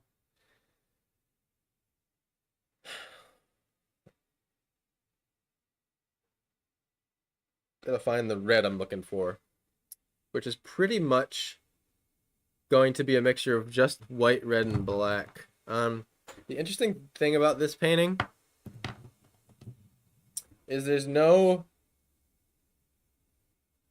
So we're kind of breaking physics in this painting. There's no atmosphere here because we're in space, and there's no light source coming like from above from any direction. So because of that, atmospheric perspective goes out the window, and directional lighting goes out the window. So what I think I'm gonna do is just kind of have an omni lit scene, shelves wise, as if there's like an artificial uh source of light. So like I guess my whole spiel on that is the reason why it's just red, black, and white, I think, is because there's no there's no source of light coming from something else that's going to be changing the colors as much. Like a sun would at 2 o'clock in the afternoon, for example, or during a sunset, adding all that warmth and reds to all the colors. I'm gonna stick with my fan brush here. And the other thing, random jump back to the brush spiel. The something about using similar brushes or like the same brush throughout a whole painting, it keeps your strokes in check. To where sometimes if I use a lot of different brushes, all my strokes get a little too different, which I find to kind of make things a little disjointed more. But I mean, if your colors and shapes are accurate, the stroke like textures aren't that important. But just like a thought I had. Right. My artwork has been put on hold for the past few months so I can concentrate on my writing. I can't wait to get back into it. I have several pieces already in the works. Light can be any color depending on the environmental factors. Yeah, exactly. And that's awesome to hear. Sometimes you have to put something down to do the other thing, right?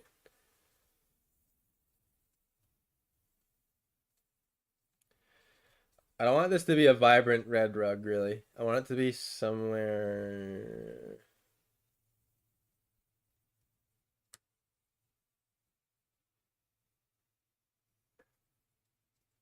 in the middle.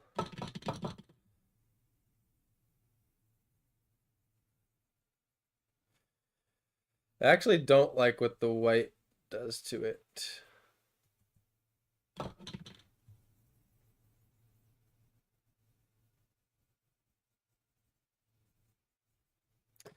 You know, my freaking palette's always on a hill. I always forget about that.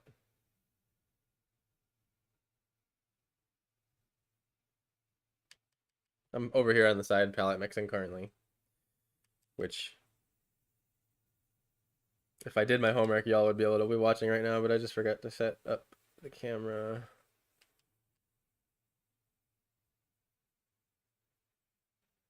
Okay, I think I got a red enough palette here. Let's try this. Let's see where it takes us. That's half of painting, is kind of not knowing. I swear. Just gotta kind of go for it sometimes. I'm gonna pick this red over here.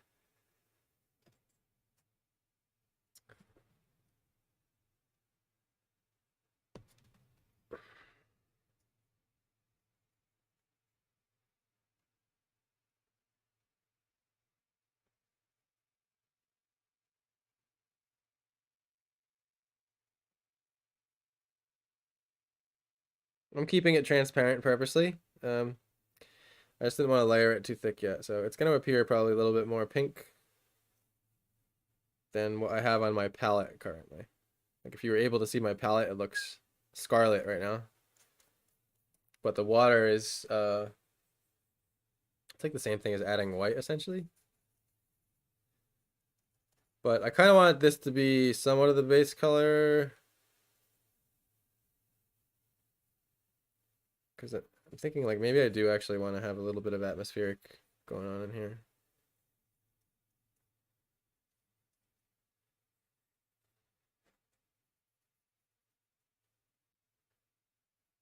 I'm carving my paint strokes with the fisheye too.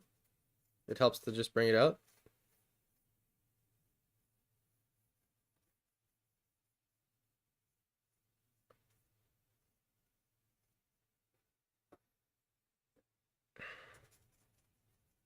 It's not exactly, what I was picturing, but that's how it goes.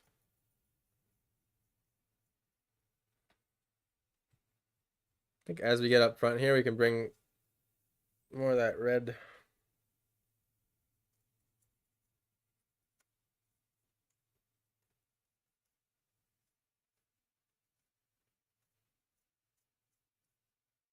And fix the finish strokes to do the vanishing thing.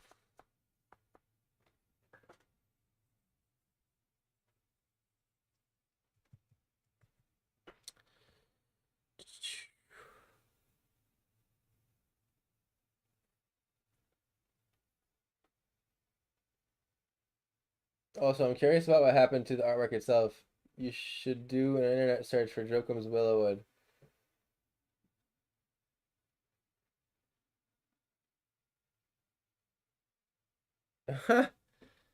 Yeah, it's curious. The thing is, though,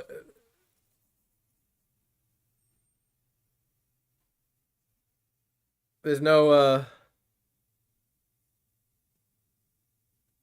like, I didn't write Willowwood on it, so I don't know how anyone would know it is, if that makes sense.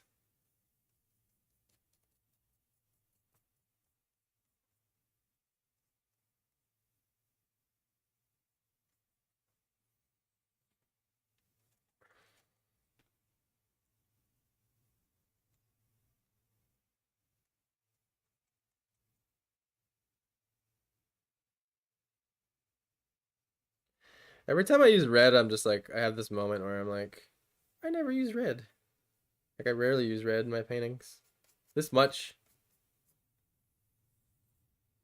Anyway, like being this much a majority of the.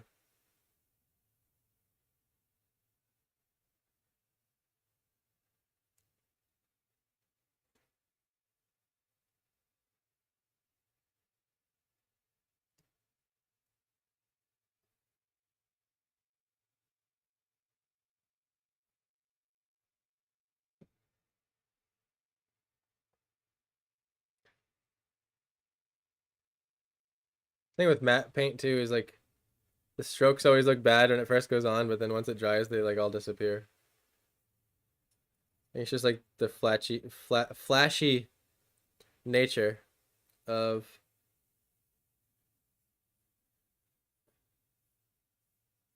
matte sheens.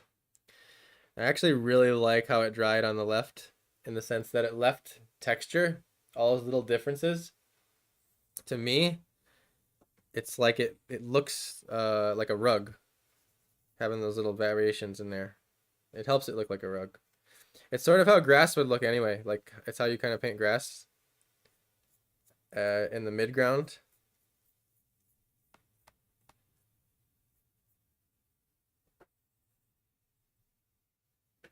Actually don't need more paint in my brush for this part.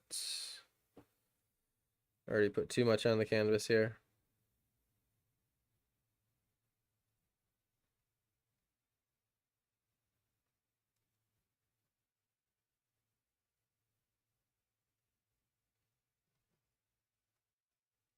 Getting tight.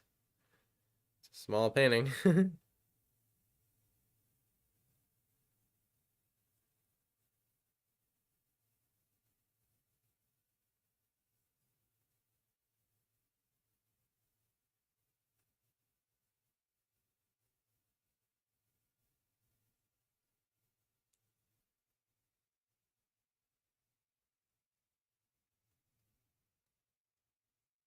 Okay.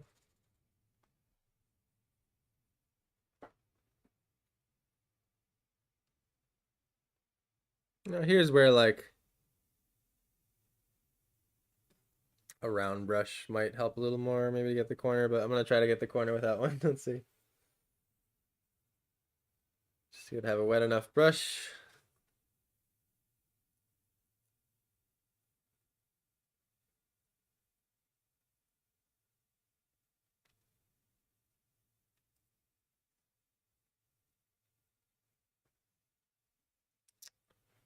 Surgery over here.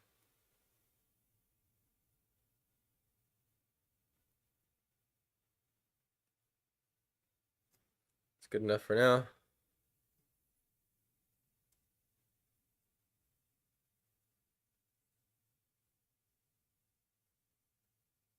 Oh, we got a little hair.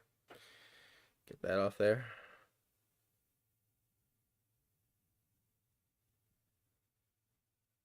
Just be extra careful. Okay.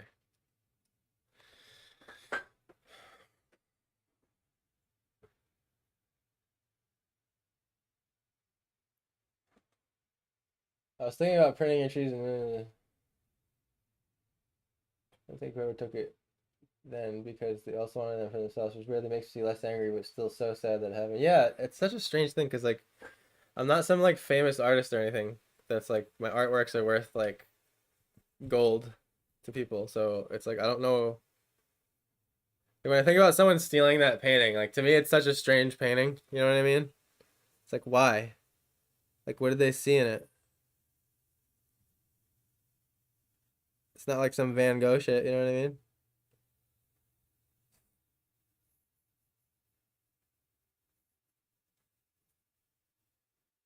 Okay, here's where I'm gonna switch my brush. Play it safe.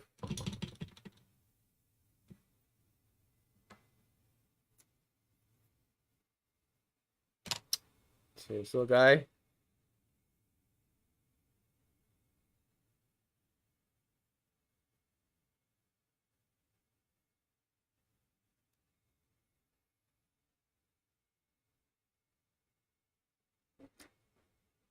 You don't search on the name Jokum. Pull up the photo and some images from the internet to be shown. Right, since I can't have the original, I think it would look cooler than just the print, if that makes sense. Do you think one of the workers stole the art? Yes, we had so many people through the house. It's just so rude. Weird.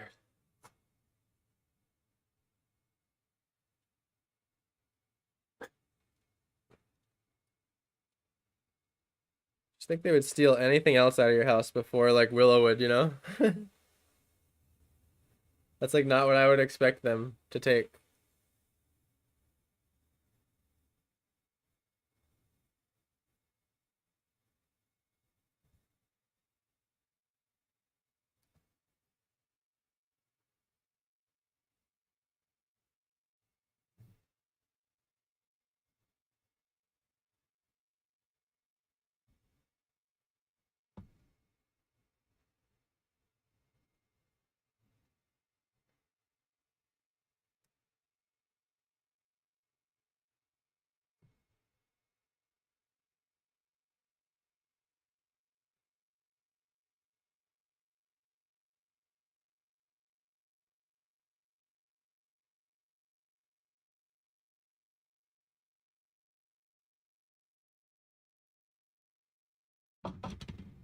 This brush ain't doing it now. I feel like round brushes have like less uses than all the other ones, I swear. It's looking darker because it's just wet.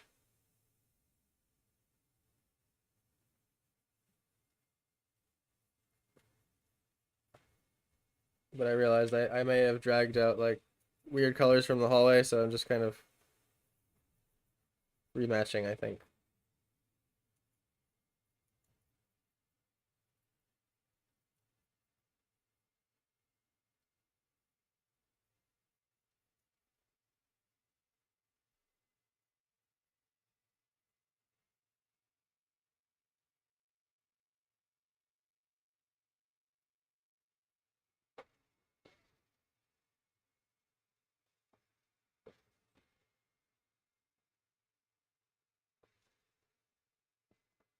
Okay, I gotta kind of just let that dry and see what happens.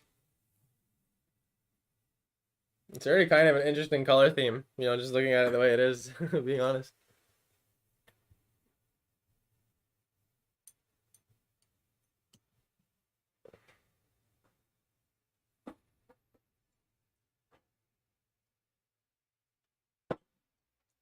All right.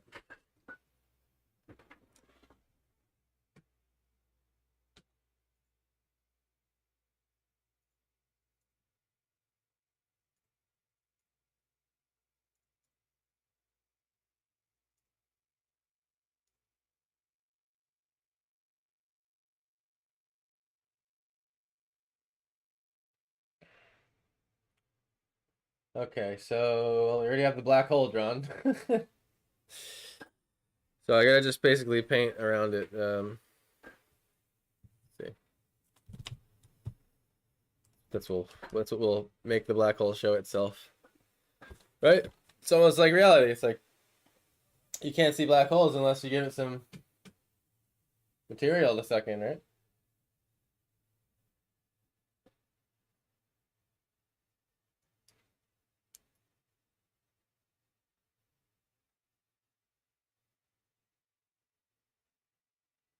So I sent mom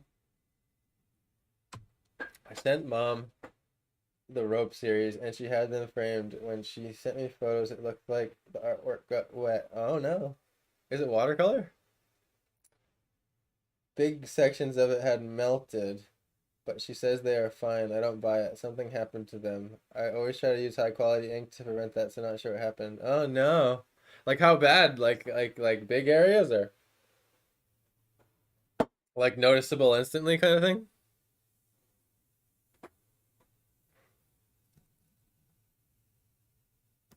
Like how it's drying.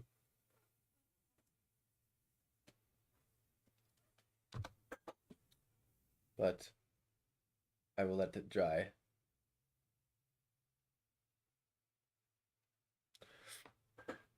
Um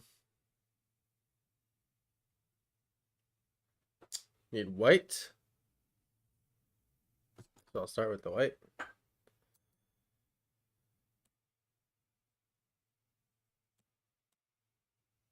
Okay, if there's a little red in it, I don't care.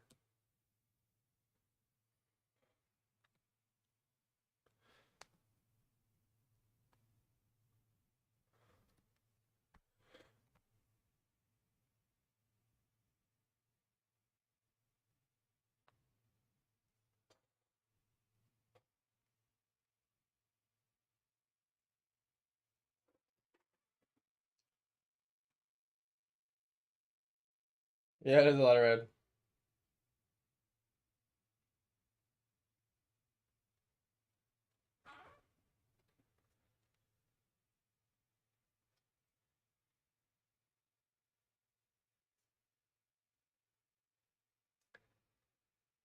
So let's see.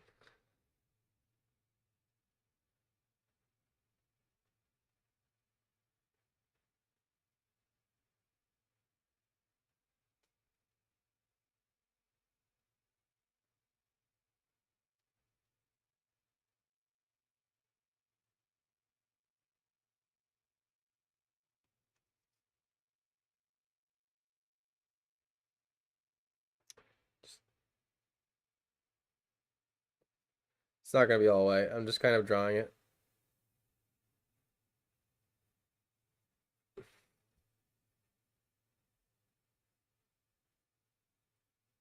Have it be more there actually.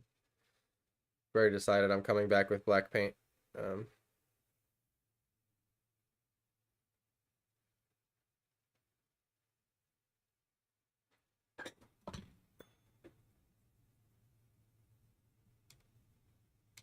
which I have now turned gray on accident. Um,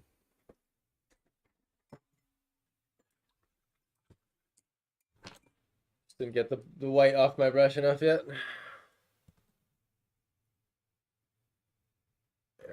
That was way too much, but oh well. I guess the tube was almost done anyway, right? I just accidentally like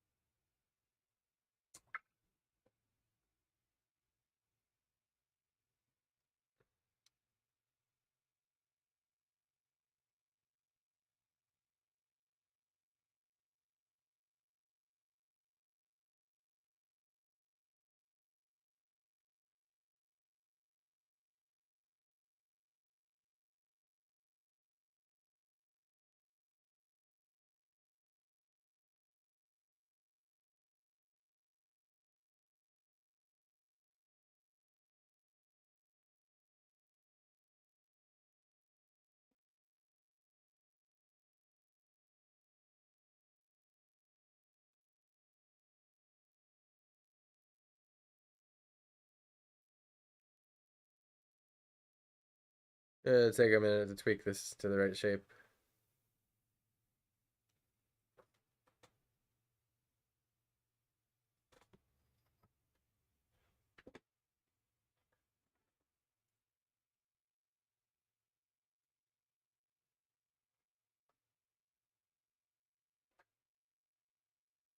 Yeah, complete smudges everywhere, like totally ruined. I wonder if someone tried to spray fixative. Huh?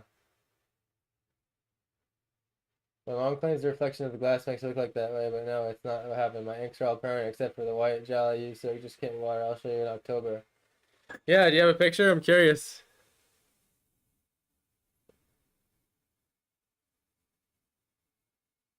I mean, maybe she just like spilled a bunch of water on it or something, and just it was an accident, and she didn't want to tell you.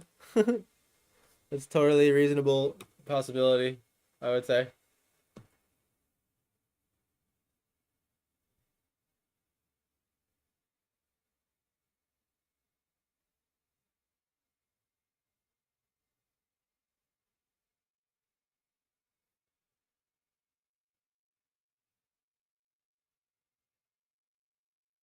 It's not gonna look right to you yet because of the glare from the wet paint. I noticed the camera does that.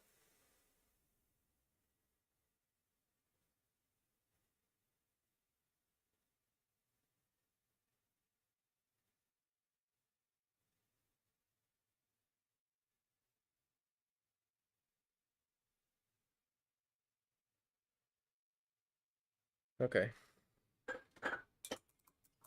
Now I gotta wait for that to dry. I'm gonna move on to the bookshelves while that dries. Adding some yellow to my palette. I'm gonna make a little bit of brown. Um,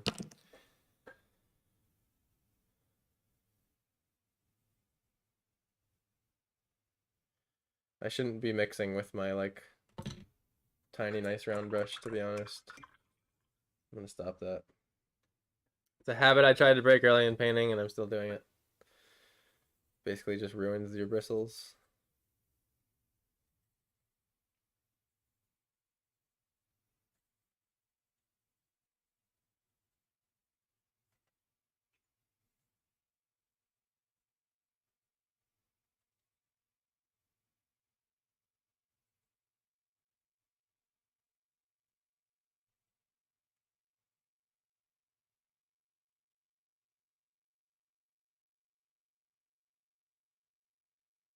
Just over on the side, making a brown.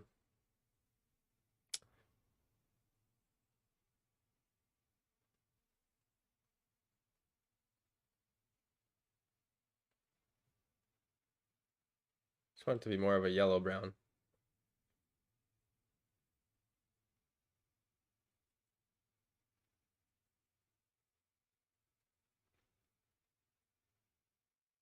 I find browns to be a little bit trickier to mix.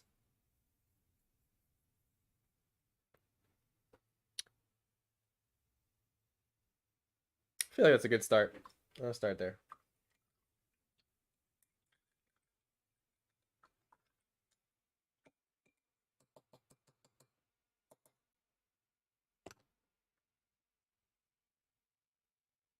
This is more of a transparent.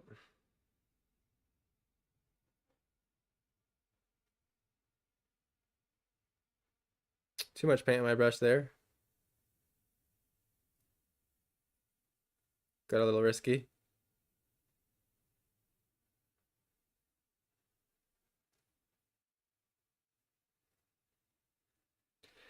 My best advice for brown is to find an orange you like. Decide if you want a more yellow orange or red orange, and then add black to make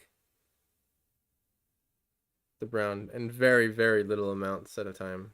Because black just like overpowers everything.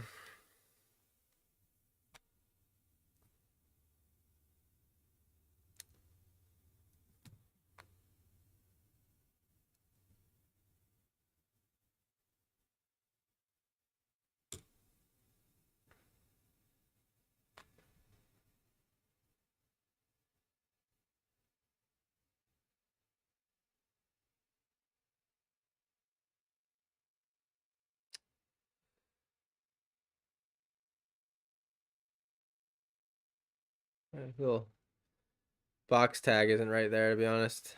Just gonna paint over it for now.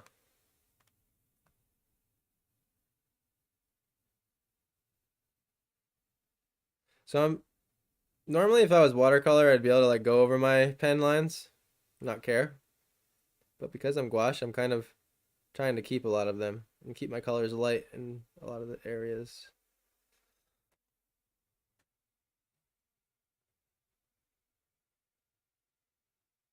Hopefully I don't run out of this color. I like where it is in my palette right now. Too much paint in my brush.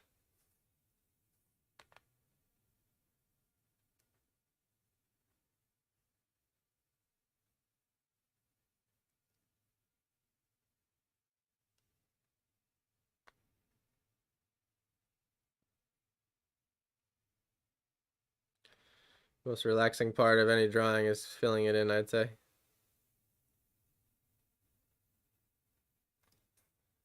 Because I'm not like thinking about the design anymore, you know? Like earlier I was like racking my brain like, what are we gonna do? But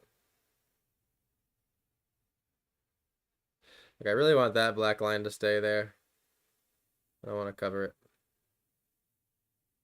I only covered that line I made earlier. I was like, that was a mistake.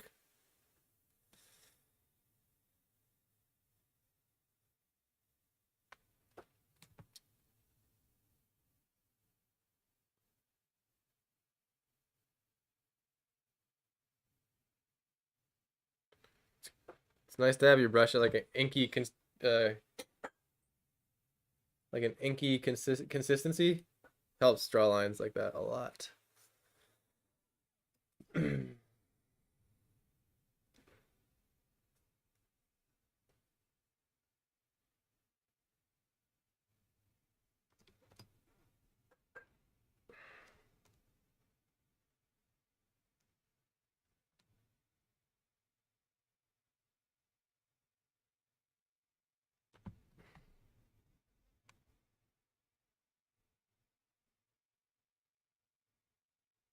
Just being careful. Messed up that one, but whatever. It's far in the distance, won't matter as much.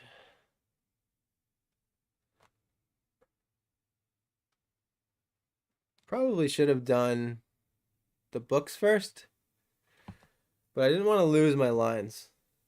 So I think that was my thought process for doing the wood first.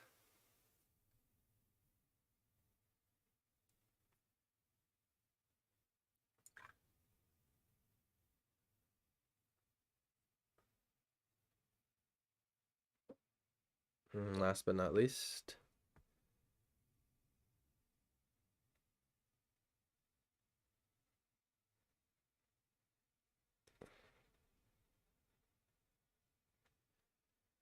and I'm gonna purposely leave a little white edge if I can.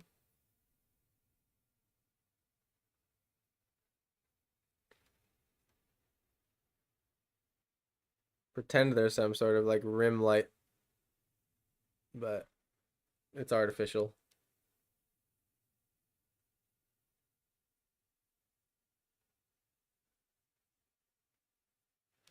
Actually works out. I have some browns going already for like skin color when it comes to the hand.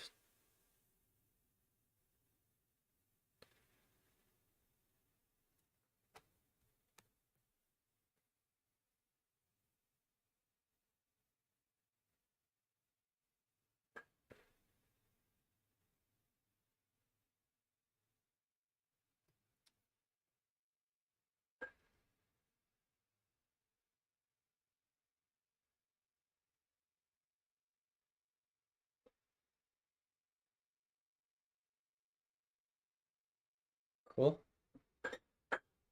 Grab a little bit of black here. I'm gonna darken this brown ever so slightly. And then I'm gonna paint in here.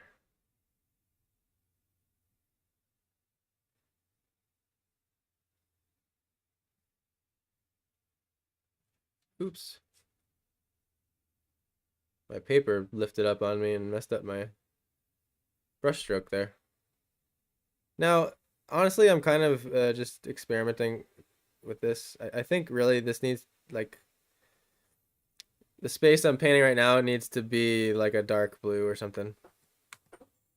But I think I just didn't darken the on second look. I didn't darken the brown enough. Is all it was. Just another hair, which can easily go to two hairs on accident.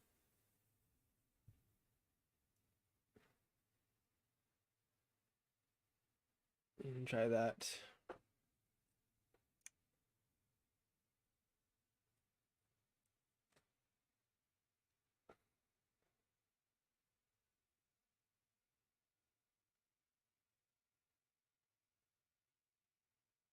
I mean, there's fixatives you can get that are meant for delicate mediums like that.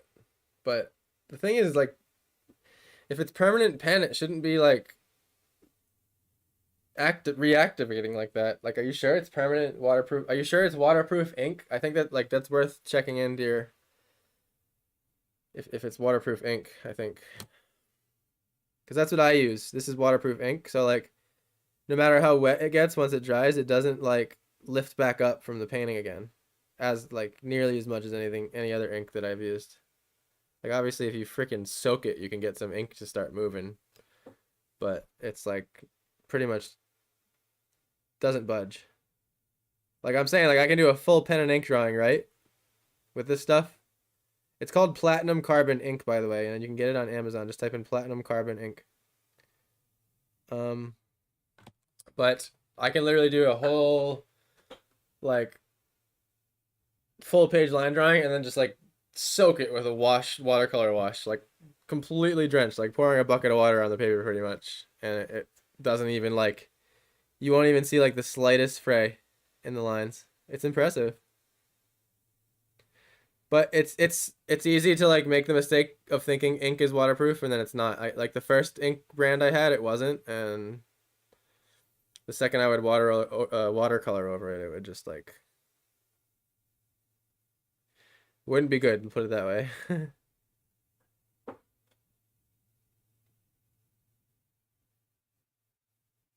Your little beaded vase is living in its best life in my kitchen. Oh, I forgot you used to do those. Those are cool. Tedious, lots of work.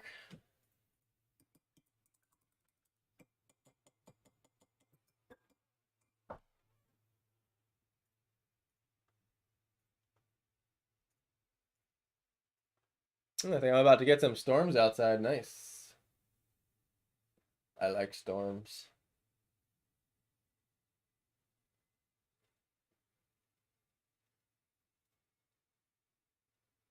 I'm just checking something over here in my interface. Making sure things are running good.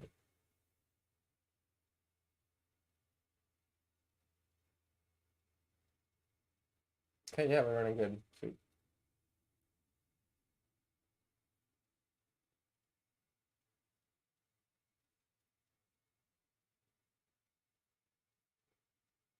I started with watercolor background, then used microns for most. Getting to the right color requires some mixing, so that's where I went wrong. A few of the guys' grays might not hold. I always create a wash and spray with water to make sure they hold. Interesting. Yeah, I mean, even then. Well, if you use the watercolor background, then definitely there's a high chance it just got ruined from getting water on it. Because I mean, watercolor is like it's like hyper delicate. I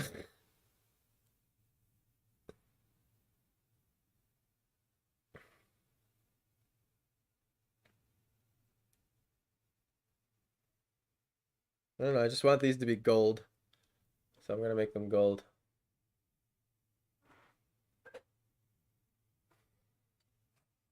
These the rug trim here. So I'm keeping a lot of black line. I like how it looks.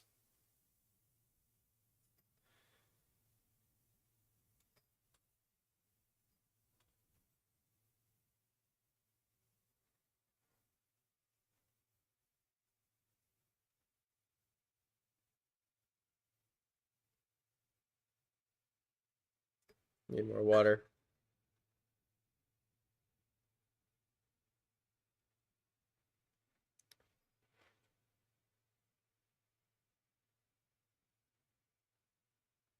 It's gonna take a few passes to cover, but that's the way yellow is pretty much all the time.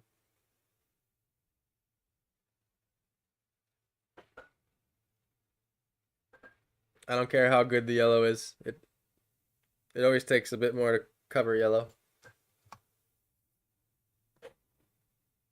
You just sent me the photos? Hold on, I can't. I'll look in 1 second.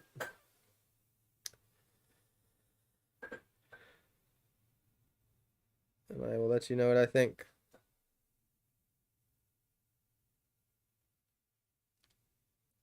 Also, I'm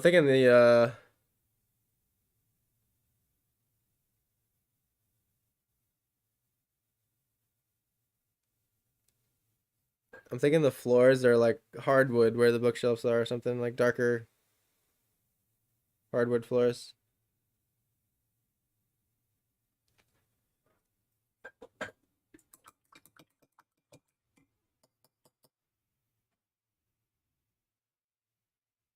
Okay, I have to look now after Stephanie's comment.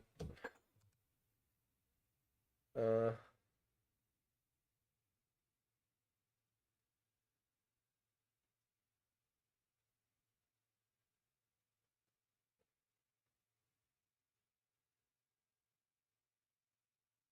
okay, let's see. We'll look at the first one.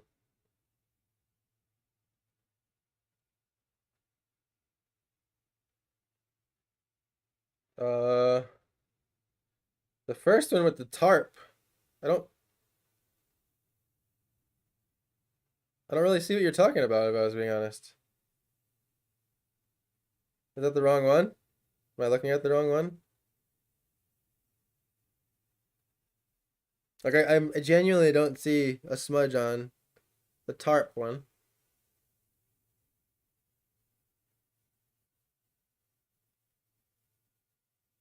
The knot one though, you said that's the one, right?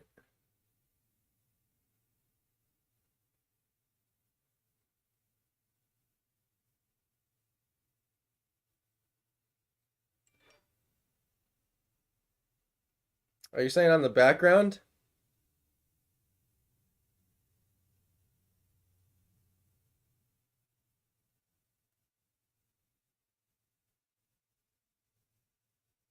Because I'm looking at it here and I'm like,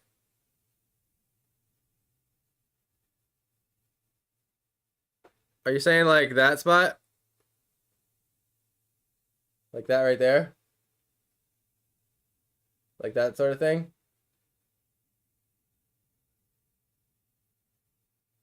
It seems like the background. Like the back like the it seems like the pen survived, but the background got splotchy. Is that am I seeing that right?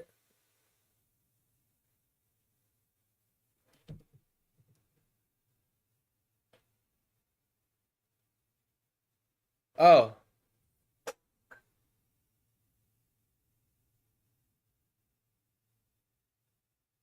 Oh, I didn't notice the framed picture. Sorry, it was just out of I'm looking now.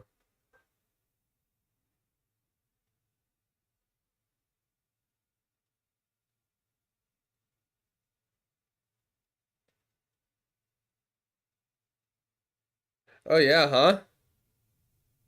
Holy shit.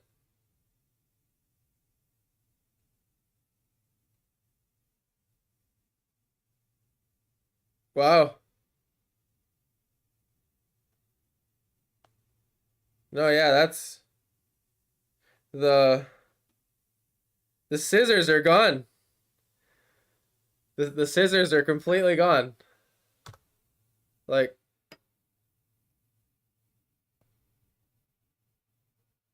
so scissors, right? Like scissors, ready? Scissors. Ooh, yeah, that's a lot worse than I thought. Did someone Honestly,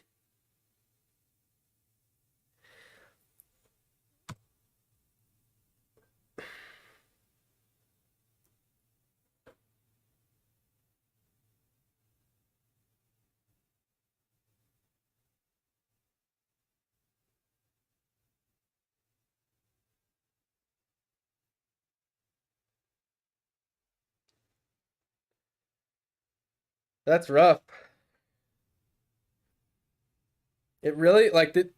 I guess what I would my next question, like where my brain goes, is did she get it professionally framed? Like, did she go drop it off, or did she frame it herself? To me, it doesn't look like it was an accidental water spill. To me, it looks like someone tried to put fixative on it and used the wrong fixative. Because it's like the whole thing. Like, unless that thing got submerged in water, it's like it looks like someone tried to put something over the whole painting and it like ruined areas of the painting worse than others. And the thing with like fixating watercolors is it has to be very light coats that dry and then another very light coat and then another very light coat. Like you can't soak it. It looks like someone like soaked it with varnish or like non watercolor varnish. Yeah, but that's my first guess.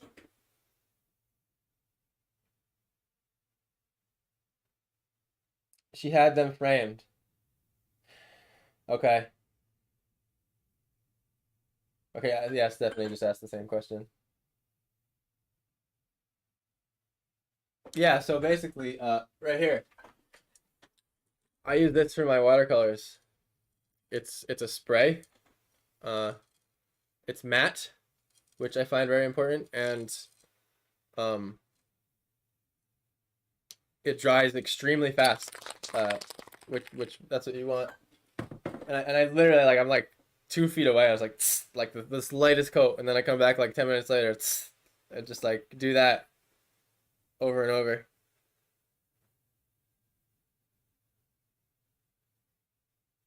Yeah, I think it's a fixative that happened, and I think the person who she sent it to, unfortunately, maybe didn't know what they were doing, and thought they were using the right product, maybe. Which yeah, that sucks. I want to make a redder brown, like a cherry wood brown, for the floor.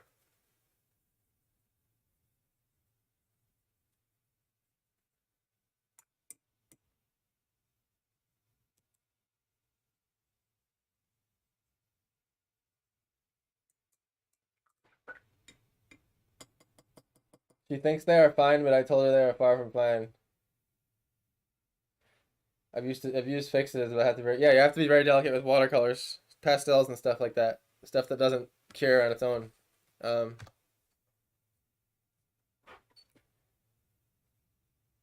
I've used fixes. She thinks they're fine. She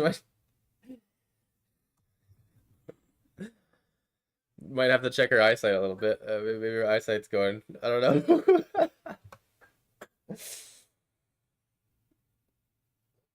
Yeah, that's rough. That's not. That's. I think she's just. I think she knows they're not fine, and I think she's just trying to like. Uh, I think she's in the whole like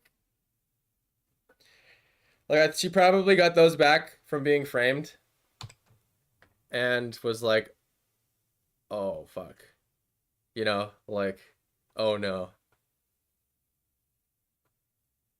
and then immediately started racking her brain on how to convince you that the person that had it framed and like ruined it. Like I'm picturing the person framing it and just seeing it happen after and being like, oh no. Like I bet that person just like ran. That whoever framed that like left town. They're gone now. You can't find them. That's rough. Yeah, she's. I think she's just. Yeah, I think you're right. Denial, feeling bad.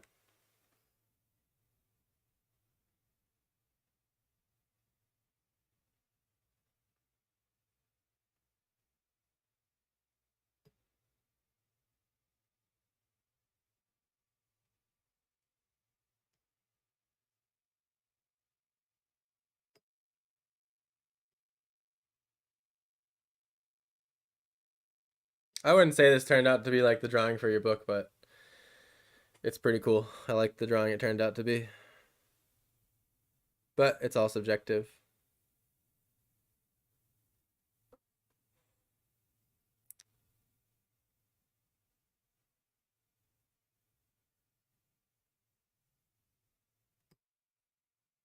Not happy with the yellow strips. They have to be doctored up, but they didn't cover yet, really.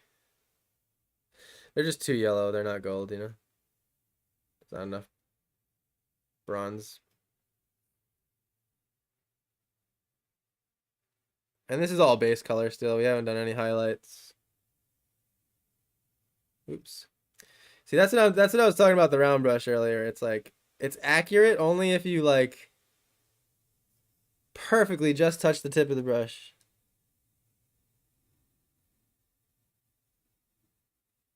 I'll just have to come in and fix that line again.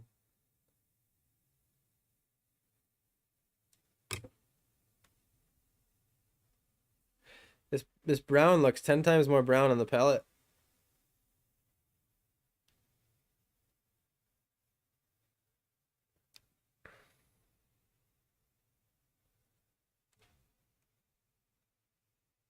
All right, I'm glad you like it then.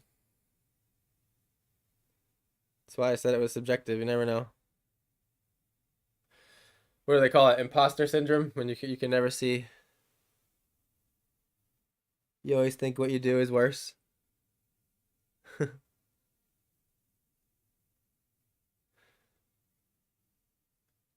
I'm not going to claim to have any syndromes, but I'm just going to go ahead and say that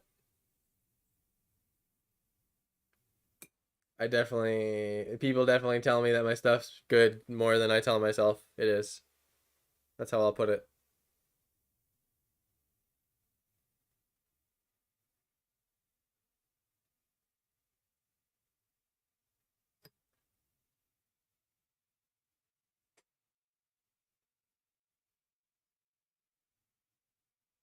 This is such an interesting painting.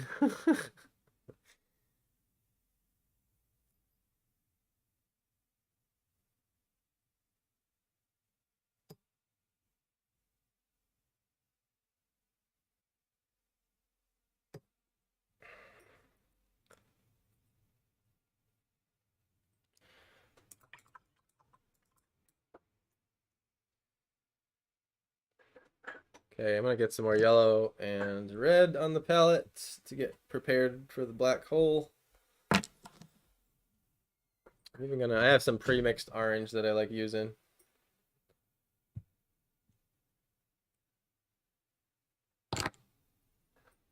It's just a little too orange sometimes. Like as in too perfect of an orange, if that makes sense. Like too right down the center, not favoring yellow or red orange is what I mean by perfect orange. I like the colors to sway a little bit, like towards either direction, not be so dead center balanced. I mean, there's a place for that, like cartoons and stuff.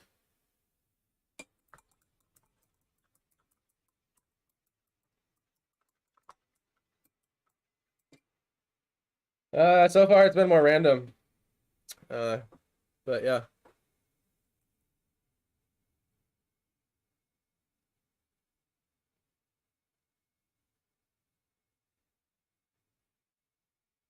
Okay, let's try this again.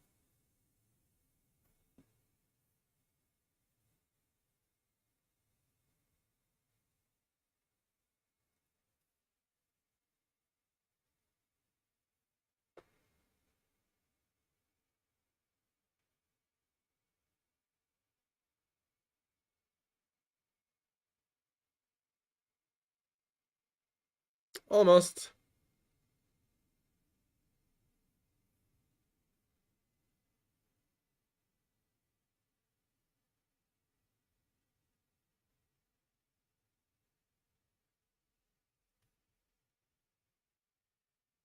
There's a chance I may lose power, guys. Just a warning. So if it disconnects, it was probably the storms, and I'll do my best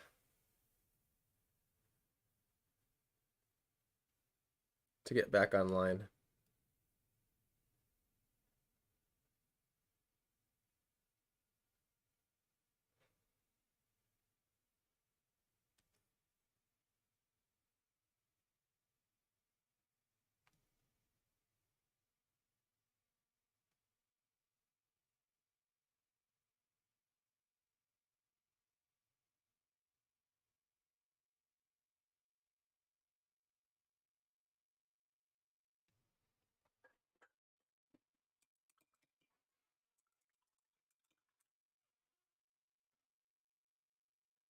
One picture per chapter sounds good, but whatever, however you many you need, you know.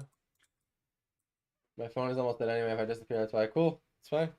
We've all hung out for already 5 hours now. I did not expect this to go that long. It took me a freaking hour to think of what to draw.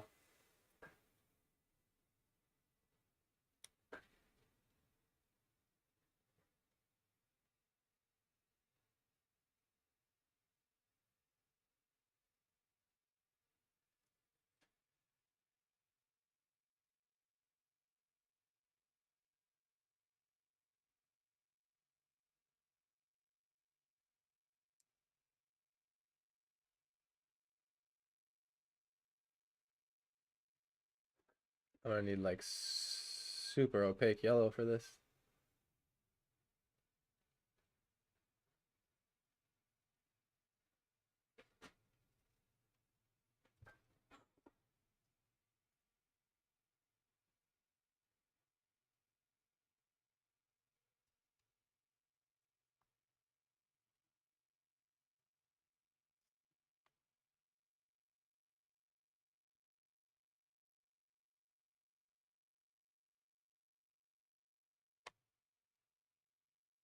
I'm just gonna kind of start forming it.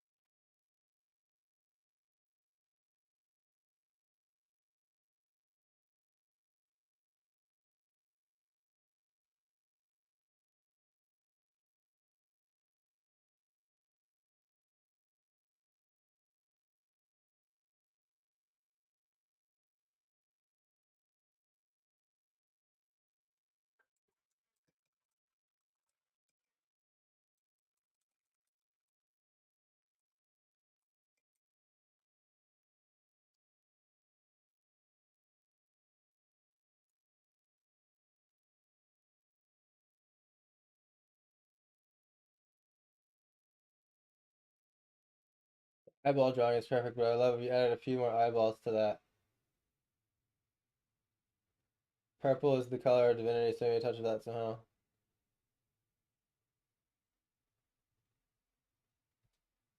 Okay.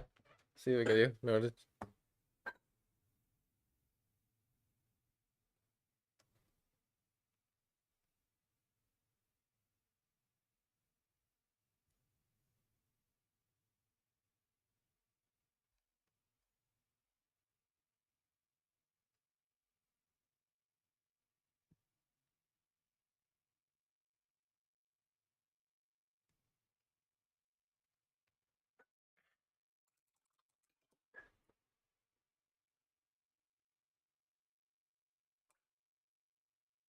Probably gonna be on this black hole a minute because it's just one of those objects that I find myself having to play with the colors to get them right.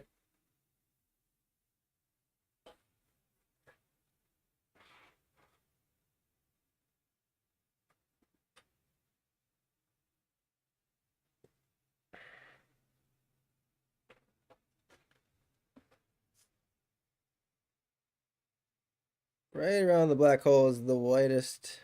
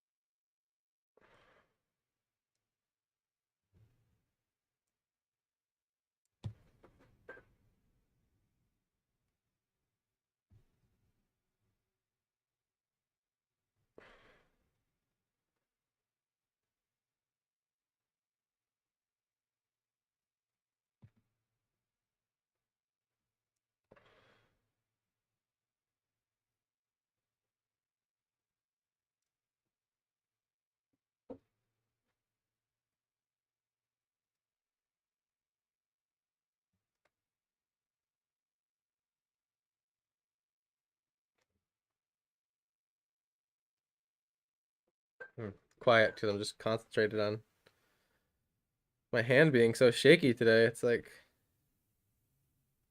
ridiculous. It's hard to get these sharp lines here.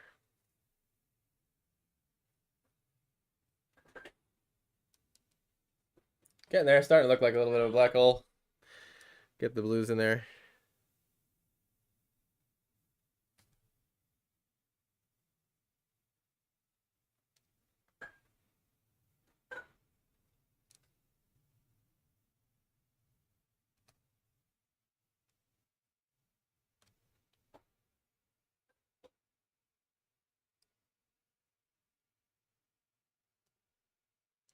Yeah, shaky my hand is. Holy crap.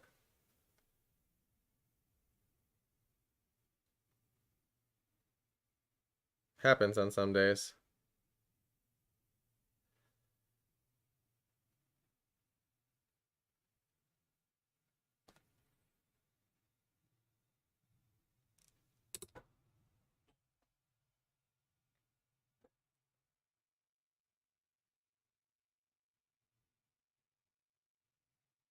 Low blood sugar, maybe, I don't know. I usually start my day out with coffee.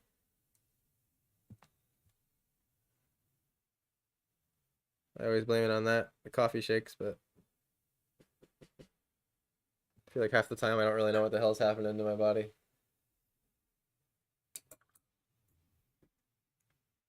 Okay, gotta get some blues going.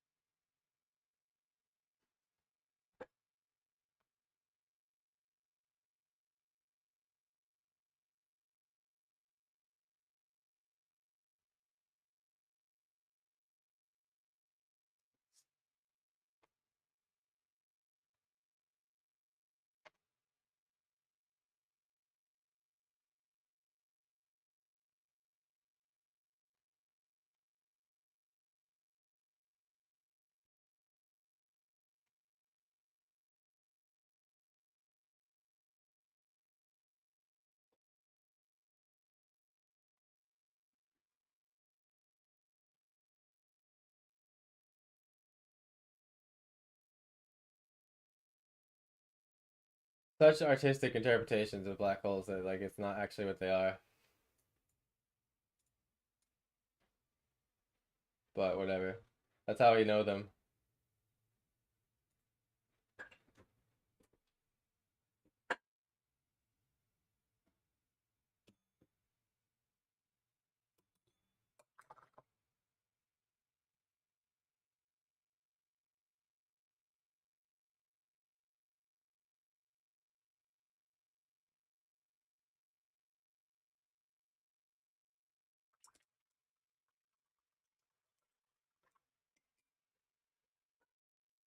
The blue isn't doesn't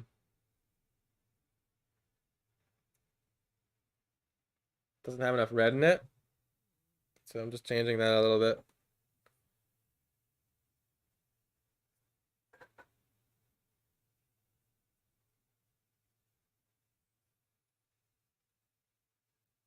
There we go. That's more of the blue.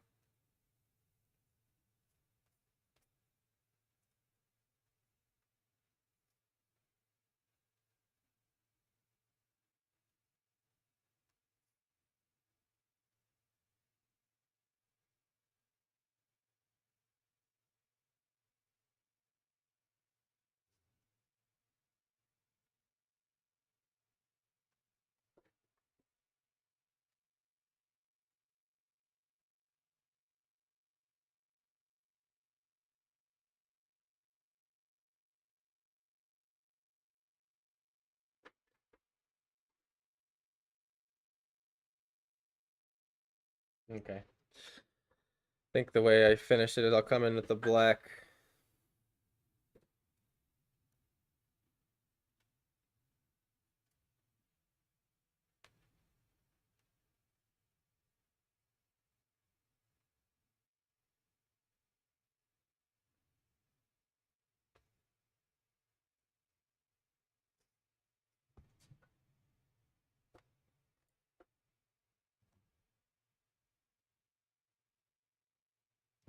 Use water.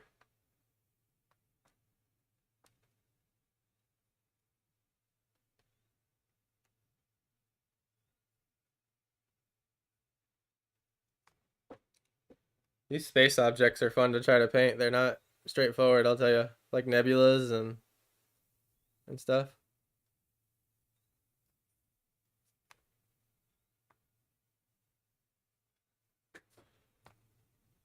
I just get water and like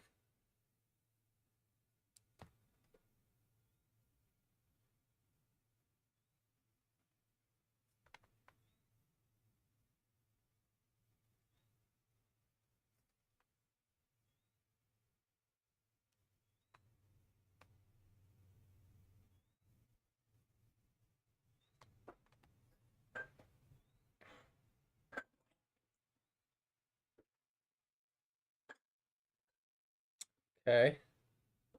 Get some black with a lot of water on it.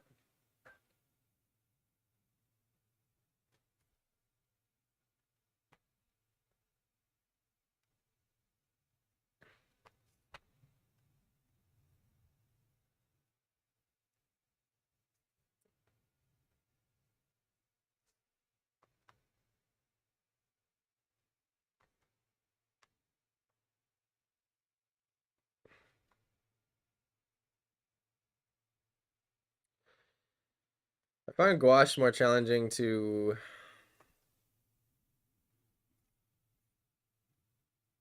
feather for some reason, but I've experimented with it so much. I feel like I'm starting to get the hang of it. Thing is, this red.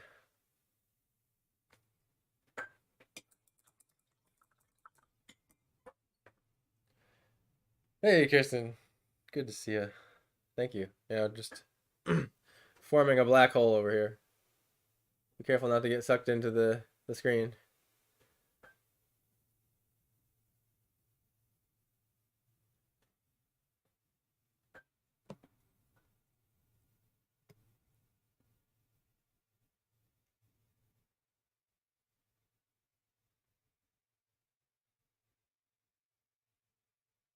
Okay, I realize what I gotta do. I gotta do the same sort of thing.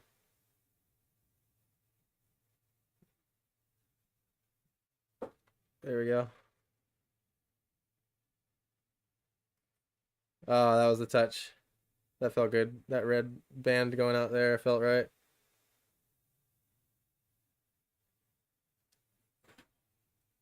It's close. So it's pretty much there. I think what's throwing it off is it just we once we get the stars behind it, it's gonna I think really tie it in.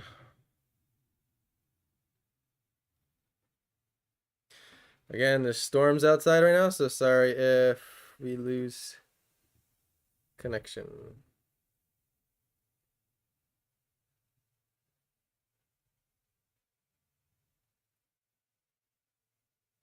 Just hopping in for a second, just taking a break from the pool. Nice.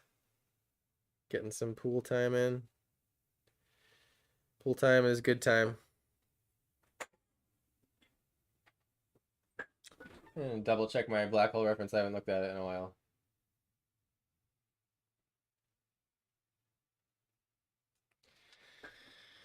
That's pretty much it. Besides, basically,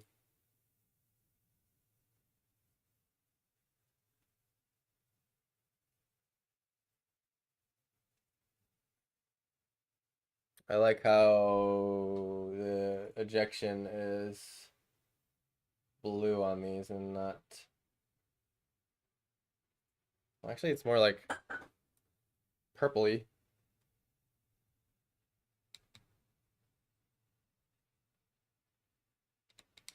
So I'm gonna get some red. I'm just gonna toss it right in the blue.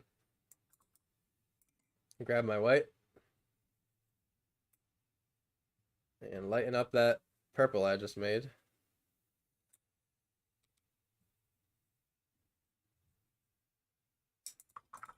Palette's getting messy.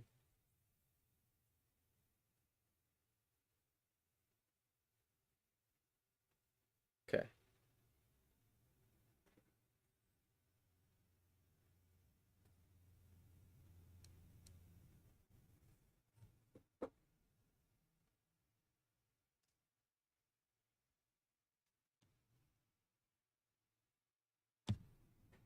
And there's always this sort of like crazy like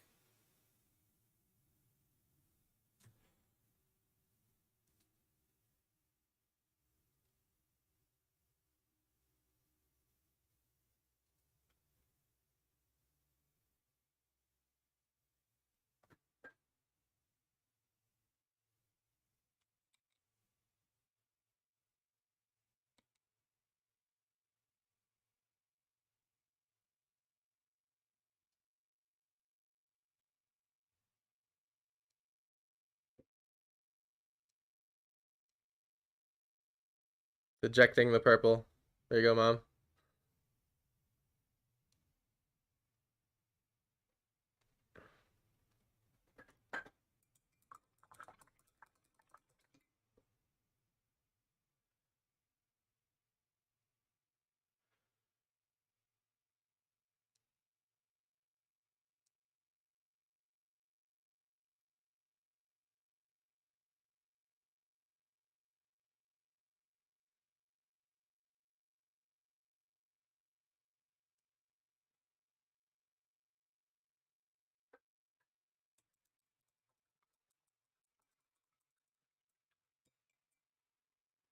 And I actually just gotta get some like fresh white out of the tube. It's gotten too contaminated on my palette over here.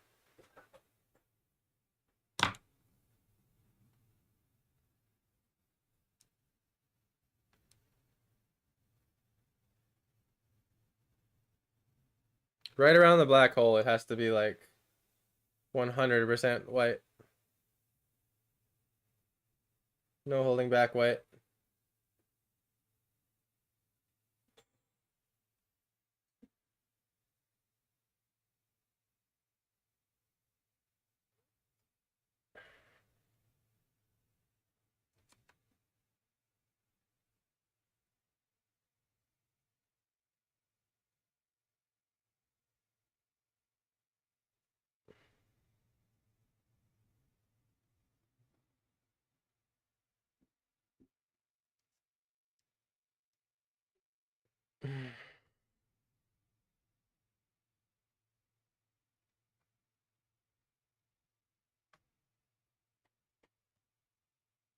There we go. The shape was a bit wrong.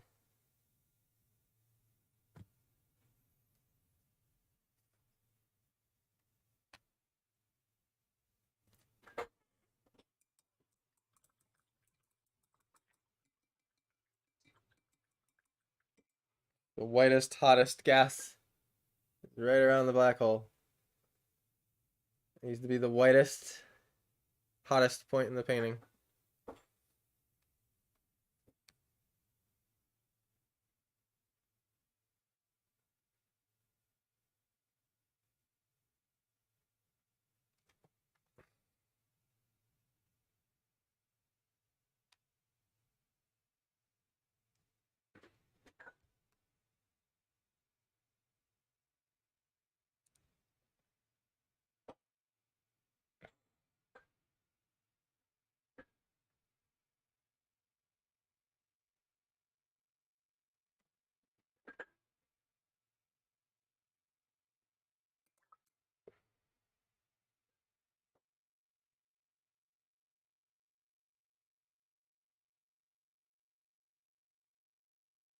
And get some of this blue in here.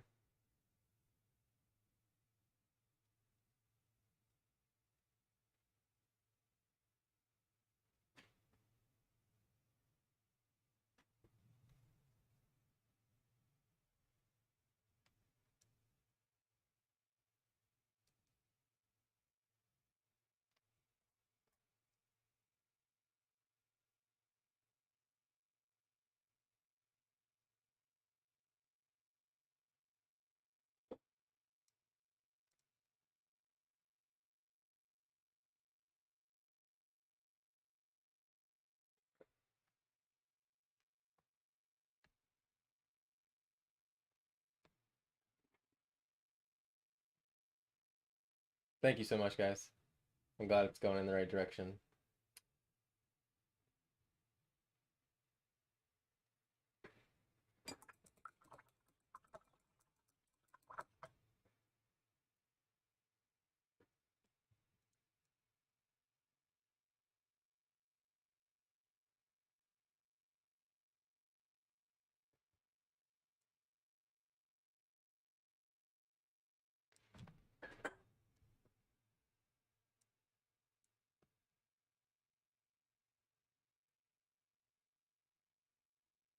Just feathering some of these things so they're not so like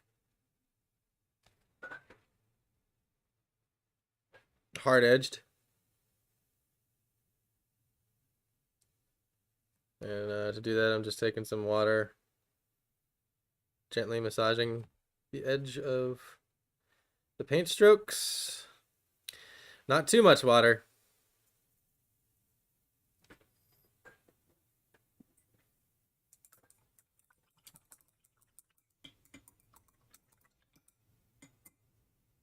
Purple light emanating from the hand where it touches the glass. I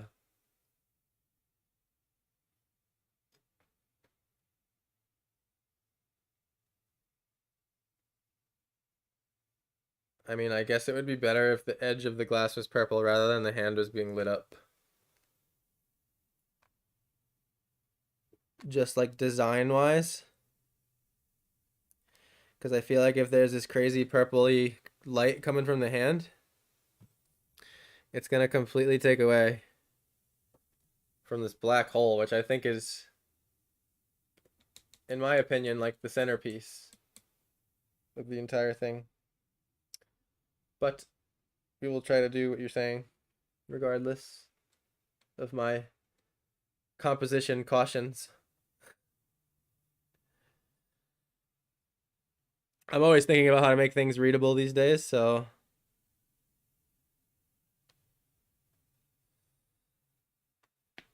And there's gonna be this extra powerful jet, like right after the black hole here.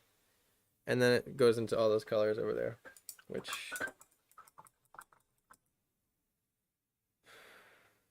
I will take some water and just blend that one stroke right there.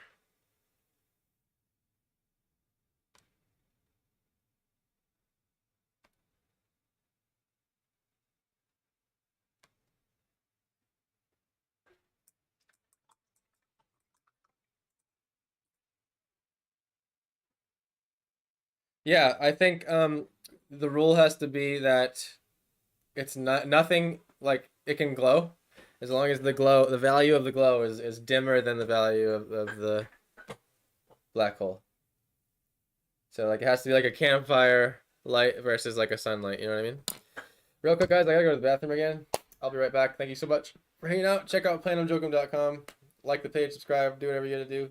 Check out some artwork, buy some artwork, and I'll see you in 2 minutes. Thank you.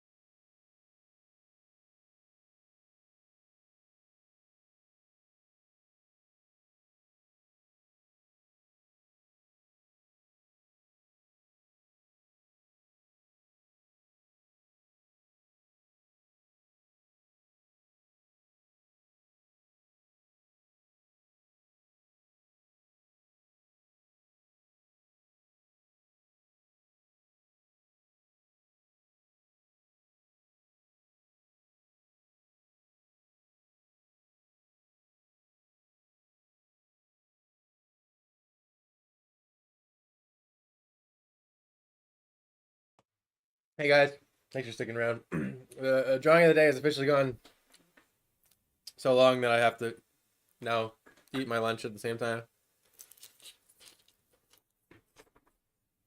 and catch up on comments.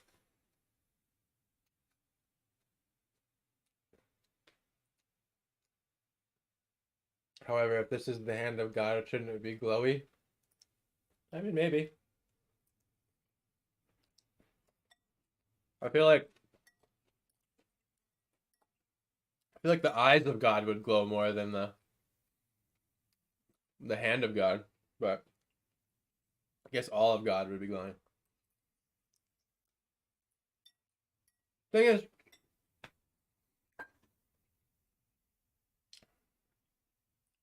yeah, I was actually thinking that too, like having the glass be purple instead of the hand emitting light.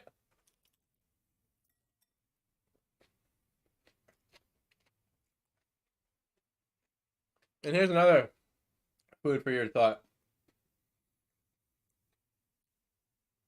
I wonder if this should just be a human, because if this drawing is about like the theory of everything, aren't we stopping the chain of consciousness on accident by making this an almighty God?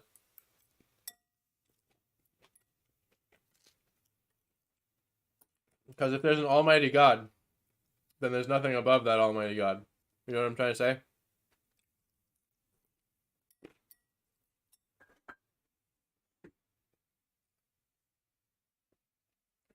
But, you know, it's all theorizing.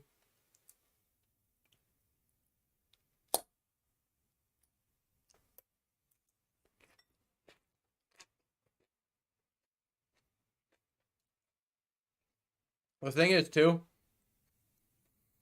this wasn't on purpose, but looking at the hand, it's not necessarily like my hand or the viewer's hand, right? Because look at the direction of the hand. You try to hold your hand up in front of your face like that.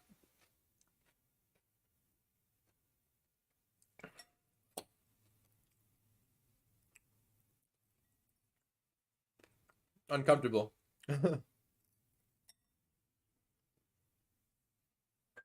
Glory sounds great. Did you just get saved, Stephanie? By the purple hand of God?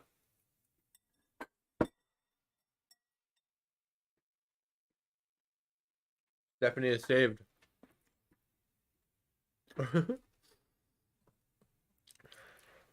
See how it looks. I'll do it right now. I'm just gonna take a few bites here and there.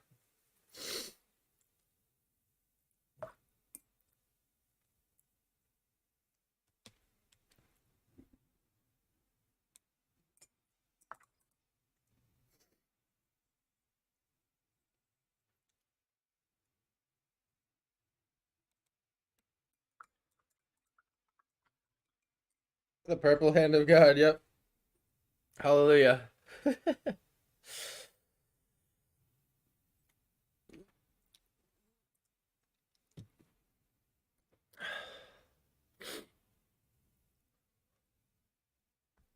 I'm glad you're saved, Stephanie.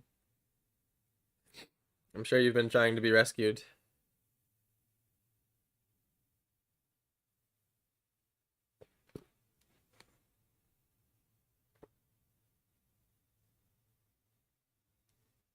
It's gonna appear more white because it's slightly purple.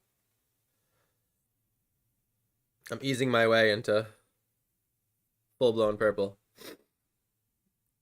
I'm going to increase the purple, I guess, until it looks right.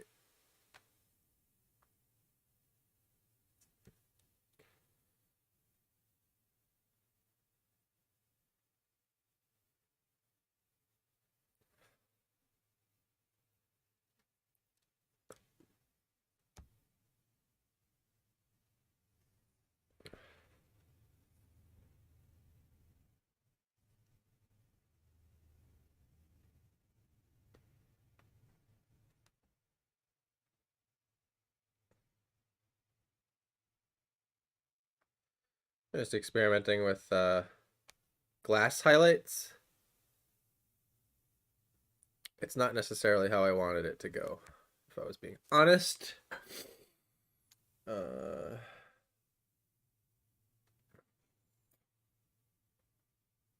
like the shape of it, but it's fine. I'm just gonna tweak it till it feels good.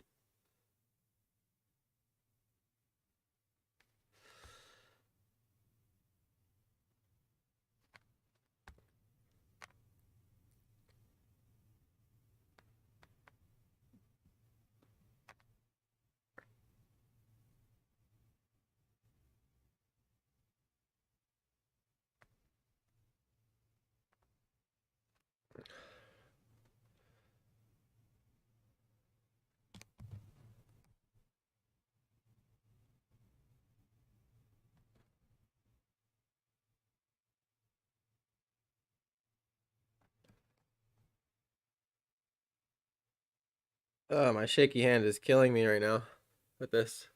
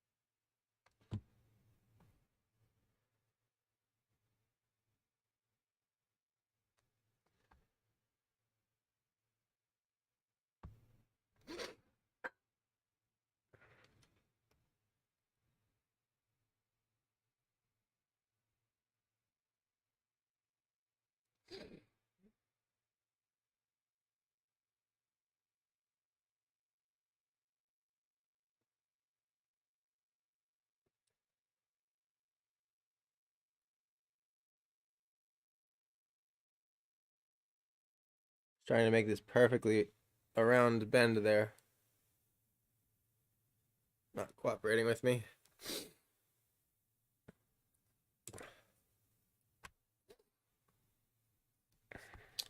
It works. I mean, it's a somewhat of a highlight. Like I said, I'm probably gotta tweak the shape of it.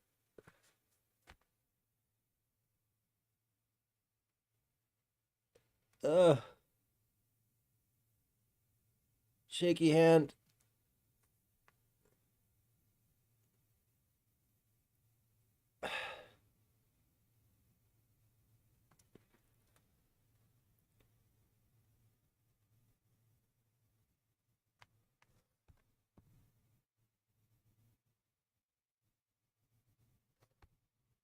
I know I haven't looked up a chat in a second. Sorry. Once I get this drawn.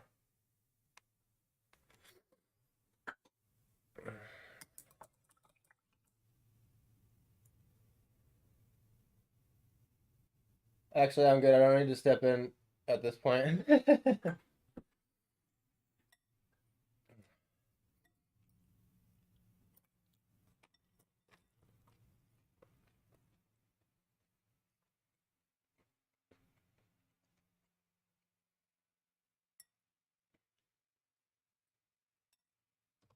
Eating my salad again. Because I need it. I was running on fumes. This will probably stop me from shaking. Get my hand a little more steady. Get this food in my system, you know?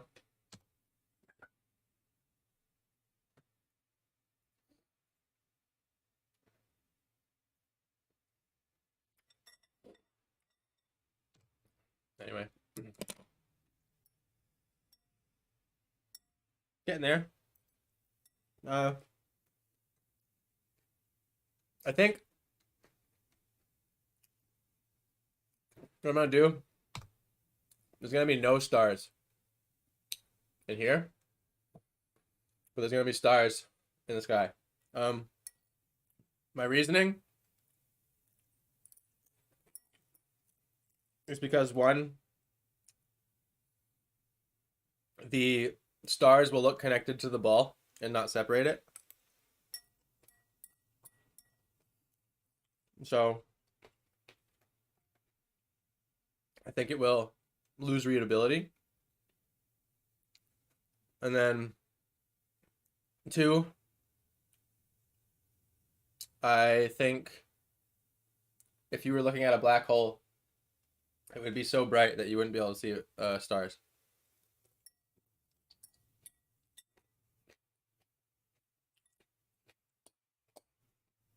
There would be too much light pollution.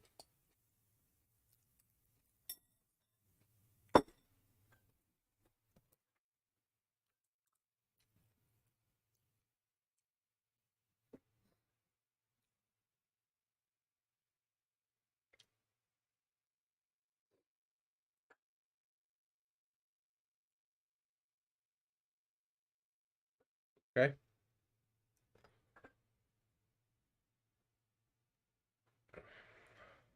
Tell you, I have been shattering records today for Instagram reel length.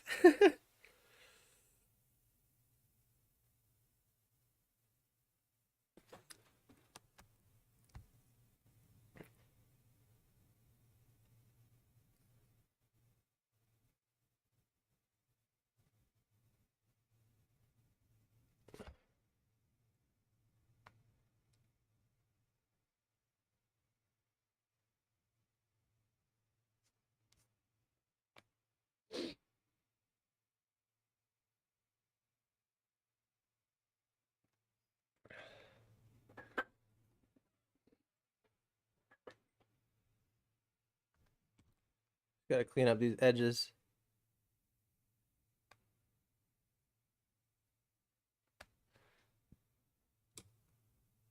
This is where I'll probably find myself getting the black out again and like tweaking the edge of this ball until it looks right. Enough. Right enough.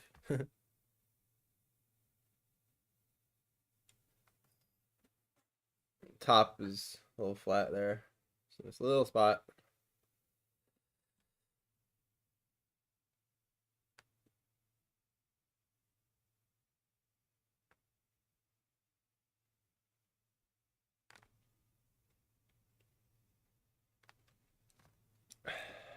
Ooh, it's close. It's right here.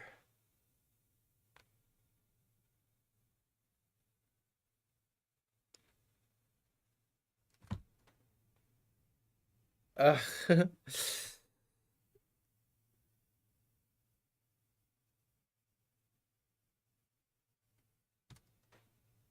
there we go. That was the mark. It's close enough. They're right there.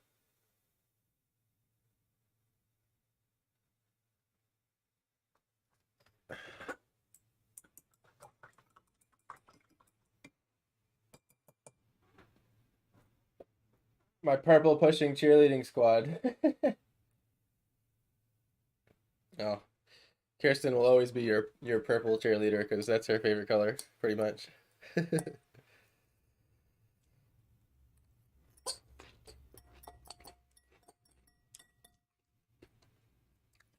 Like, if you're like, should we make it purple? She'll probably always be like, yeah.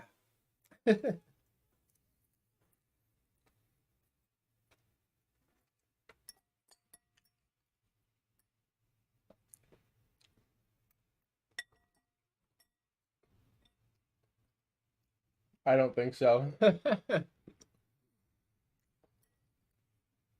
You're the one holding the crystal ball, Steph.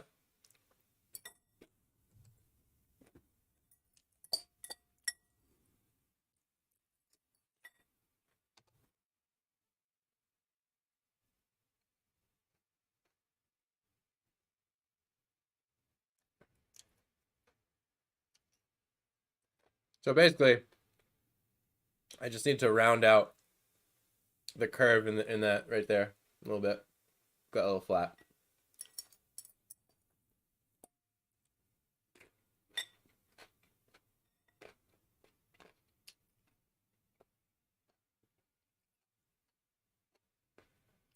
Of course, there you are. You create, and therefore you're a god.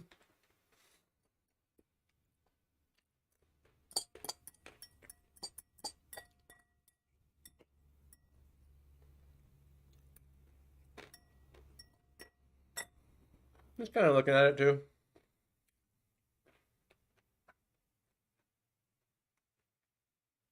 I'm gonna tackle the book soon in the hand.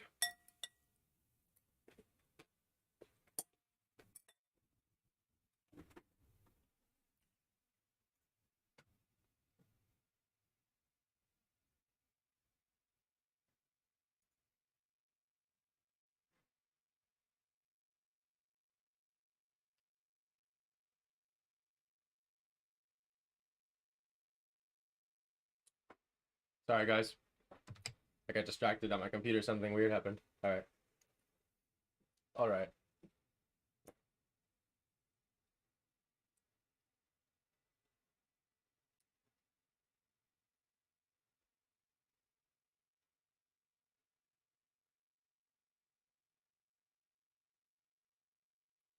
My stream software is messing up. 1 second, guys. Sorry.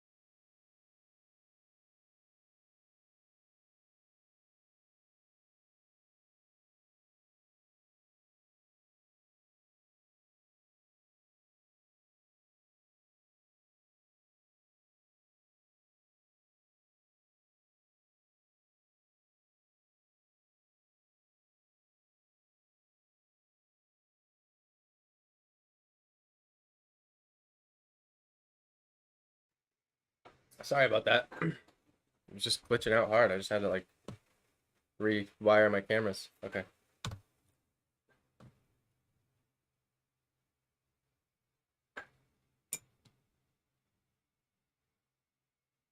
All right.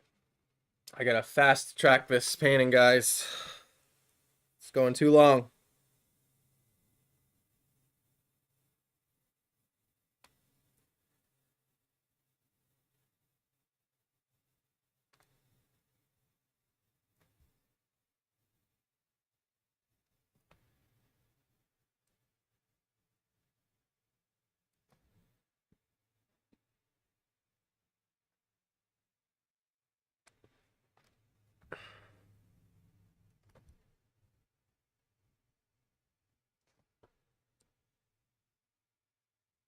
So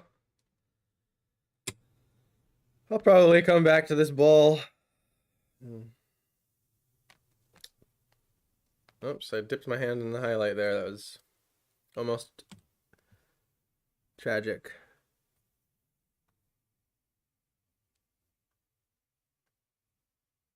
Gave a little scuff on it, but whatever.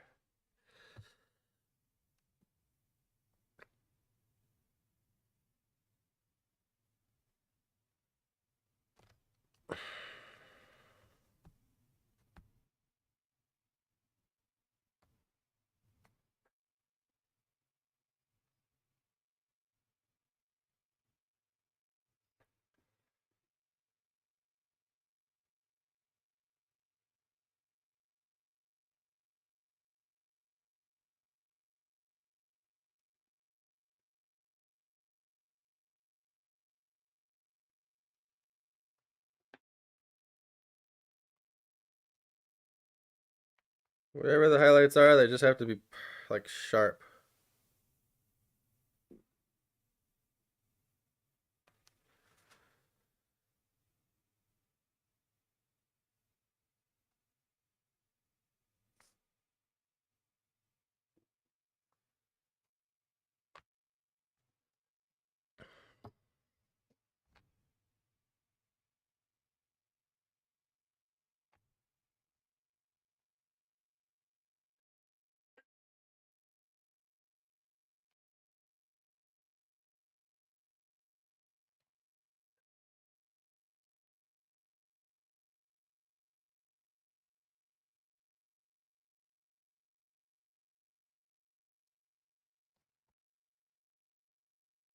Generally, highlights are dictated by like what's in the room around the thing, but I'm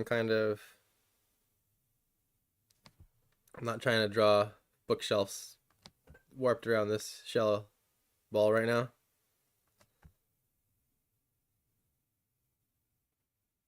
Like technically, because of how reflective this ball is, we should see a little bit of those bookshelves in it, but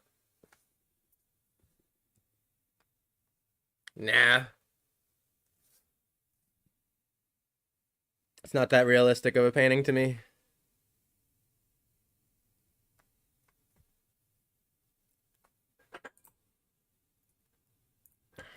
Okay. Reactivate some black. I'm going to bring it into my blue over here. And I'm going to bring some of this into my brown. Just to give it a little bit of coolness.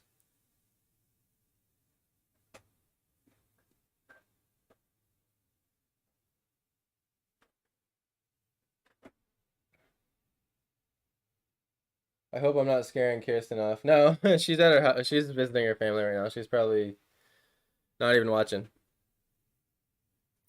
She's in the pool right now.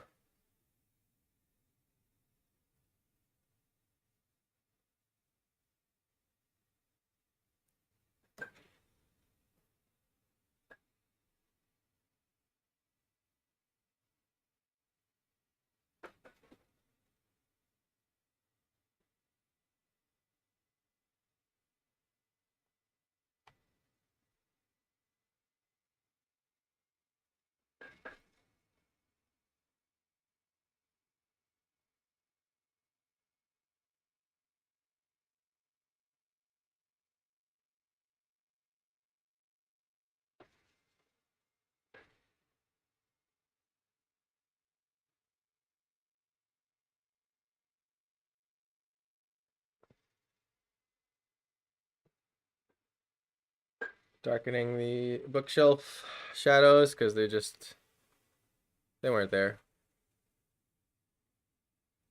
Darker for sure, but not dark enough.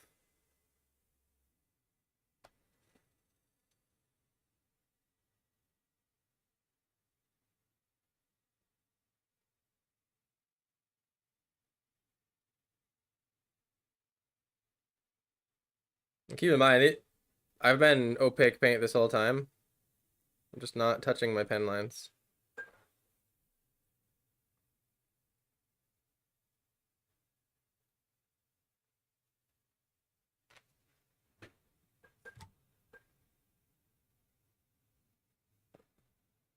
Yeah, lighting's unique, everything's unique. Yeah, I agree.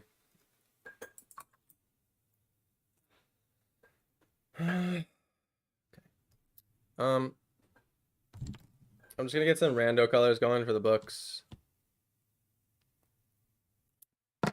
So many of them that I'm not gonna think about it too much.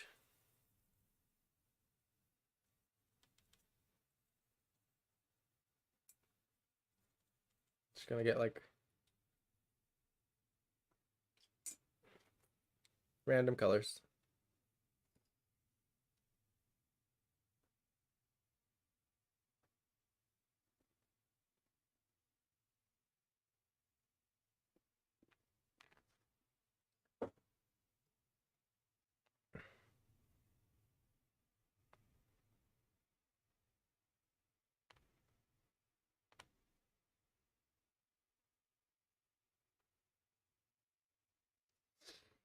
And I'll just sort of jump around and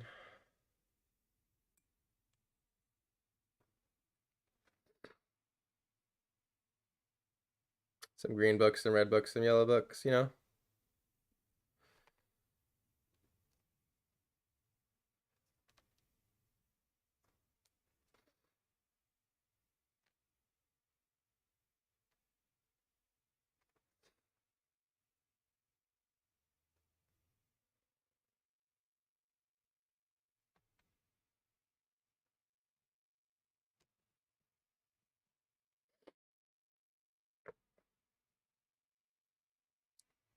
I forgot to stop my Instagram reel once again.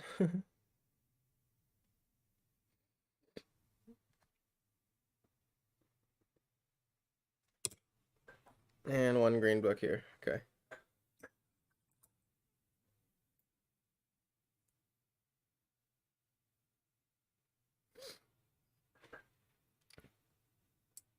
And let's get like a weird off yellow book or something.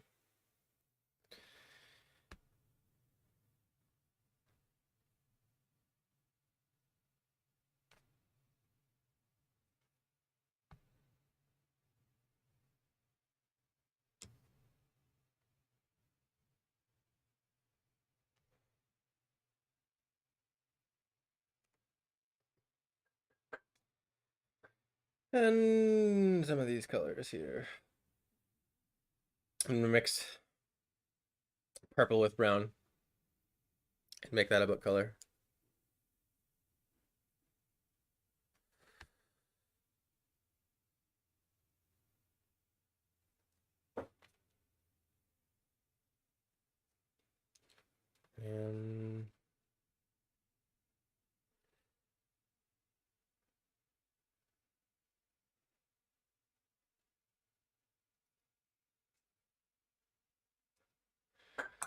And maybe a few of these.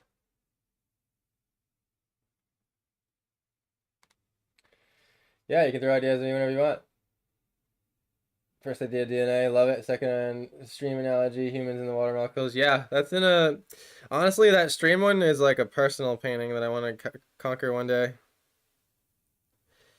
That's like a big painting. If I had like what I'm trying to say is that painting I don't think would do good on a small piece of paper like this. So like I don't think that idea is like a drawing of the day idea. Like could do it smaller.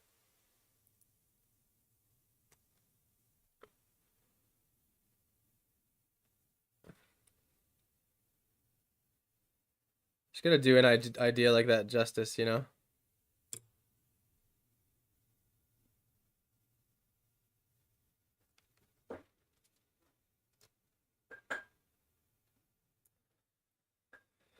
Okay.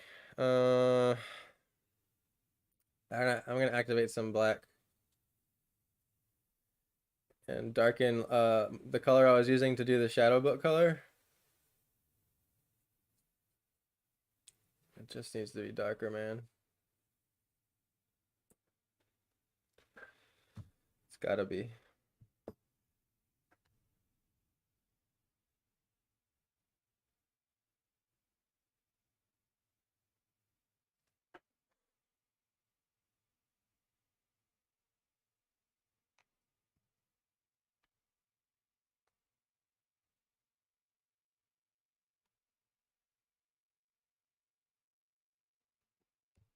Gotta get a little bit of ambient occlusion in there, you know?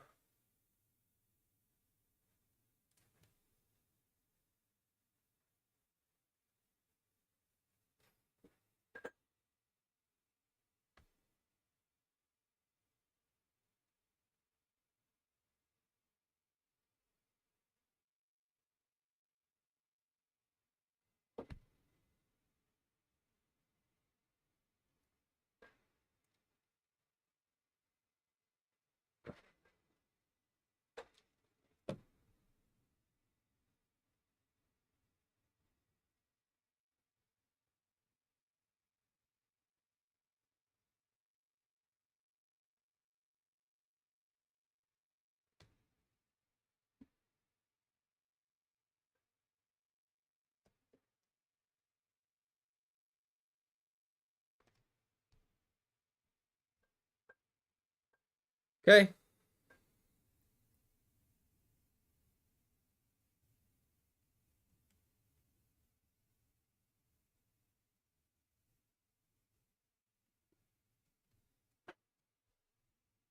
And carefully do this to all the other bookshelves.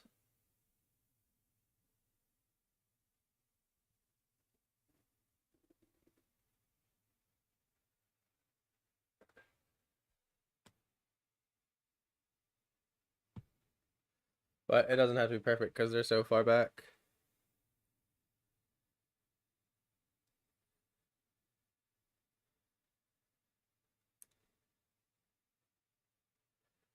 Something like that. I'm not done coloring the books, but I don't know. I figured I'd just do this first for some reason. There's something bothering me about all that white. I just wanted to see it without it.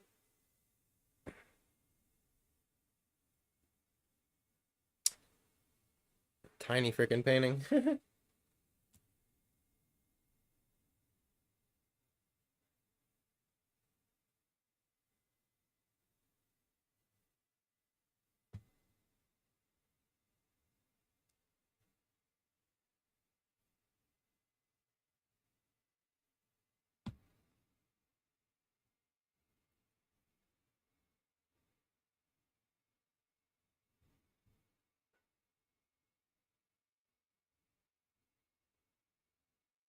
Fourth, meditation and connecting with the greater field of consciousness. Okay. You'll probably have to send me those again at some point, but all noted. I messed up. Damn it.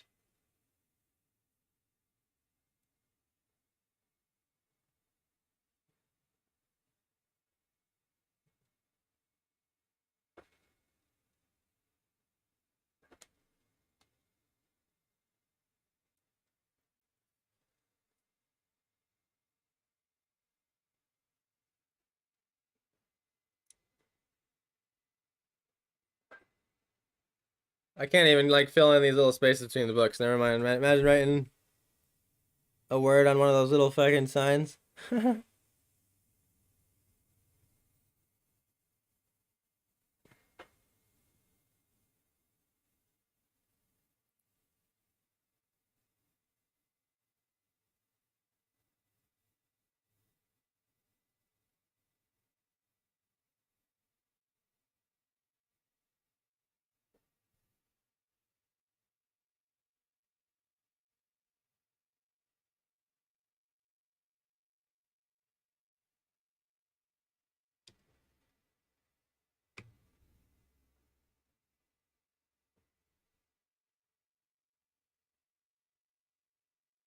Probably gonna get out the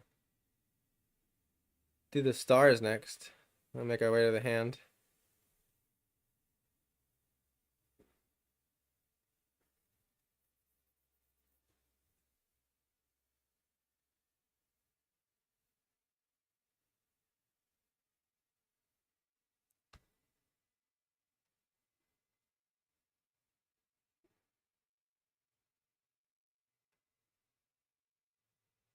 Okay.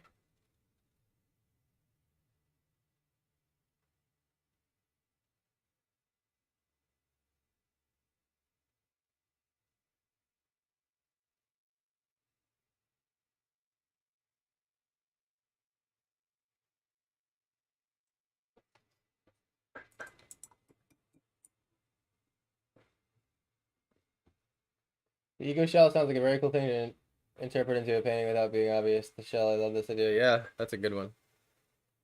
It's a very good one.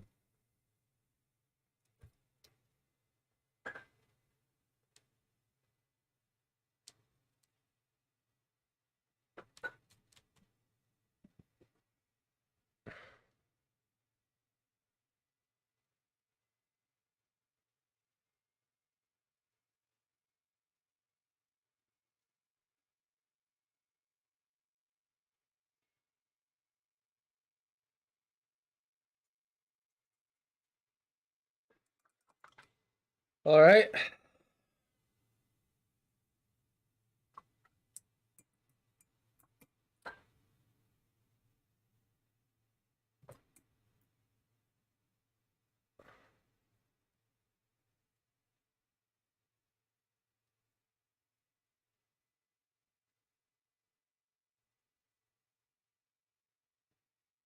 Have a little accidental skin color already on my palette.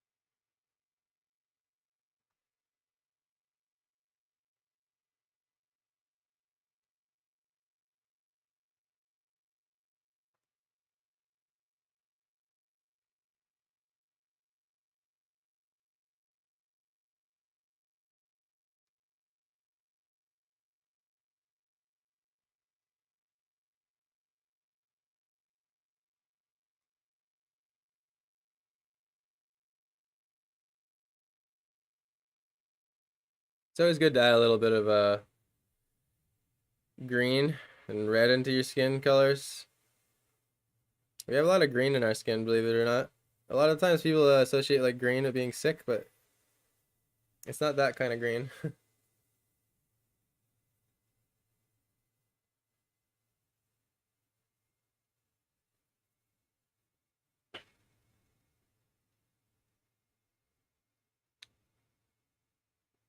DNA would just be a picture of a Bigfoot, right? Yeah. Only have 5% power left, so I might drop out. All good. It's been good hanging out with you for so long anyway. Pretty much what it's gonna look like. Not much from here. Not much farther from here. Magnetic blue cow, yeah.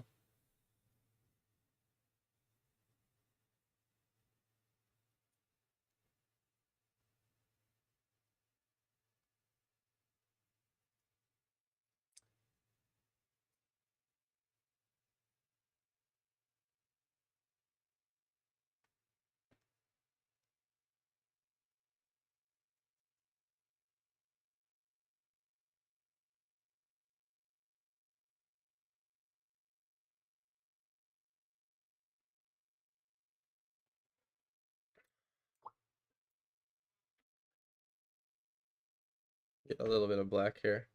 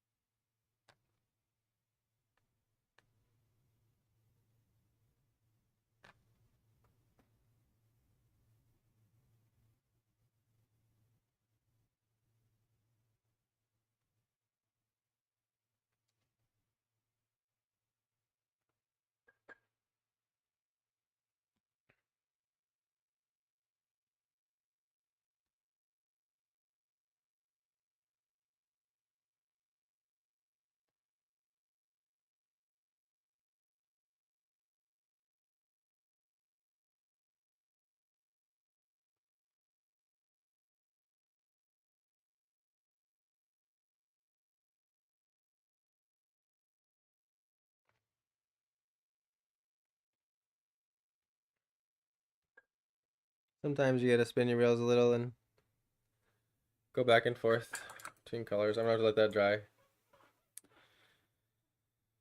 Okay.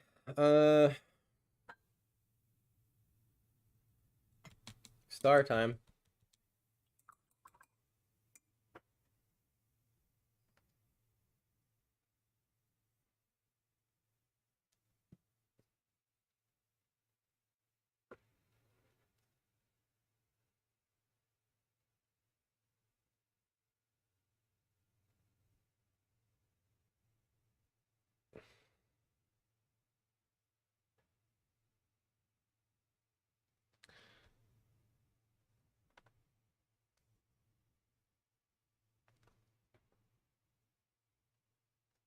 And I was gonna do the toothbrush flick thing, but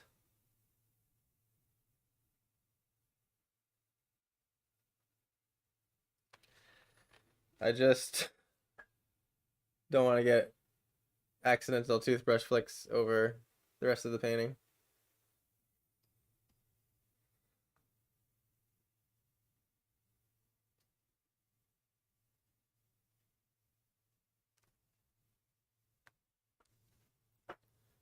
So we'll just sort of speckle this up. And hopefully I can make decisions that will look like organic stars. That's what I like about the toothbrush technique, is it sort of does it for you. You don't have to think about size and spacing, and I guess I do have a little more control this way. Thing I realized about star dabbing, like customize. Hey, thank you. Wow, again with 400 bits today. Crazy. Thank you so much. I'm glad it turned out the way y'all wanted it to.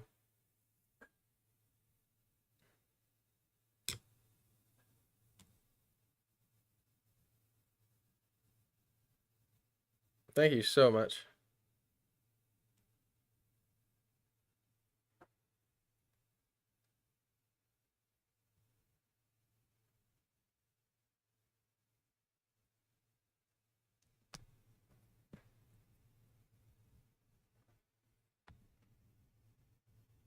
I knew that wasn't gonna work.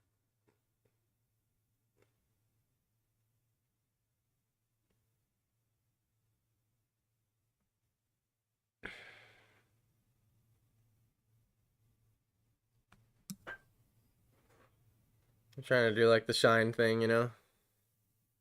But it's just too tiny.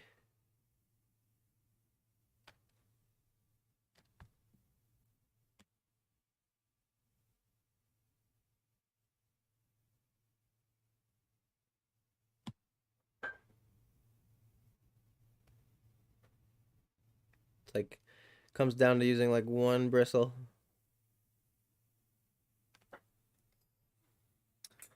I don't like it. Covering it back up.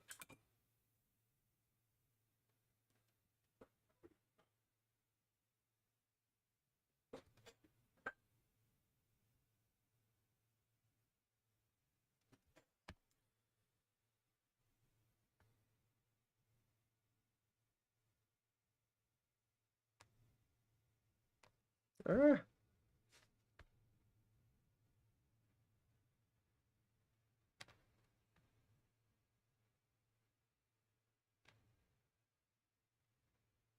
Bookshelf had to be fixed a little bit anyway.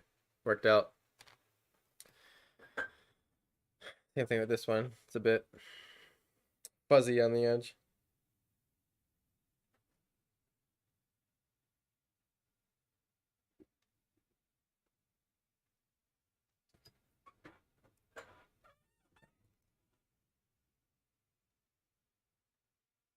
Oh, honey, it isn't near enough. Oh, you're so sweet.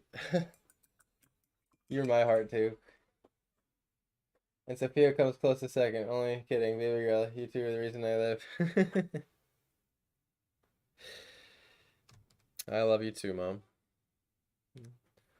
I love you too.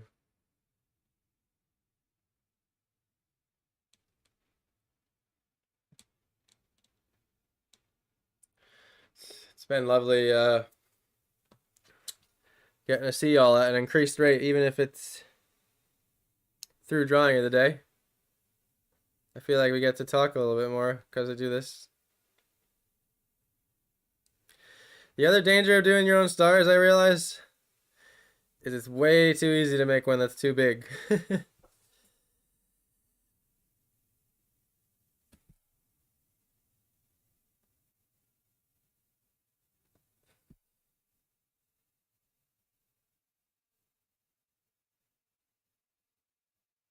So the challenge is barely touching the paper.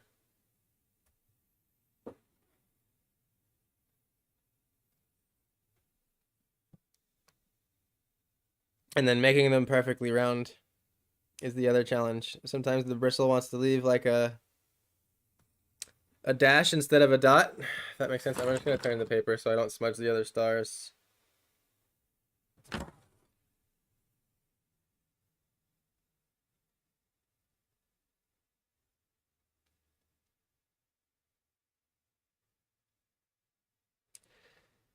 Gotta keep the brush like perfectly upright.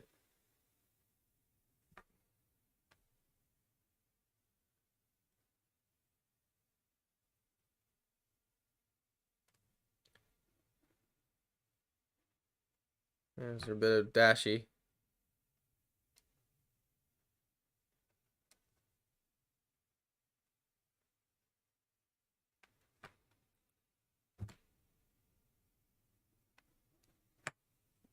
What's the name of the painting, guys? The requillery? The archives? The archives. That's a good name. I like the archives. That's like very fitting.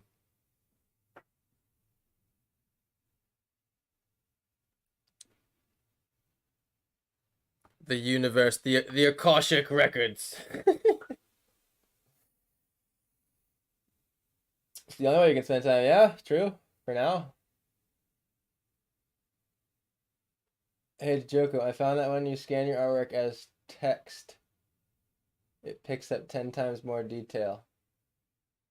What do you mean? When you pick up, what do you mean when you scan your artwork as text?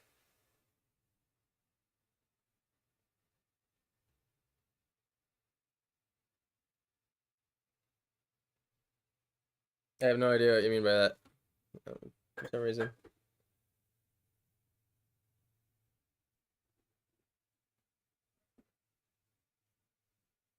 How do I scan my artwork as text?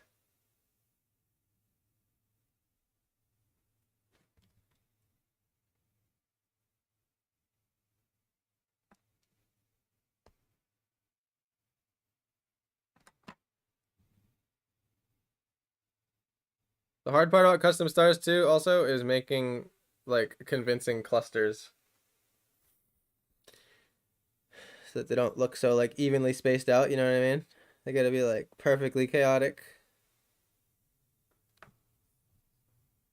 And there's gonna be super duper tiny ones that you can barely see. There's also gonna be like different colored ones too. A couple like a red hued.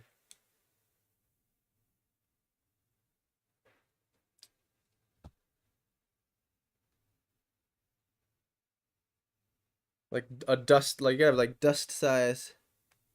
I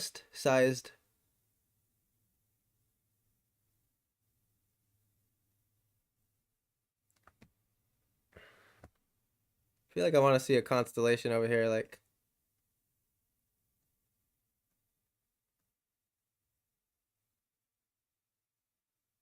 not anyone we know, just the hint of one. Like kind of looks like a constellation a little bit, right?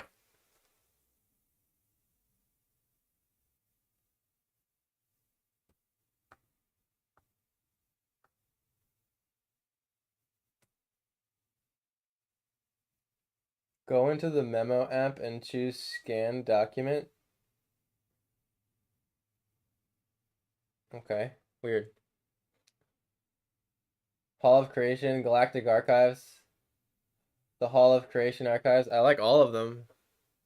It's hard to pick between any of those. I think Galactic Archives has won so far out of those.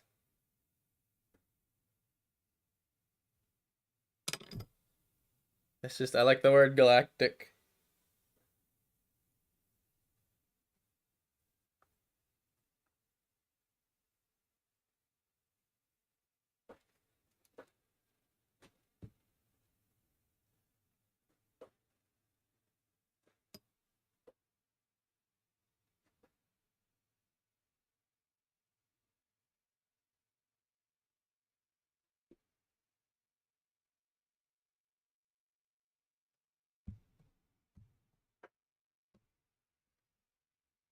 I don't like orange for the books. It takes away from the black hole.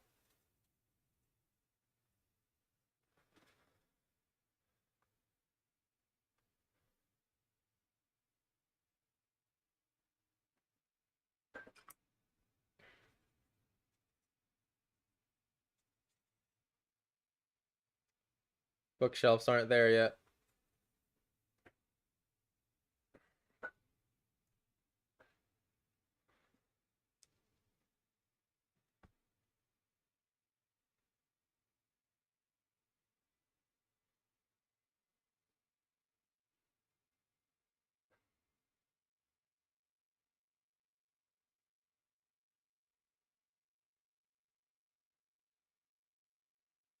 think I'm just gonna have to go more black.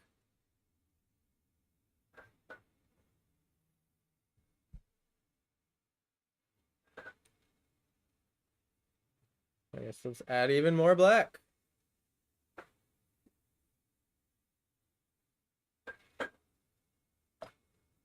Definitely one of the more interesting paintings I've done.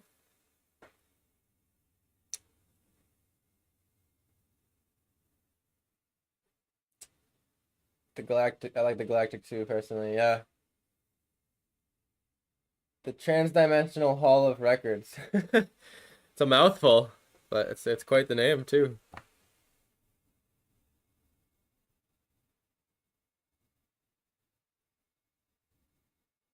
If you took out transdimensional, I think it would be equally as good as a name. Like the Hall of Records. Or the hmm.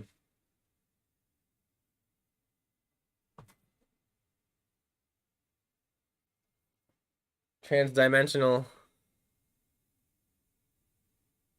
The Galactic Interstellar Transdimensional Archives.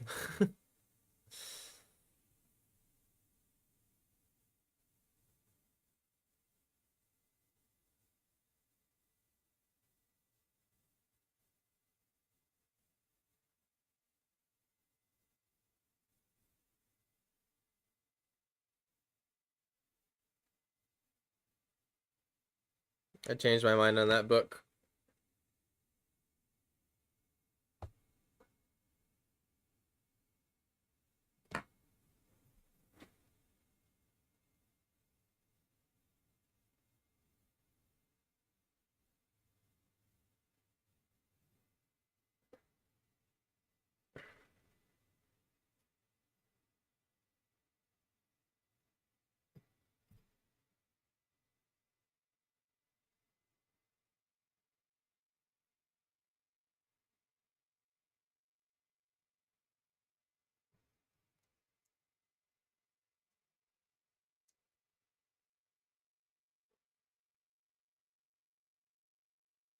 Intergalactic Transdimensional Hall of Records. Such a big name.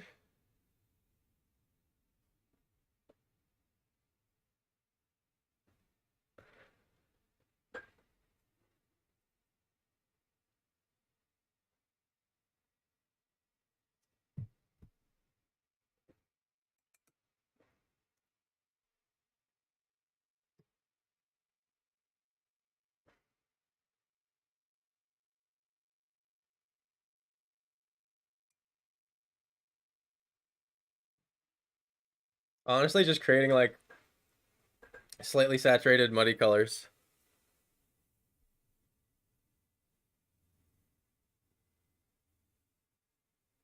for the books.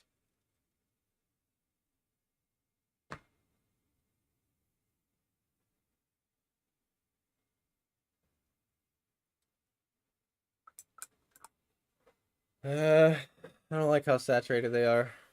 Like in some cases.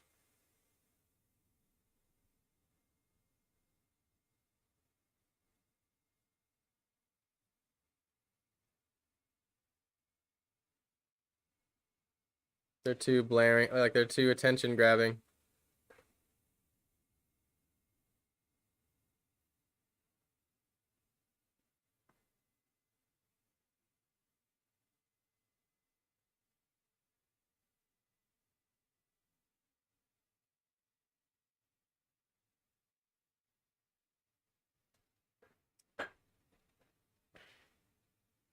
Hmm.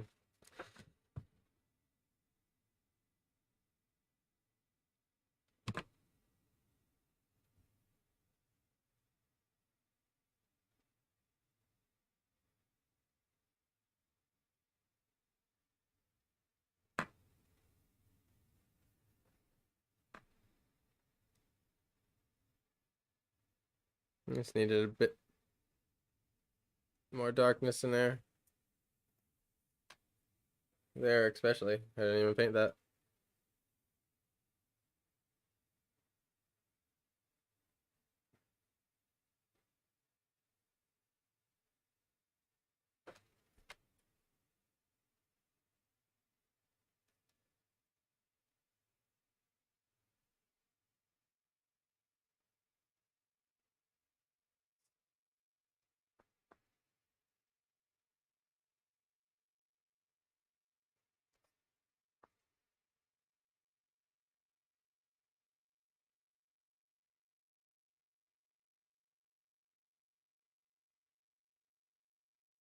Don't want any of these little like super white spots. Okay. Draw a little line.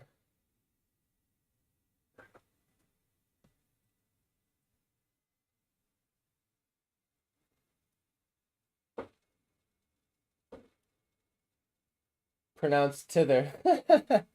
Nice acronym. Halls of Being. That's good too. I like it.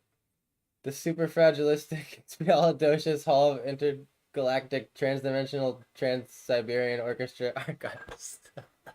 The Trans-Siberian Orchestra part. Oh my god. You can't wait to hear me read it out loud. Well, there you go. Yeah. No, I don't think it's long enough. I think you guys, it's not long enough. I was thinking like a paragraph for the title, but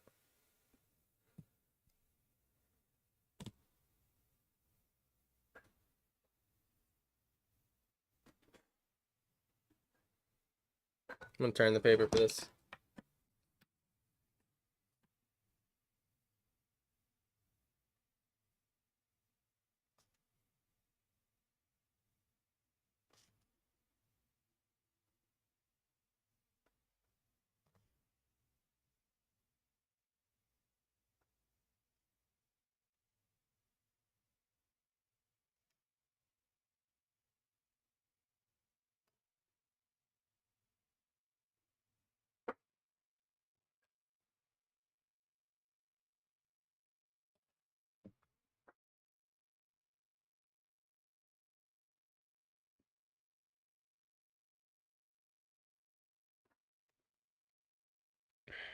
Maybe just these yellow edges just need a little tightening up.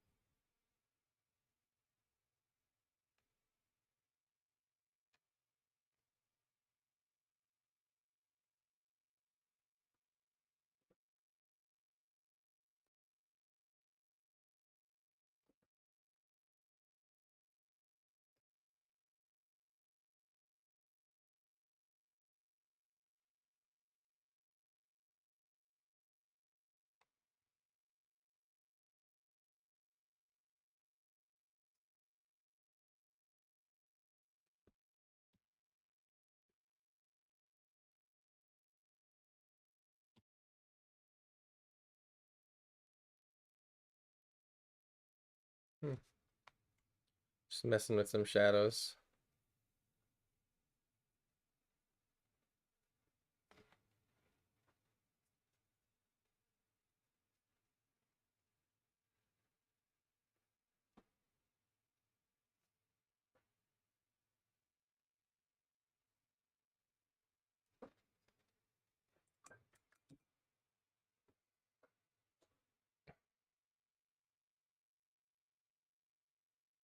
Your little hee hee cats. I know those are hee hee cats.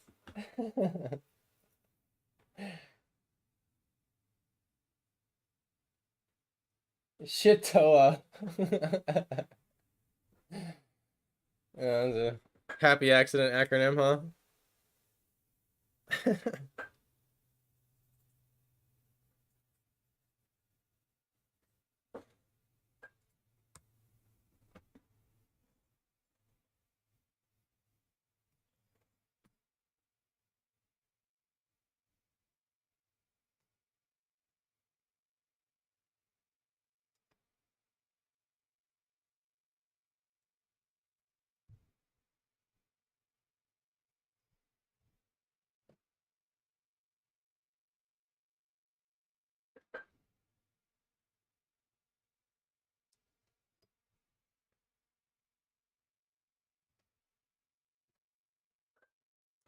Sweet.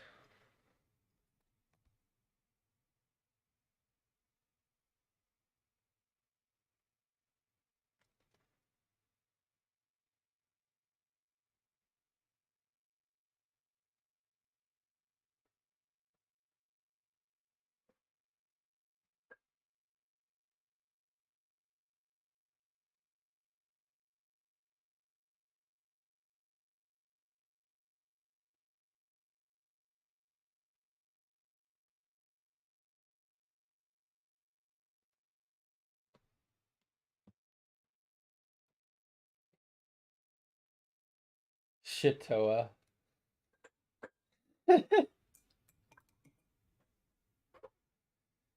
It's right, it's oh shit, the story of creation.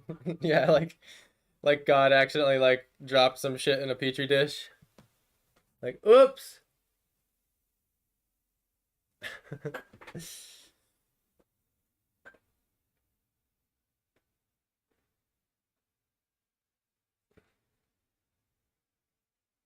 I'm trying to put a little outline on this hand.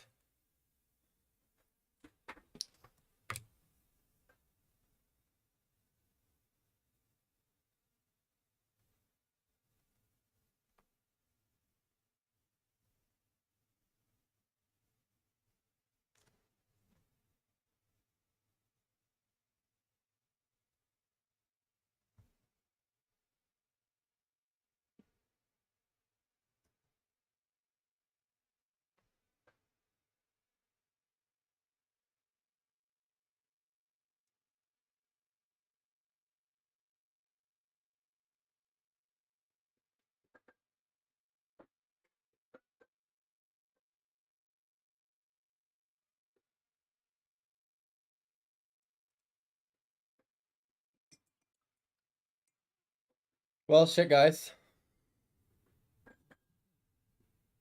I think I have to call it here.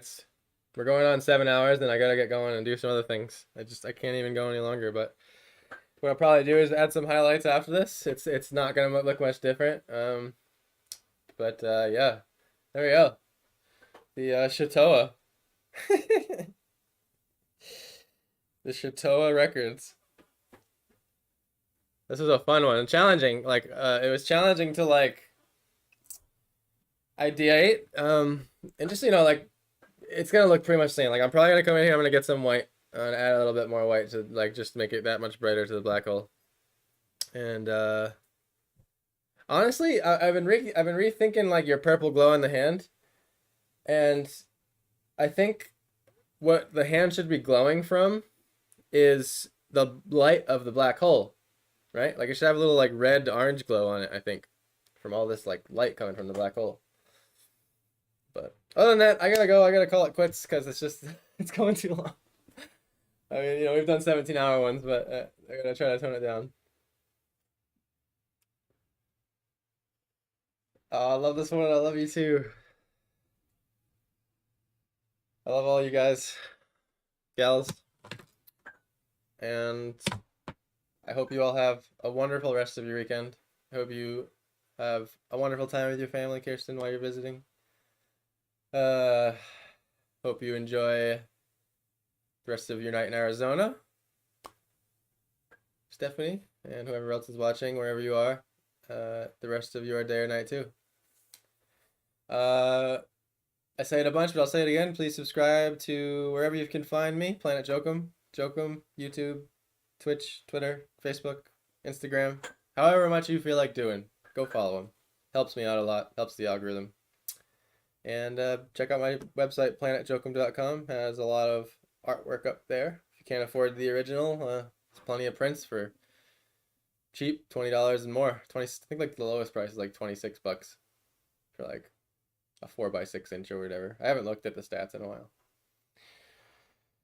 Anyway, it was a lovely episode, and I can't wait to see y'all next Saturday, 9 a.m. for episode 4, season 2. See ya. Love you. Didn't mean to go to intermission. Oops.